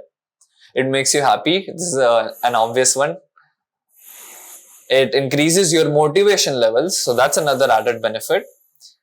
You become better in general in your relationships. Your relationships improves with others and with yourself. It's super for your brain and inflammation in your body. And the effects of a regular good gratitude exercise, the right one, are at par with things like exercise and high interval intensity training. It's that good.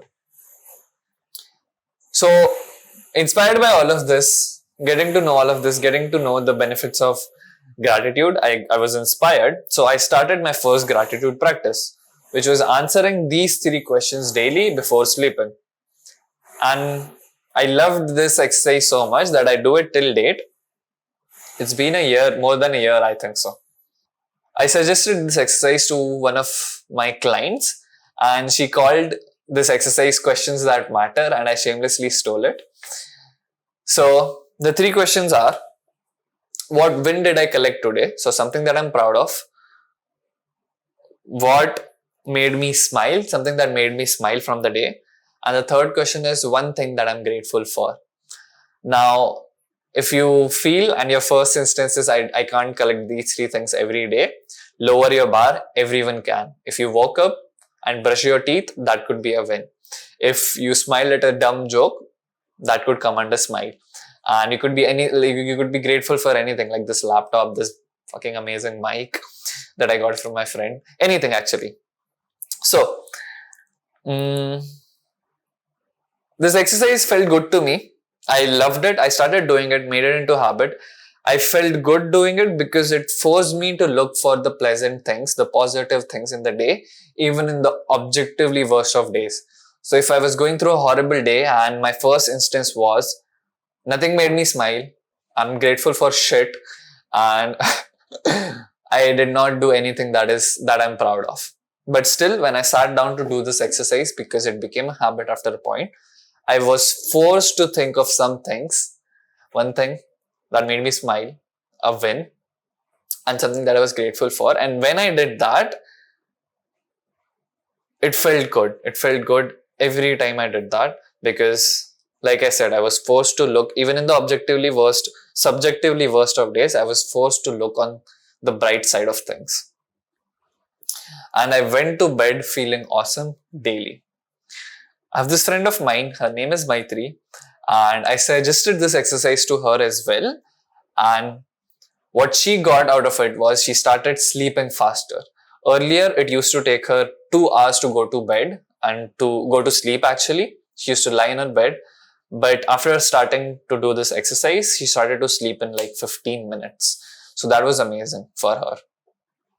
It takes less than 2 minutes. It was an awesome exercise. I still do it every day. But as I was watching this video by Andrew Huberman, it was a podcast on gratitude and the best gratitude practice. And I realized and learned from that podcast that the most potent way to exercise gratitude is not to receive, it's not to give, but to receive gratitude. So the most effective form of gratitude in terms of benefits that science has discovered is receiving gratitude. Here's what I mean by that. Receiving genuine thanks from a person and gratitude was way more beneficial than just giving thanks or gratitude. So if you can find a way to receive gratitude regularly on a regular basis, that would make the best gratitude practice. But if you think about it, that's not the most practical way to think about it. You cannot really go and ask people for gratitude on a regular basis.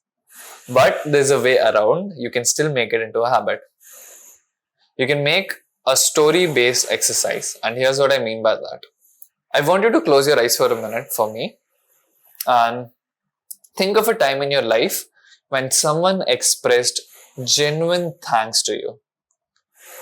And think of the strongest one, not any moment.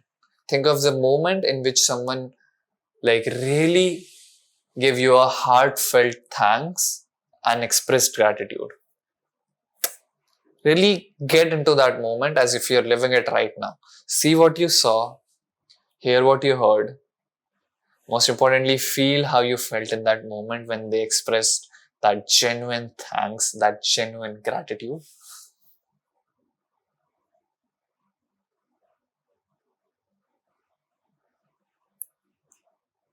Feel how good it felt to receive that genuine thanks.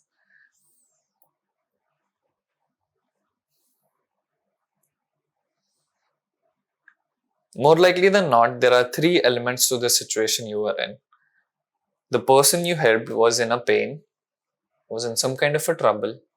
You helped them in a way, and as a result of that help, they expressed that genuine gratitude. Now feel free to open your eyes. And these three things are the elements of an effective gratitude practice. So just make these 3 pointers. What pain was that person in, or what struggle were they in? How did you help them? And the way they express their genuine gratitude to you. Make 3 bullet points of these. And when you think back to this time, like a story something that happened in the past, bring these 3 elements to your practice. And that is what the best gratitude practice is. Just thinking about a time you received genuine thanks in the form of pain, help, and receiving gratitude. So the way you helped them, the pain they were in, the way you helped them, and the thanks you received after it. Just like thinking about that moment, living that moment rather. And when I say regularly, you don't even have to do it daily. People who did it once a day still experienced all of the benefits I mentioned above. I personally like to do it daily, and this is a part of my morning routine. So as soon as I wake up, I drink some water, I do some breath work to become alert and active. I share about that specific breath work in the breathing chapter, the chapter on breathing. After that breath work, I do this gratitude exercise, the story form gratitude exercise. And it just lightens up my mood, brings this nice wide smile to my face, and I receive all of those benefits that I mentioned above. Now, I thought that it would get redundant after a while. So bringing this instance back again and again daily to my mind, it would lose its power. It would lose its emotional, the pleasant emotions associated with it. But nope, that's not the case. I feel equally great doing it daily. In fact, Huberman in that podcast said the more you do this exercise with the very same incident, and it's important to pick one incident, ideally the most powerful one, and stick to it. When you do that, and the more you repeat this exercise, the stronger the neurons in your brains get, and the more benefit you gain out of this exercise, and the faster these benefits get. So if earlier it used to take 1 minute for those pleasant emotions to rush in, the more reps you put in, the faster it becomes. So maybe now they come in at 20 seconds or 10 seconds. So basically the neurons get used to this and your brain gets used to it. And it just keeps getting better and better and better. All you have to do is stick with it. Pro tip, I also learned this from Huberman. The more active your sympathetic nervous system is, the more effective this exercise becomes, this gratitude exercise becomes, the more powerful it becomes. So that's why I do it post Bhastrika, the breathing method I talked about in my morning routine. If you want to know more about it, I talked about it in chapter 4. Now, let's look at the findings from the longest study on happiness, which went on for 87 years.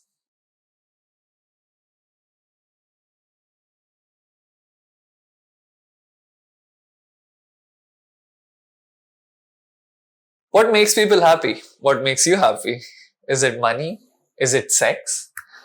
The results of the longest study on happiness surprised everyone. So, in this chapter, I'm going to talk about the one thing in common among the happiest of people, the 3 simple ways to incorporate these learnings in your life. Do you remember the 3 happy lives? The meaningful life, the good life, and the pleasant life.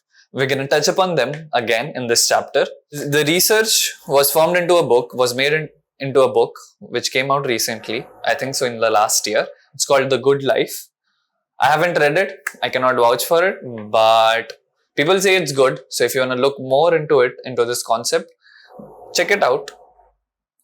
So in 87 years, researching thousands of people, a common attribute came up for healthy people, happy people, and people who lived a long life. And it was not career, it was not diet or exercise, but it was good relationships.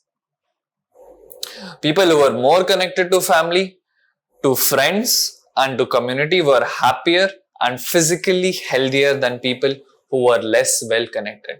This is just what these researchers found, and this is as simple as it gets. In chapter 6, we talked about the pleasant life, the good life, and a meaningful life. And the pleasant life was a life in which the most pleasant emotions are released, and you really try to max out on those pleasant emotions. And I believe the best way of living a pleasant life, to max out on the pleasant life, is to focus on your relationships. And these findings might seem counterintuitive, but it does make sense if you think about it. Think of how good it feels to be really heard and understood, if you've ever had that experience. Think of how bad it feels to be in a fight with someone you love. Maybe it's a romantic fight or a fight with a family member that you love. Think of how unpleasant loneliness feels if you've really felt that raw loneliness. And that's the degree of effect relationships have on us. And still we don't give them enough attention. I'm a culprit. People in the study who discounted relationships for career success died early, died lonely, and died sad. That's sad. Humans are social animals, and their survival depended on how well we coordinated with other humans. So basically relationships.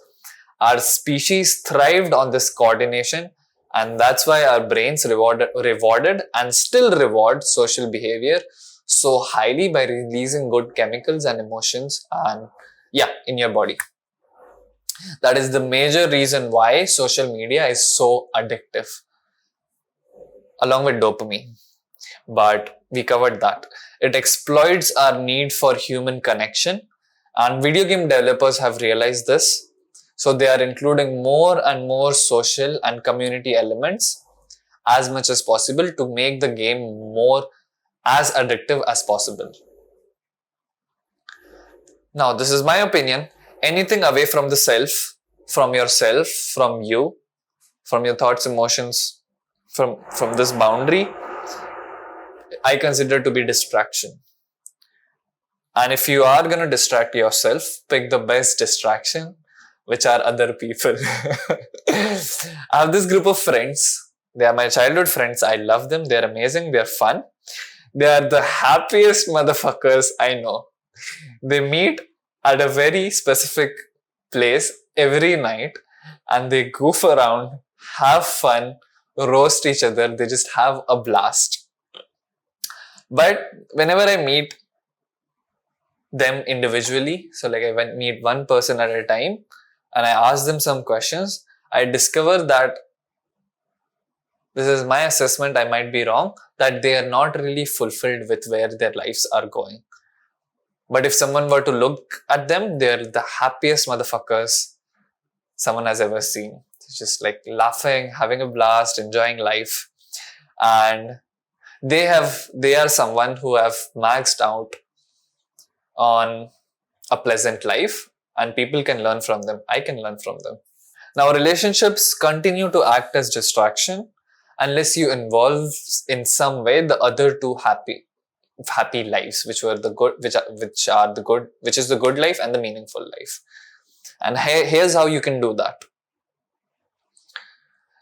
I come back to this concept that I talked of before in chapter 10, that is internal motivators or intrinsic motivators. Just by focusing on your relationships, you can hit on the two of the strongest intrinsic motivators, that is belonging and purpose. The gun example I gave you in that chapter was you protecting your child, that is a relationship, and you saw that as your purpose. So that had something to do with a relationship. And that is why it inspired you and motivated you so much. And you were happy dying for your child. And being a part of a community, moving together with a group of people towards a common goal, activates and triggers that intrinsic motivator of belonging, which is again relationships, nothing but relationships. So giving to your community brings you joy, helps you feel that sense of belonging and gratitude, even gratitude, what we touched upon in the last chapter. Which brings me to this Discord community for people working on their emotions. It's named the same as this course, as this video, Emotional Enlightenment. You can ask questions in that community. You can ask questions regarding this course. No one's gonna judge you. Looking for accountability. You can look for accountability buddy among the people in that group. They're gonna be some awesome like-minded people on the same journey of getting better with their emotions. We'll celebrate progress, we'll support each other, we'll share value. It's going to be an awesome community. This is the beginning stage, so we're going to build it together. So if you think that's your kind of a jazz, come join the community. You'll see the link in the description. Now, the degree to which you are aligned, your actions are aligned, your days are aligned with intrinsic motivators is the degree to which you will be fulfilled. This is again my understanding of things. You can involve more and more of intrinsic motivators in your relationships, and you can make them about sharing your emotions, healing together, introspection, and not just about distractions like my childhood friends. Now, how can you use these findings to be happier? I believe relationships can be nurtured like a fitness. I call it social fitness. So you can do tiny things that will give you a huge payoff. The first one is you can literally pick up your phone, use the phone for what it's made for, and call people instead of using social media. And that will help you nurture any relationship instead of just numbing yourself out. Much better option. Both of them will release good emotions. This is much better. The calling your friend is a much better option. Doom scrolling will just numb you out. It will not really release good emotions. So what I was trying to say basically is if you want to feel good, you have the option of numbing out versus releasing good emotions by calling and talking to someone you love. So might as well do that. The second one is expressing gratitude more often to the people around you. So being more thankful in general, that will make them feel good. And in return, it will nurture your relationship, improve your relationship. Awesome thing. The third is volunteering in communities. Join the Discord community, or you can join some other communities in which you move towards a common goal that will give you that sense of belonging. The fourth one is making relationships not just about fun and goofing and time pass, but also about growth and healing. This is more of an intention thing. You can set an intention to grow together and heal together, like we'll be doing in the Discord community. And the last one is taking out time to develop your social skills. This is something that I did. I am still in progress, but developing social skills goes, it's awesome. It just goes a long way. It will make you more successful. It will make you happier. It will, the time you invest in it, it will give you back 10 times more. Now, that was the emotion module. Let us look at the quick summary of what we covered in this module.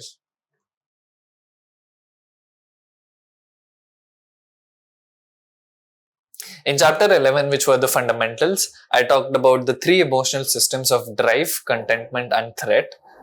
In chapter 12, and how contentment is really like the sweet spot. Chapter 12, write and release, I talked about, we saw how writing helps us get comfortable with our emotions. In chapter 13, love thyself, we saw how compassion helps us surrender and let go, and how we can build self-compassion within ourselves and not need it from outside. In chapter 14, thank yourself into happiness, we saw the best gratitude practice is receiving it and not giving gratitude. And in chapter 15, longing for belonging, we saw how relationships are the best way to live a pleasant life. But that's not all. You can include other aspects of happy life, the other aspects of the two happy lives in your relationships, and really get the most juice out of it. Here are some honorable mentions for the emotion module. The first one is trauma release exercises. There's some research to back it up. In my opinion, it is superb and powerful. I have tried it. I have tipped my toes into it. I've not gotten too deep into it, but I don't really have an expertise. So that's why I didn't cover it in this video. The second is EFT, or emotional freedom technique. Is the easiest thing you can do. There's strong research to back it up. People report life-changing benefits in just 5 minutes a day. So the EFT is like tapping certain points on your body while saying some affirmations, and it's powerful for things like anxiety and really anything, pain even. If you want to check that out, you can see this video in which Nick Ortner, the founder of this technique, explains how to do it. The third honorable mention is EMDR, or eye movement desensitization and regulation. I'm not sure about the R, pretty sure it is regulation. It's a form of therapy in which you move your eyes laterally. A lot of research to back it up. Amazing for trauma, especially the capital T trauma. And then talk therapy and other forms of therapy. If you work on your emotions, I highly suggest that, even coaching for that matter. And the last one is hypnosis. Hypnosis is again a science-backed method and is proven to help with anxiety, depression, smoke cessation, a lot of things. The effects are life-changing. I've witnessed them firsthand. I do administer hypnosis, but it's super interactive and it's a tailored approach, so I cannot do it here through a video. I can give you an example, but I was tentative about it, but fuck it, let's do it. If you experience pain in your body somewhere, you can follow along with this exercise. If not, you can fast forward 2 to 3 minutes. I learned it from David Snyder. He has a YouTube channel. If you want to look more into hypnosis, go check him out. It's called spinning. So close your eyes for a moment. Close your eyes for me. And notice where in your body you're feeling that pain. Physically, using your hand, point to where you feel it. So if you are feeling it in your shoulder, point to where you feel it. Keep your eyes closed. Look at that pain from the eyes of your mind and notice that it has a color, maybe even multiple colors associated with it. What color or colors are they for you? First impression. Now, use your imagination to take all of that color out of your hand, all of that color out, and hold it in front of you. Just physically grabbing it with your hand and taking it out, bringing it in front of you. And make sure you get all of it, because sometimes it hides. Just grab all of it, bring it in front of you, hold this energy in front of you. Did the color change or stay the same? First impression. Now, notice that this energy is spinning in a direction. Which direction is it spinning in? First impression. Once you have that direction, I want you to physically grab a hold of this energy and spin it in the opposite direction. The direction the direction which is the opposite of the direction the energy was moving in. So just spin it, double the spin, double the intensity, double the force, faster, faster, faster. Spin it so fast that it has a life of its own. Spin it so fast that it's impossible to go back to its earlier direction. And when you know it's so fast, it's impossible to go back to its earlier direction, slam it back into that same spot, take all of that energy, slam it back in. And as you slam it back in, whoosh,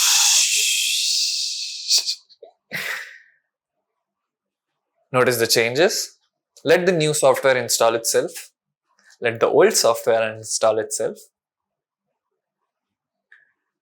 Anything that is inconsistent with this new software in your mind, body, and soul will get removed, expelled, pushed out of your body, mind, and soul, like a snake shedding its skin. Notice the changes. Notice the pain. Notice that it has gone. The benefits of this exercise are superb. I had a friend of mine, he had shoulder pain because he had injured it in the gym. Instantly got rid of it. It improved. It was gone actually. It was completely gone. I had another friend of mine, she had excruciating stomach ache. There was something wrong with her intestine. But the intensity of the pain was on a scale of 1 to 10, 9. But just after one round of doing this, it dropped to 3. She was literally groaning. She could not follow along with this exercise. But when we got done with it, the pain level dropped from 9 to a 3 instantly. So that is what the exercise was. And congratulations. This was the emotions module. Congratulations on completing it. And before we go to the spirit module, if you're someone who is serious about mastering your emotions in the next 2 months, and if you feel like you need help to apply all of this information in your life specifically, I do offer personal coaching. But depending on when you're seeing this, the avatar or category of people I offer it to will differ. So click the link in the description, and if you match that avatar on the website, book a free consultation call with me, and I'll see you there.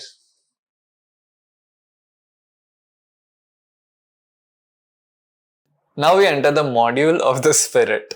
Ooh. There are 3 chapters in this module. The first one is chapter 16, which is the foundations of spirit. In this chapter, I talk about what I mean by the word spirit and the emotion regulatory system that gets you closer to your spirit. Chapter 17 is Science of Spirit. It's a chapter on meditation. I talk about why meditation is much more than what people think. 4 categories of meditations for different types of people. How to consistently enter the beautiful state of dhyan. We'll talk about what that is as well. What dhyan is as well. And the last chapter in this module and this course and video is chapter 18, to win, stop fighting. In this chapter, I talk about the power of surrender, fundamentals of surrender meditation, and why this one habit is the reason this course was created. Let's start with the very fundamentals.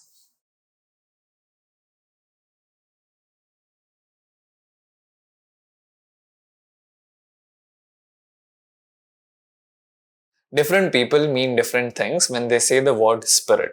So in this chapter, we'll look at my simple definition and understanding of the word spirit and what we call as spirit, the emotional regulation system that gets you closer to it. So I define spirituality simply as nothing but the search for you, or the search for I. So who am I? When you ask yourself this question, who am I? That is what the essence of spirituality is. So are you the meat? Are you your body? Are you your muscles, your hand, your torso, your head? Or are you your brain, this mass you've been carrying, this powerful computer you've been carrying in between both of your ears? Or perhaps are you your thoughts? Or maybe even your emotions?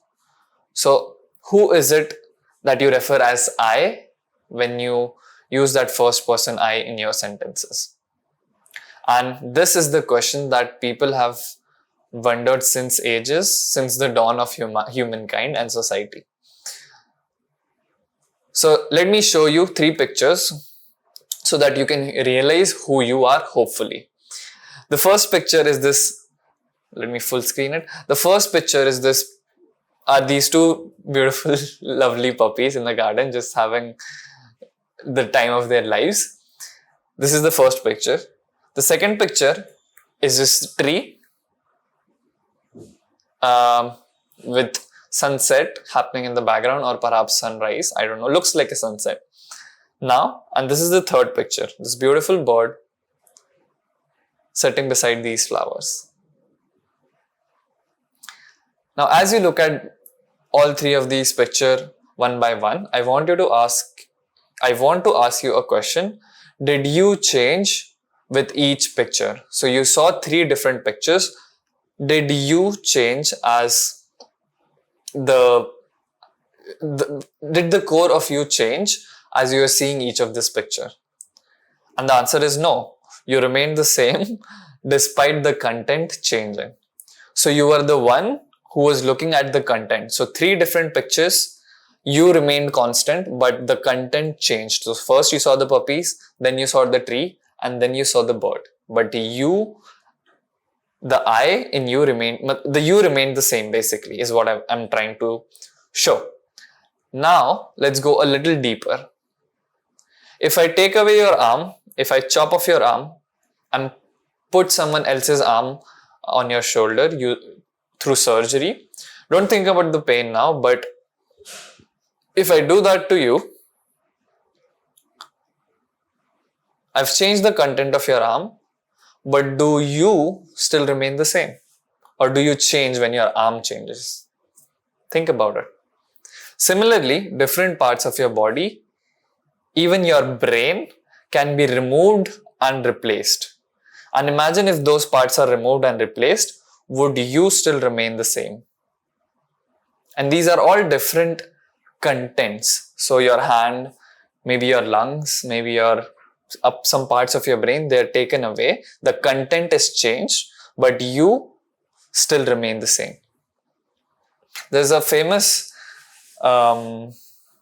paradox, thesaurus it's called. I'm not sure of its name, but if there are 2 ships and if you replace one part of the ship, so there's ship A and there's ship B, and if you replace individual tiny parts of ship A with ship B one by one, at what point of time does ship A become ship B or ship B becomes ship A? And you can take this to humans as well. If I take you and if I take your best friend and I replace you guys one cell at a time, at what point in this hypothetical experiment will you become your best friend, or will your best friend will become you? It's very fascinating stuff. So let's go a level even further deeper. So the content of your body changed, but you remained. The one who was seeing the contents remained the same, just like the pictures. Now that we've established that, let's go a level further deeper to your thoughts, emotions, and moods. A lot of people think and believe that they are their thoughts, but just like every other content, like your body, like the 3 pictures we just saw, your thoughts keep changing. Sometimes you overthink, sometimes you don't. It's like relatively quieter. Sometimes you think positive thoughts, sometimes you think negative thoughts. Sometimes your thoughts are motivating, sometimes your thoughts are debilitating. So the content still keeps changing. Even emotions and moods, sometimes you feel depressed, sometimes you feel ecstatic, sometimes you feel lonely, sometimes you feel understood and cared for. So just like any other content, your thought, your emotions and moods also keep changing. So now the question becomes, what is the only constant thing throughout all of these types of contents? The pictures that we just saw above, the three pictures, your body, your brain, your thoughts, emotions and moods. The only constant is you. That is, you're the seer of this content. This is what I mean by seer, the looker. The only thing that remained constant, irrespective of any changes in the content, is you. Now again, I keep saying you, but what I mean by you is the awareness or the presence that was perceiving all of these different types of content. This is how I understand the spirit. There's a subject and object relationship in experience. So this is the experience. You experience things outside and inside. So outside are things like material objects and inside things like emotion, thoughts, moods. And there's a subject who perceives all of these objects. I'm struggling a bit to explain this, but I hope you grasp what I'm trying to say. So you or your spirit is the presence or awareness that perceives the objects around you and the objects within you. By objects, I mean the content. Now, this goes even deeper. Dr. Sam Harris and a lot of sages since a long time state that the subject and object are one and the same, but I'll not confuse you more with that. If this is something you want to delve deeper into, I recommend this book, Free Will by Sam Harris. I haven't read it. It's on my reading list, but any stuff by Sam Harris is awesome. He's an awesome guy. Now, when we talk about the emotional system that is the closest to spirit, that gets you closer to spirit, it's the contentment system. We talked about it in chapter 11, but the reptilian response is to move away from pain and towards pleasure. This is the animalistic and reptilian response. You see it in all animals. So an animal would do everything to avoid any pain and would do everything to move towards pleasure. That is what makes it an animal. But if you want to be something more than an animal, you must have the ability to do opposite. It's not like you always do that, but you must possess that ability to do when you need to or when you want to even. For instance, feeling emotional pain and moving towards and not away from it so that you can process and get comfortable with certain emotions, if that's something you want to do. This moving away from pleasure and moving towards pain is not about force. It's not about forcing things. Humans are expert at forcing things and using sheer will, but rather realizing more and more that you are separate from those painful and pleasurable objects. Again, the subject and object relationship. This is where contentment comes in. Contentment is a sense of okayness of the subject, the you, the I, with any object, irrespective of what the object is. So the three emotion systems we covered in chapter 11, I talk about it in more detail in that chapter, but contentment is one of the emotion system, and it can grow to such extent that it's present irrespective of what the object is out there or in there. So you can feel the most horrible of emotions, you can still be horrible of emotions and you can still be content with it. Or something extremely horrible can be happening outside, but you could potentially still be content with it. And that is one aspect of enlightenment. Coming to what enlightenment is, here's again my understanding of enlightenment. There are two aspects to it. The first one is realizing this subject and object relationship. So the awareness is different from the content which it perceives. So realizing you're not content, that's the first aspect of enlightenment. And the second aspect is a sense of okayness and contentment with any content. So If I am the awareness, if I am the presence that perceives any content, the content, irrespective of what the content becomes or shows up in the awareness, I am okay with it and I am content with it. And I was researching about this a little more today, and there was this monk in Vietnam back in 1960s. He put gasoline over himself, and as a form of protest, he burned himself alive in the middle of the road. And there's a picture which won a lot of awards, taken by an American dude. And in that picture, you can Google this. I was going to add this picture here, but it was too horrific. I didn't feel nice looking at it, so that's why I didn't add it here. But you can look at the Vietnamese burning monk on Google. He has this kind of a slight smile on his face. And when I give this example, what I'm trying to illustrate is getting burned alive is the most painful way to die. But still, this monk was content with the sensations of burning. And that is what I believe is one aspect of enlightenment. Or perhaps he was suppressing, I can't really say, but I'm just speculating here. And also, if you take the example of Jesus, he was literally nailed to the cross as he was awake, as he was conscious. And while he was being nailed to the cross, the stories say that the reports say that he was literally blessing the people cursing him to the cross. So he was literally giving the people who were nailing him to the cross blessings like, God bless you, I hope you guys do well, something along these lines. So yeah, that is another example of him realizing that he is not the content and he being okay with the object of pain he was experiencing. So hopefully I was able to communicate this complex. It's not really complex, but it's difficult for the mind to grasp it. Hopefully you were able to understand it. Now let's talk about the role of meditation in getting closer to this subject or your spirit.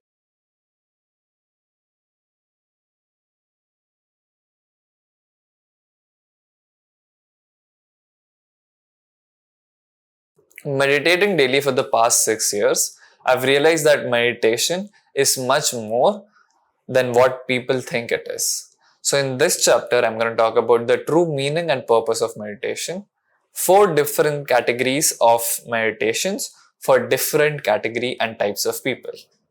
Starting with the purpose of meditation. So around 5000 years ago, as meditation was discovered here in the East, there are a lot of debates whether it was discovered here in the East or not, but the oldest records in the scripture are from here in the East. It's around like in India, which date back to 5000 years ago. The purpose of meditation was to transcend your ego, or what the Sufis called your nafs. What is ego? Ego is the I or illusion that you are the objects you perceive. So in last chapter, we saw how you or your spirit is different from the objects you perceive. But we end up thinking that I am my body, I am my brain, I am my thoughts, emotions, moods. We say I am angry and not I feel anger. So that is ego, basically, the merging or the illusion that you are the objects you perceive. A lot of people identify with their possessions, so that is also a form of ego. There are 3 Sanskrit words that get translated to the English word of meditation. The first one is dharana, and dharana is the essence of a meditation practice. Yeah, is the essence of the meditation practice, and it involves awareness and presence, the practice of the skill of awareness and presence. So let me draw this for you guys. So let's take the simple example of focusing on your breath. Let's say this is your nostril and you're focusing on the air passing through it. Now if you do this for a while, you'll notice that your mind gets distracted on random things. So suppose this is some random thought, I need to buy chicken, and this is yet another random thought, oh fuck, I shouldn't have said that in yesterday's conversation. And this is yet another random thought. I need to pay my tax. Okay. So let's suppose you're focusing on your breath. You're trying to focus on your breath. Every time your attention wanders to random thoughts and you bring it back to your breath, that acts like a bicep curl for your awareness centers in your brain. So it went to the tax, you realized it after a while, you brought it back to your nostril. It went to the conversation, you brought it back as soon as you realized it. Another rep in your awareness center in the brain. And the more you practice, this is what the essence of dharana is. Your mind gets distracted from any object you choose to focus on.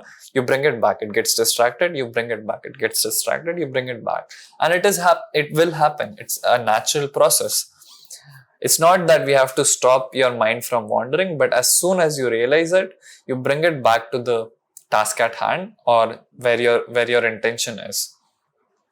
And the more you do this repetition, the stronger your awareness muscles become in your mind. Because every rep is, like I said, a bicep curl. And the more you do this, the stronger it becomes. And really try to make dharana into a play. Because it is a game. Meditation is a game. People look at it very serious as a very serious thing. But this was one of my greatest realizations and epiphany on my journey, which is a very recent one actually. I used to see meditation as this very serious deal, as some very serious thing that I'm doing, as a means to an end. I need to get comfortable with this emotion. I'm going to meditate for 2 hours and hopefully I get done with it.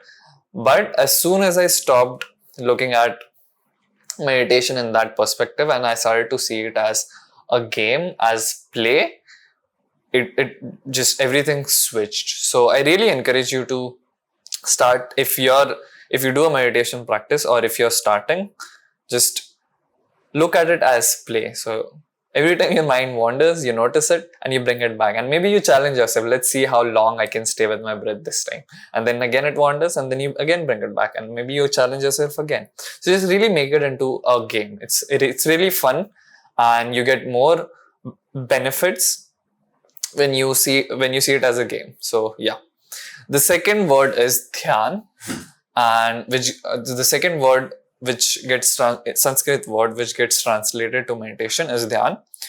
Dhyan is a state in which your mind slows down and there's this sense of peace. There's not much internal chatter. And this is also very similar to the flow state a lot of people are talking about lately on internet. A flow state is most of you have experienced this. Perhaps you're doing some work or perhaps you're playing a game and you get so lost in it, so you get so completely engrossed in it. Hours flow by and you don't even realize that so much time has passed because you were so engrossed in it. Your mind there wasn't that continuous chatter.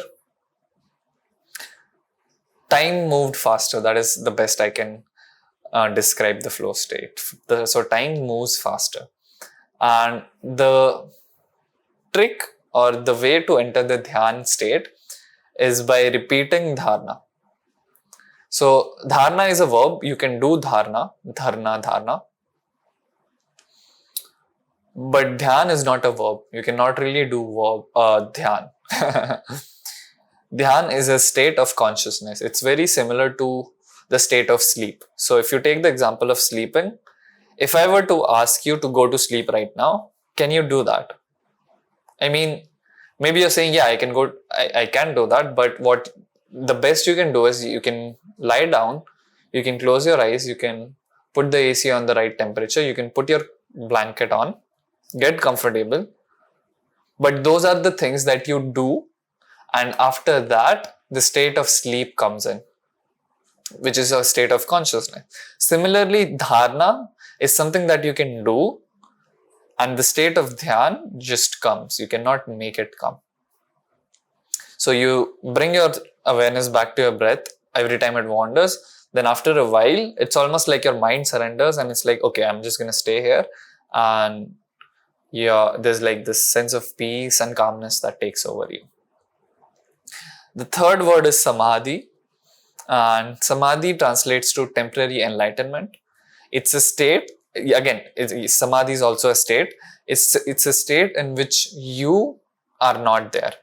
And again, most of us have experienced this. So maybe you looked at a very beautiful sight like a sun setting, and you almost forgot that you exist for a couple of seconds or a bunch of seconds.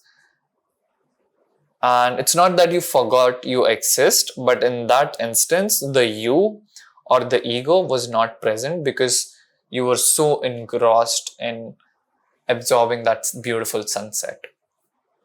And samadhi happens. So if you get better at dharana, you get better at entering the state of dhyan. And the more consistent you get at entering the state of dhyan, the more consistently you'll enter the state of samadhi. Again, this is something you can do. This is something that happens. This is something rare that happens within that state. So it's a deeper state within. So dharana, dhyan, and samadhi, progressively deeper. So here are the 4 categories of meditation. Different people have different styles and different dispositions. So the example I like to give is, if I want to start exercising, I haven't exercised forever in my life, for instance, and I want to start exercising, and I go to an expert and ask them, I want to start exercise, what are my options? And they tell me, the only option that you have is swimming. That's the only option. And I was like, I fucking hate swimming, but I don't want to do swimming. So, but they insist that's the only option and they force you to swim. So you maybe start swimming. I maybe start swimming, but because I don't like it, I don't stick with it, and then I just quit. And I think exercise is fuck all. It's not for me. But that's not really the case. There were other types of exercises. There were different styles of exercises that I could have incorporated and enjoyed, being consistent, and reaped all the benefits of exercise. So similarly, if you're meditating and if you want to meditate, all focusing on your breath is quite common. So if someone just tells you focus on your breath, but if that's not within, if that's not something that suits your disposition, then you will not end up enjoying it and you'll not stick to it, and then you'll think that meditation is not for me. So here are the 4 categories. This is inspired by Dr. K. I learned it from him, but there's one axis that I've made changes to. The first axis, ignore this masculine feminine graph for a while. So the first axis is the axis of open and focus. So, god damn it.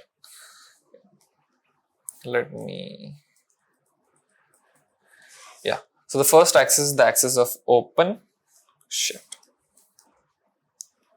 and focus. And in open meditations are like just chilling. Let me explain focus first. So focus meditations are meditations in which you focus on an object. So like laser focusing on one thing. Some examples could be tratka, focusing on the candle, which is focusing on the candle flame, or breath meditation. So intense focus on your breath at a very single spot, or maybe focusing on a spot on the wall.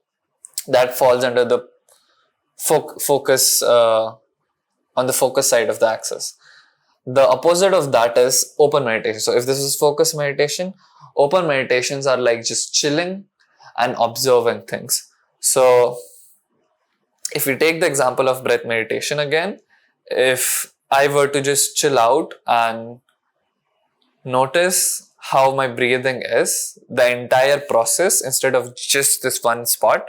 So maybe I see where my breath goes. Maybe I notice the entire process of breathing happening. That would lie more on the side of open in this axis.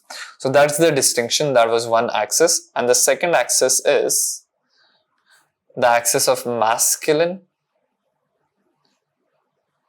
and feminine.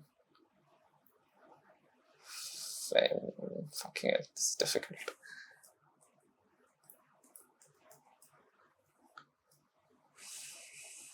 Let me just write FE. Yeah. So this one is a little challenging for me to explain, but this is the concept of Shiva and Sati from the Vedic tradition, and the masculine energy is the awareness of an object. So existence is divided into two energies, masculine and feminine, and the masculine is the space within which everything exists. So if we take, I like the metaphor of let's say a painting. So the masculine could be the canvas and the feminine is the content within the painting. So the paint and the drawings, that's the feminine. So the masculine style of meditating is looking at an object almost objectively, and the feminine style of meditating is being one with that object of your meditation. So if you take the example of breath again, if the masculine style of meditating would be looking at the breath almost objectively as it happens, and the feminine style of meditating on my breath would be being one with the breath. So literally going with the breath inside my body, like moving with the breath, being one with the breath.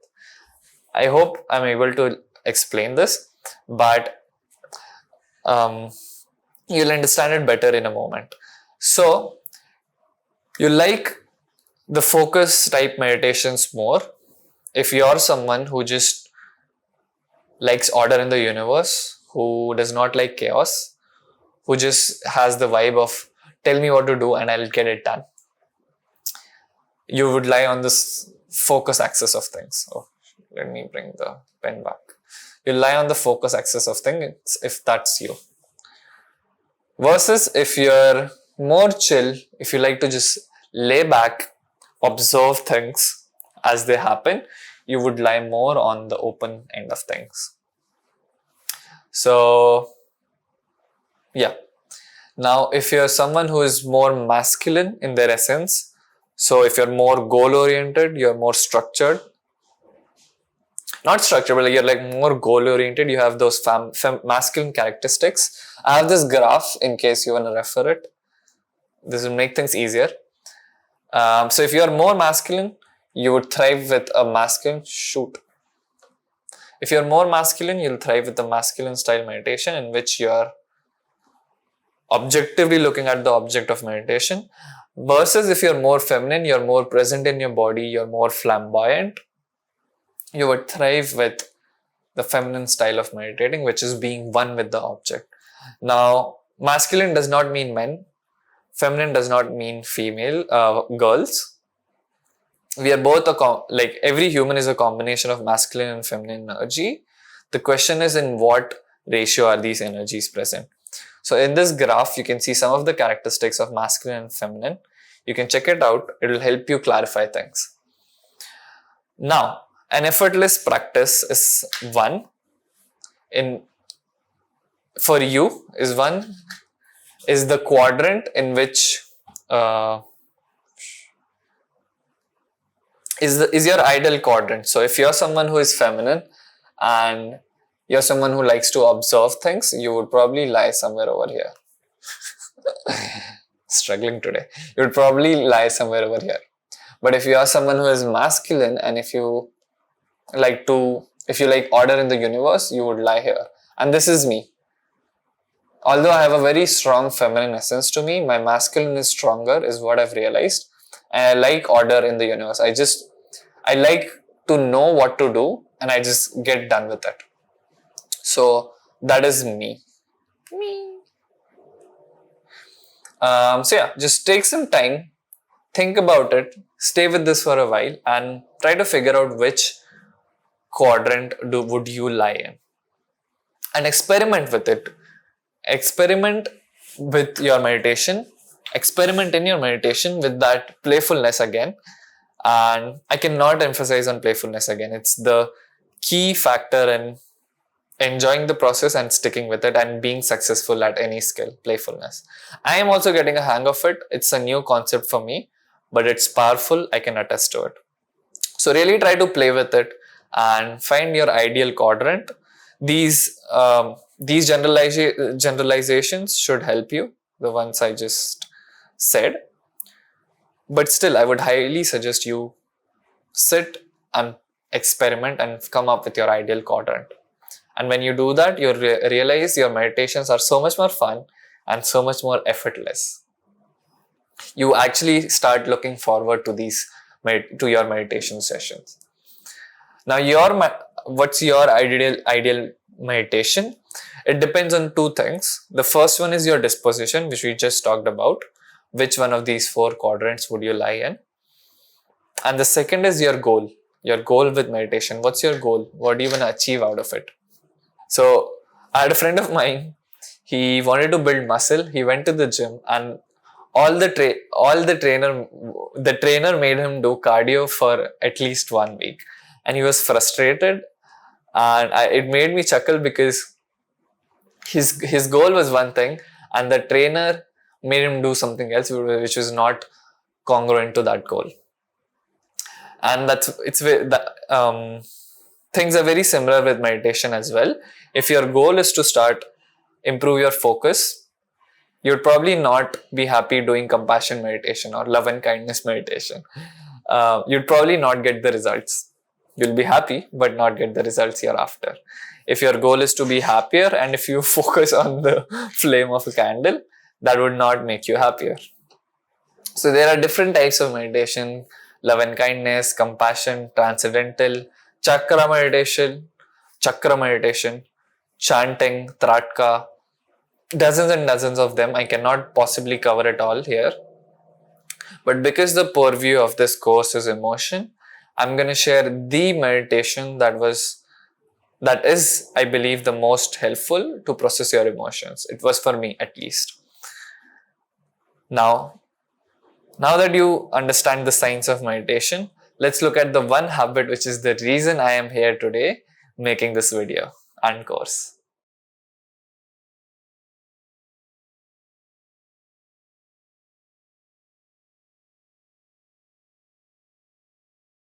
This is the chapter where it all began. If I were not to start with this meditation, you would not be here seeing this video, and I'd be having a miserable, unfulfilled life. So in this chapter, I'm going to cover the anatomy of emotions, how to get comfortable with any emotion, and by any, I mean any, and a plug and play guided meditation audio. So let's test it. Let me ask you, have you ever had an experience in which you just checked out? It was almost like you weren't there, you were separate from yourself, you dissociated. Have you ever had such an experience? And such an experience happens in tough situations, in horrifying situations in which you don't know what to do. You just check out, you maybe freeze, and it's almost like you aren't there in your body and in your mind. This experience happens a lot with victims of abuse. And this one particular lady, I read about her somewhere, I don't know where exactly. Most probably in the book, The Body Keeps the Score. But she reported that when she was getting violated by men, she witnessed that experience. She saw that experience from a third person perspective, almost like she was there. Not almost, she said that she was seeing the whatever was the violation from the corner of the room, from the top corner of the room, and she was feeling bad for whatever was happening to that person down there. And this is what the experience of dissociation or just freezing is. And what if I tell you such experiences were much more common in your childhood? The worst period of your life, childhood. People say the childhood days were the best. The childhood was the best period of my life. But I believe childhood is the most stressful, most agonizing, and the most traumatizing period of a human's life. Think about it. You're weak, you're dependent, you're completely dependent for a good number of years, and your parents more likely than not have no idea of your psychological needs and don't know how to take care of them, because no one took care of their psychological needs. So it's like a chain, but these needs are supposed to be fulfilled for every human for them to develop a healthy psychology. The first one is a deep sense of contact and connection to parents. So second is attachment security. So not having to earn the right to be who you are. Not having to earn the right for your parents' love is basically what it means. The third one is permission to feel all of your emotions, especially grief, anger, sadness, pain, the unpleasant ones. And the fourth need is to experience free play in order to mature. So if you ever felt like you were abandoned or left alone, you ever felt like you had to be a certain way to be loved by your parents, you ever were told to not cry or not shout, or if you ever were shouted upon when you were having a blast just playing around, the psychological needs of yours were not met and violated, which is what leads to the small t trauma. Dr. Gabor Mate says that trauma is not the presence of adversity, but the absence of love. So as a child, you have unpleasant experiences, and that's natural, that's a part of life. But if there's love present with you, you can regulate yourself, and that helps you regulate those unpleasant emotions that come with that experience. But more often than not, what happens with people is you encounter these unpleasant experiences, and there's no love or no support that you need. And what the child ends up experiencing is the unpleasant emotions without any regulation of them, and they think and they believe that it's their own fault, which in turn leads to a lower self-esteem. Now this happens if you are lucky. Worst is if your parent or the caregiver is the cause of those unpleasant experiences. So things like abuse, a lot of fights at home. And I have this relative, and I've heard him literally say to his son, "I'll break your face." And even though he didn't mean it, even though he would never do that, he's a decent guy, he would never lay a hand on his son. But just saying that, even though he didn't mean it, I was trying to imagine what his son might be feeling in that instance. And yeah, that just was one of the instances where the parent or the caregiver was the cause of the child's unpleasant experience. And I like to give this example a lot. Let's suppose you're in a restaurant with your family, and you're a kid, I don't know, 3-4 years old, and you're just being loud, you're just being a child basically, you're playing around with spoons and knives and you're being loud, and your parents look at you, and with a stern look on their face they tell you, "Shush, like don't be loud, keep quiet, just behave, don't act like this." And even though, again, it didn't mean anything from their perspective, from your perspective as a 3 or 4 year old child, what that looked like and what it was for you was invalidation. It was you getting invalidated by your parents, and you start from that moment onwards, you start associating being loud with being invalidated, with being not loved, which in turn means death. So if a 3 or 4 year old child is not loved by their parents and is abandoned, that literally means death. So you start associating loudness with death. And that is how your psyche starts to develop. And you'll start learning how to suppress and repress the emotions associated with loudness. And something very interesting happens in your brain when you start suppressing. There's a concept called hemispheric lateralization. Let me draw it for you. So, there are two parts of your brain. This is a bit of a generalization. Let's suppose this is your brain. This is the left hemisphere and this is the right hemisphere. And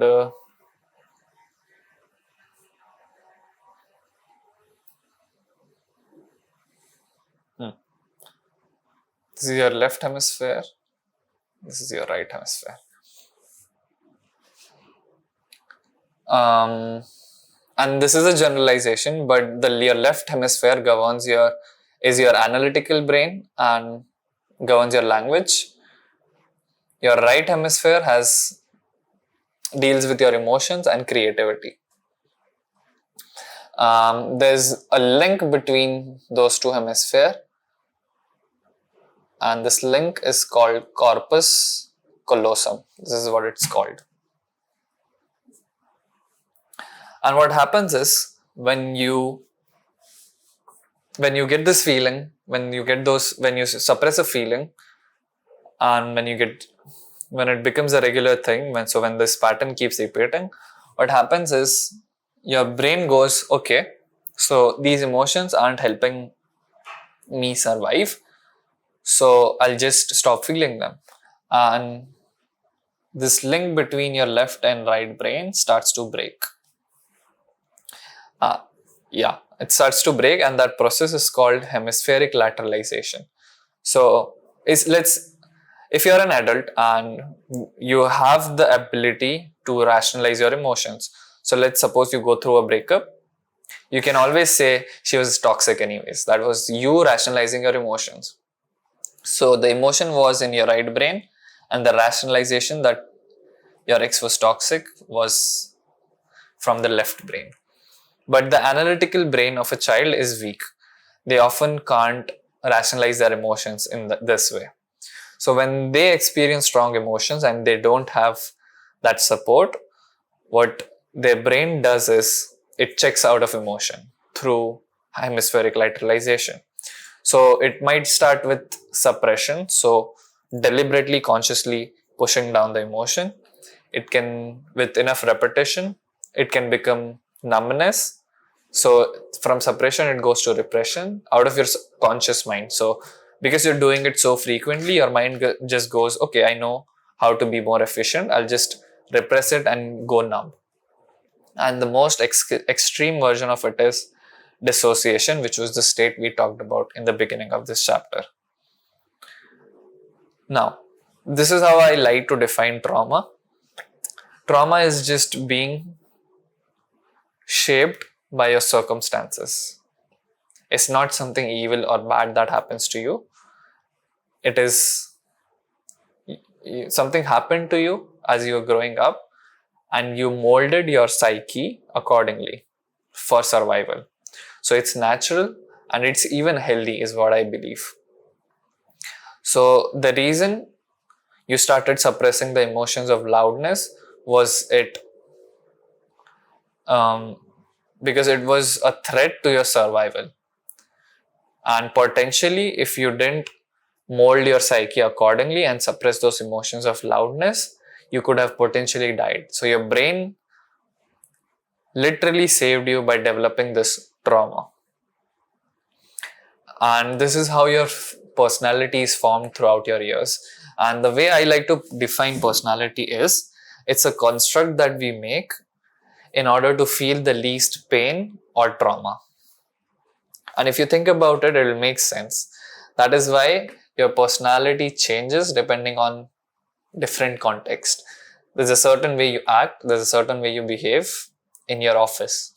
There's a certain way you are with your friends. And there's a certain different personality that you have among your family or when you're with your family. So there are two ways of suppressing an emotion. This is my personal realization. The first one is you can become unaware. You can go offline. So something is happening, you can offline check out from that experience, or dissociate, the extreme version. The second way is to tighten your body. So let's suppose I'm feeling something in my chest, in my gut. What I can do is I can squeeze my muscles and the surrounding area so that I literally don't feel those sensation and that emotion. And with enough repetition, this tightness in your body becomes default. It becomes the default, which is also the freeze response in animals. A deer who is being eaten alive by a bear does not feel pain even when it's being eaten alive, because it has gone into that freeze response. But let's suppose it survives somehow. What they do afterwards is they shake through this fear response and they go about their day as if nothing happened. But no one taught, we aren't taught how to do this, and we more often than not don't know how to do this, which is also the basis of trauma release exercises I talked about in the emotional module. It's literally you making yourself shake, and through that shaking, you release that trapped trauma or emotions. And for me, I've talked about this at multiple times in this video, that below my head, it felt like I had a rock.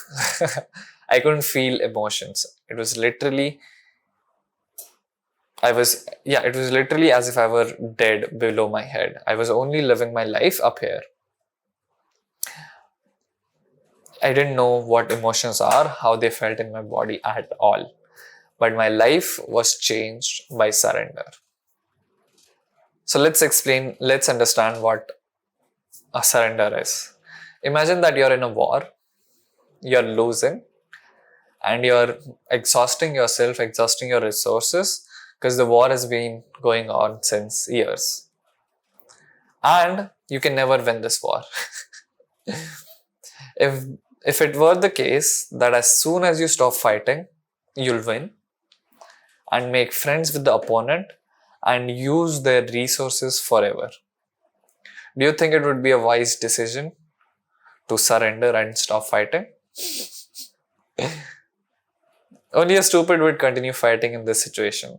And that's exactly what we all do with our emotions. We keep fighting the battle against our unpleasant emotions, even though we can't win, and it drains us of our valuable energy. And the moment we stop, we can harness their power, become more happier, become more motivated, become more fulfilled. But why do we all still continue? Because that's what everyone around us has been doing and telling us to do since childhood.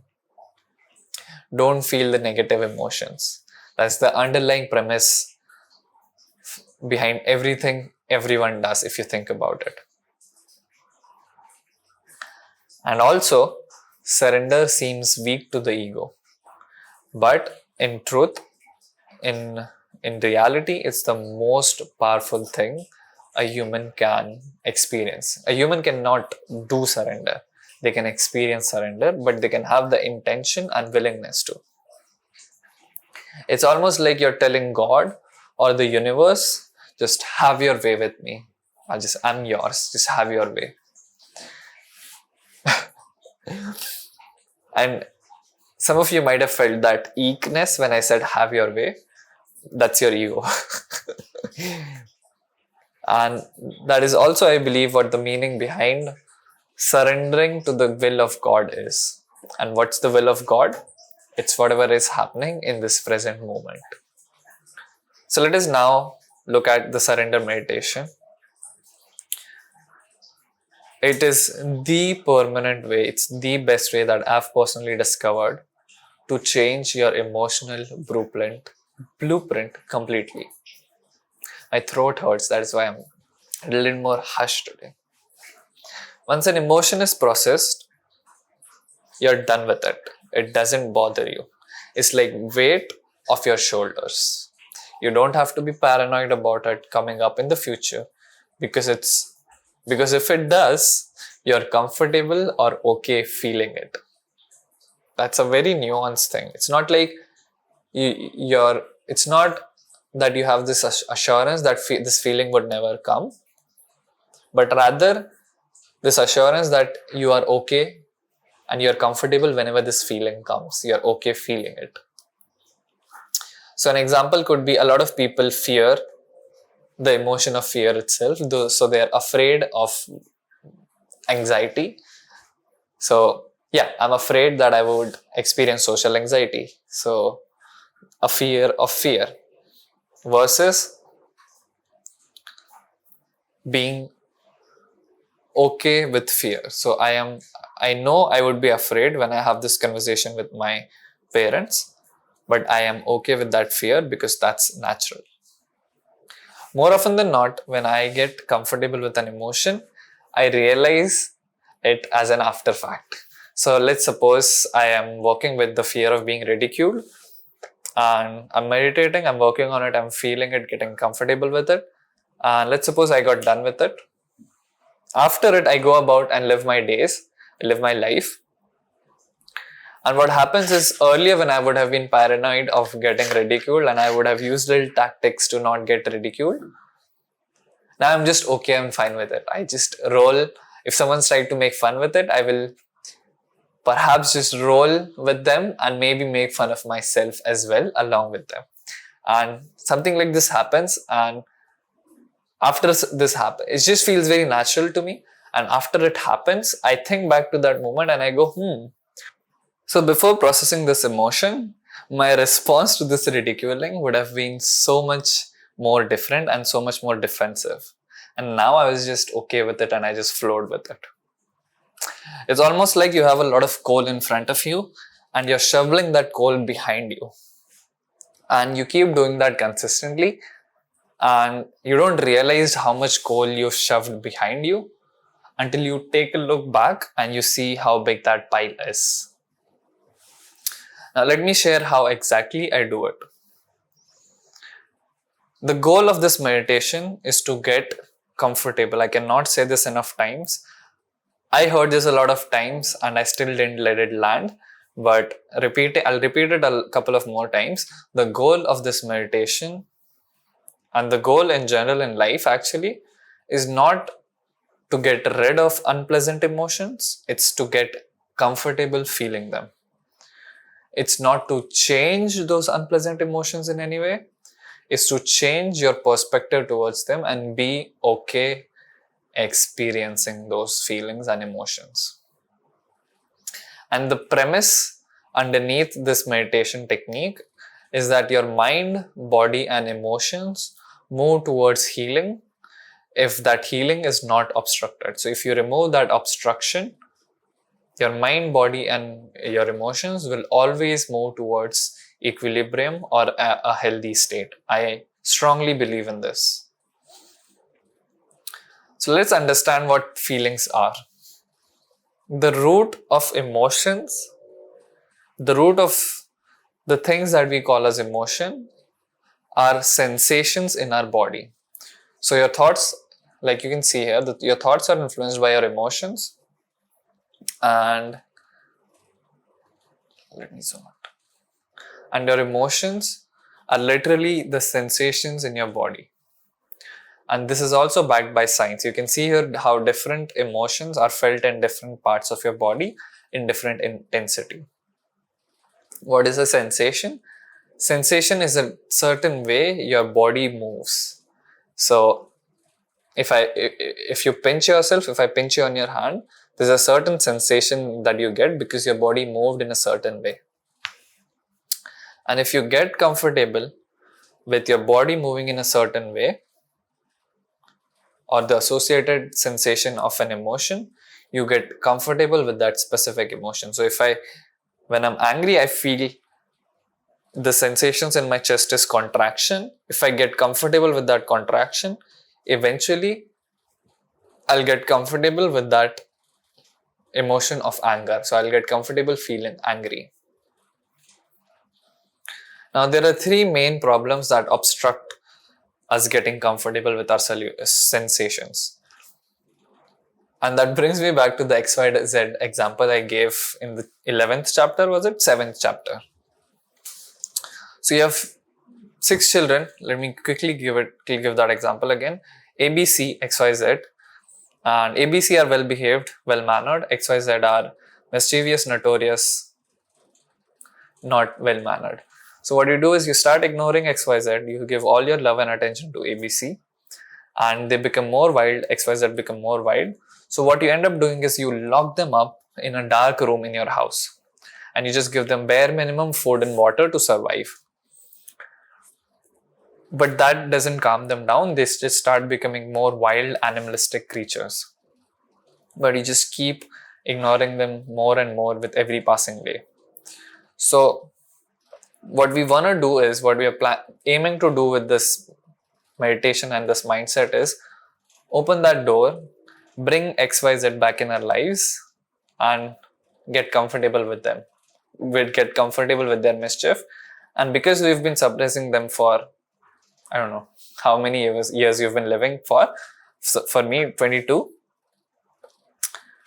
For 22 years, you've locked them up in a room.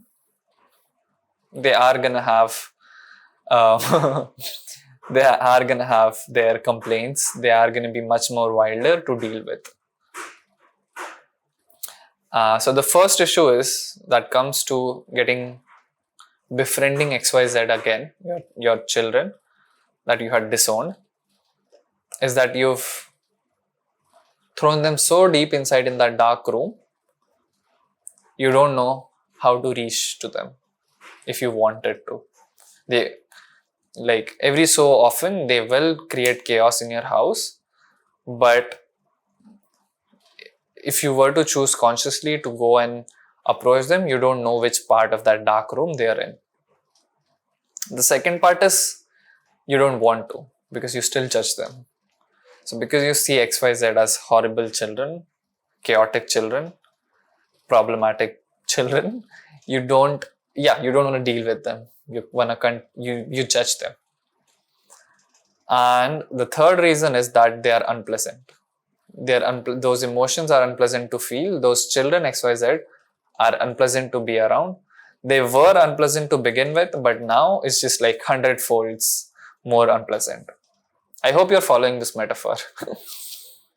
So the 3 solutions to these 3 problems is, the first problem was the emotion is so far suppressed that you cannot bring it up consciously. Second is you don't want to because you judge it. And the third is, even if you wanted to, and even if you could, it's unpleasant. It's like painful, so you don't wanna. So the 3 solutions are, the first one is to trigger the feeling by taking action. It's the forceful way of doing it. So if you wanna trigger the feeling of being judged, the fear of judgment, you can do something like go sing in public. I did this in one of my videos. So singing in public you can be sure that when you go sing in public loudly and make a fool out of yourself, your fear of judgment will come to surface and it will be triggered. So the first problem is solved by taking stupid action, taking action to trigger yourself, to trigger those emotions. It works flawlessly, impeccably every time. I still use it today, till date. The second is to replace judgment with curiosity. And the thing with judgment and curiosity is, you can, at any given moment of time and with any given thing, people, person, object, emotion, you can either be curious or you can be judgmental. It's an either or relationship, and it's a seesaw. So the more judgmental you are, let me draw it. If it's a seesaw, and this is judgment, and this is curiosity, the more judgmental you are, the less curious you are about something. But the way you can balance it is, if you choose to be more curious, your judgment towards that thing or emotion gets reduced as well. And for being more curious, pro-emotion mindset helps a lot. So I highly suggest, if you have not watched it, gone through chapter 7, I highly suggest you do. And the final part is that it's unpleasant. And I believe you cannot really change the fact that it is unpleasant and it is going to be unpleasant. What you can do is prepare yourself for these unpleasant sensations and emotions. And you do that using compassion. Compassion is a beautiful tool. It has changed my life completely. And it helps you calm down and soothes you despite pain. So you could be in emotional pain, but if you feel compassion, if you feel warmth and comfort, going through that pain becomes much easier. I talk about it in very detail in chapter 13. So let's come to the technique. What exactly is the technique? The technique can be summarized in one sentence: feel your emotion. That's it, period. And let me ask you this. I asked it before in chapter 7, but if you want to get to know someone, maybe it's like a potential partner, a guy or a girl, how do you do that? Do you do that by judging them, by avoiding them, ignoring them, not spending time with them? Or do you do that by being present with them, spending time with them, being curious, asking questions? I'm hoping the answer is the latter. And that is also the case with your emotion. The more time you spend with your emotions, with XYZ, hearing them out, feeling them, the more comfortable you get and the more understanding you gain about them. So there are 3 steps to this meditation. ACC. Step 1 is, once you've triggered yourself, and this is very important, this is not step 1, this is pre-meditation. You have to go out and trigger yourself in some way. That could happen naturally as you go about your day. Something happened that triggered your anger. You checked in with that emotion where you felt it and you just went about your day and then you sat for your meditation. Or you can deliberately go out and trigger yourself. You can notice where you feel that emotion in your body. Keep a note of that. Keep a pointer. Okay, I felt it here. This is how it felt. And you can, once you sit for your meditation, bring this incident to your mind and imagine it, and it will bring those sensations back again. Once you've done that, that is a super important part. You cannot skip it and expect the emotion to just appear by sheer conscious will. The first step is A, which is awareness. A stands for awareness. So become aware of that emotion in your body. So when I say emotion, I mean sensation. So become aware of where that sensation is in your body. More often than not, it will be somewhere in your torso region, maybe even your throat.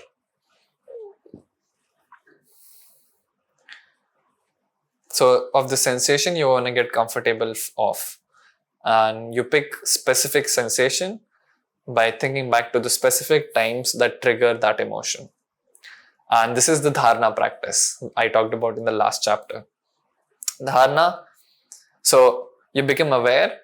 Once you have it, you're under A, all you have to do is bring your attention back to it every time it wanders. So I don't know if you can see, but I'm pointing. So let's suppose I feel it here. I'll keep focusing my attention here like a dharana practice. Every time it wanders, I'll bring it back. Every time it wanders somewhere, I'll bring it back. Every time it wanders, bringing it back. Just keeping it here, my attention, so that I can feel those sensations. And this is what A stands for, awareness. C, the first C stands for compassion. C. And compassion, there's 2 types in compassion as well.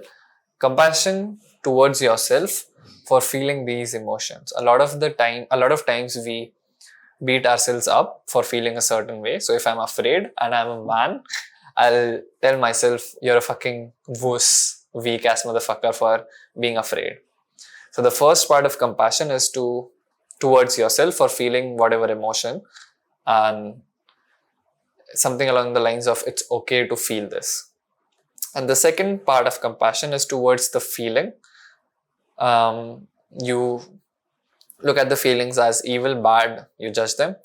So something along the lines of These feelings are natural to feel. These are completely natural feelings. Now you can use a compassionate image I talked about in chapter 30, and that helps a lot. I do it. I bring Robin Williams in my meditations whenever I feel like I need his help and his compassion. And the third C stands for curious. So you ask yourself questions to replace the judgment with curiosity. So questions like, what shape is the sensation? Is it warm? Cool. Cool. How intense it is?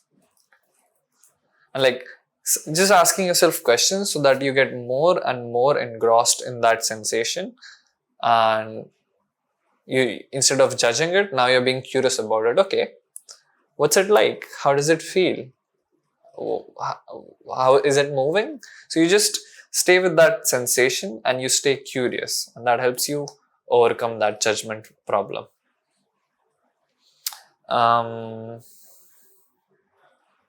Now, it's been 4 years since I've been doing this meditation, and ACC is still my checklist. So whenever I feel like I'm not going anywhere or not making progress, I go back to this ACC. I go back to awareness, compassion, curiosity, and it always helps me go through the strongest and the most toughest of emotions. It helps me get comfortable with them, feel them, stay with them, and really let my body express those emotions.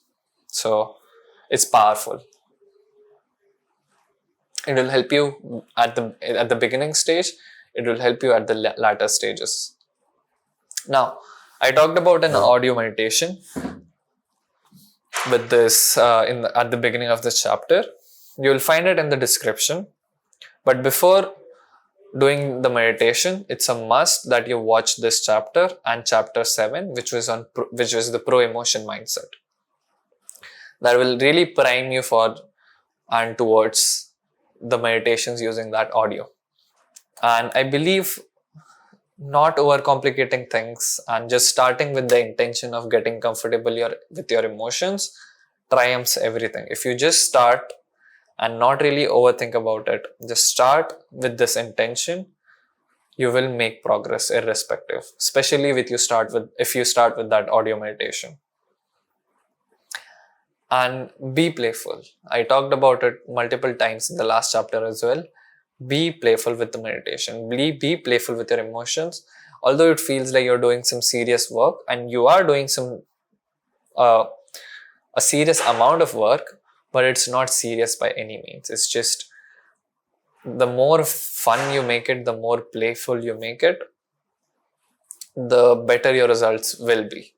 So try to make it into a game, enjoy it. And I cannot emphasize on this enough. This was one of my biggest breakthroughs and one of the very recent ones. And my meditations have changed since I've had this realization and breakthrough. So again, to repeat, the goal is to get comfortable with your emotions. The steps are ACC: awareness, compassion, and curiosity. And if you start with the meditation and things start getting more uncomfortable, things start getting unpleasant, you can rest assured that you're on the right path, because you're feeling and acknowledging the emotions XYZ which were buried. And I had this friend of mine, his name is Devesh. I suggested him this meditation a while ago. He came back to me after a month or so, and he almost seemed pissed, and he jokingly shouted at me as like, Fasi, what the fuck did you suggest me? All of these emotions that I've been avoiding and never felt have come up. Like, why the fuck did you suggest me? But he meant that in a joking way. And that made me happy, because that was a proof that he was progressing and he was feeling more of his emotions, which is what the goal of this practice is. Now, before starting with this meditation, I would like to warn you in a certain way to be cautious and to exercise discretion. If you feel like some emotions will come up for you, which you won't be able to handle on your own, consult a mental health professional, ask them out, and really be cautious, because we have been avoiding some strong emotions, some deep shit. So it's good to err on the side of safety. Just a caution. Some additional resources if you feel like you want to research this topic more. The first one is the Letting Go book, which is where this meditation comes from, which is where this meditation comes from David R. Hawkins. Beautiful book.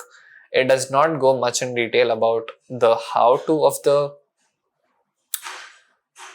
the meditation, but it's a good book if you want to go deeper into this concept. The second is this video by Julian Blanc. Julian Blanc is who inspired me to start with this meditation. His channel, there's a lot of videos about letting go on his channel. This is a recent one.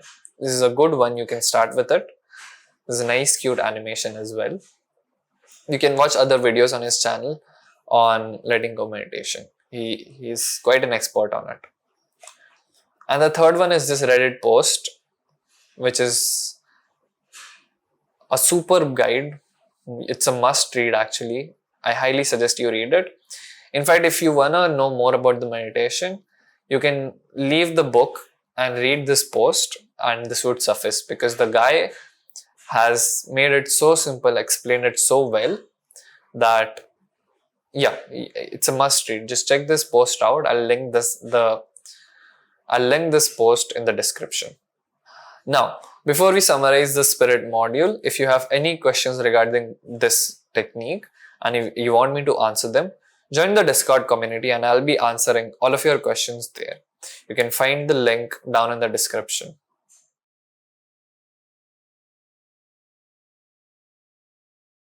So quickly summarizing things and the spirit module. My throat will just fucking quit. The chapter 16 was the foundation of spirit. How you earn the content. We saw how you earn the content, but the awareness or presence or that perceives it. So the difference between subject and object. The chapter 17 was the science of spirit. We saw the 4 categories of meditation and which one is suitable exactly for you. So open, focus, masculine, feminine. Chapter 18 was to win, stop fighting. We saw how surrender is the most powerful thing, and the action, curiosity,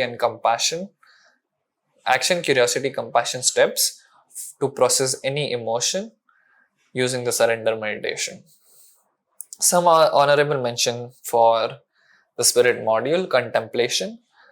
It's contemplation is amazing. Just thinking about things, thinking about you, who you are, spending time with yourself. Superb.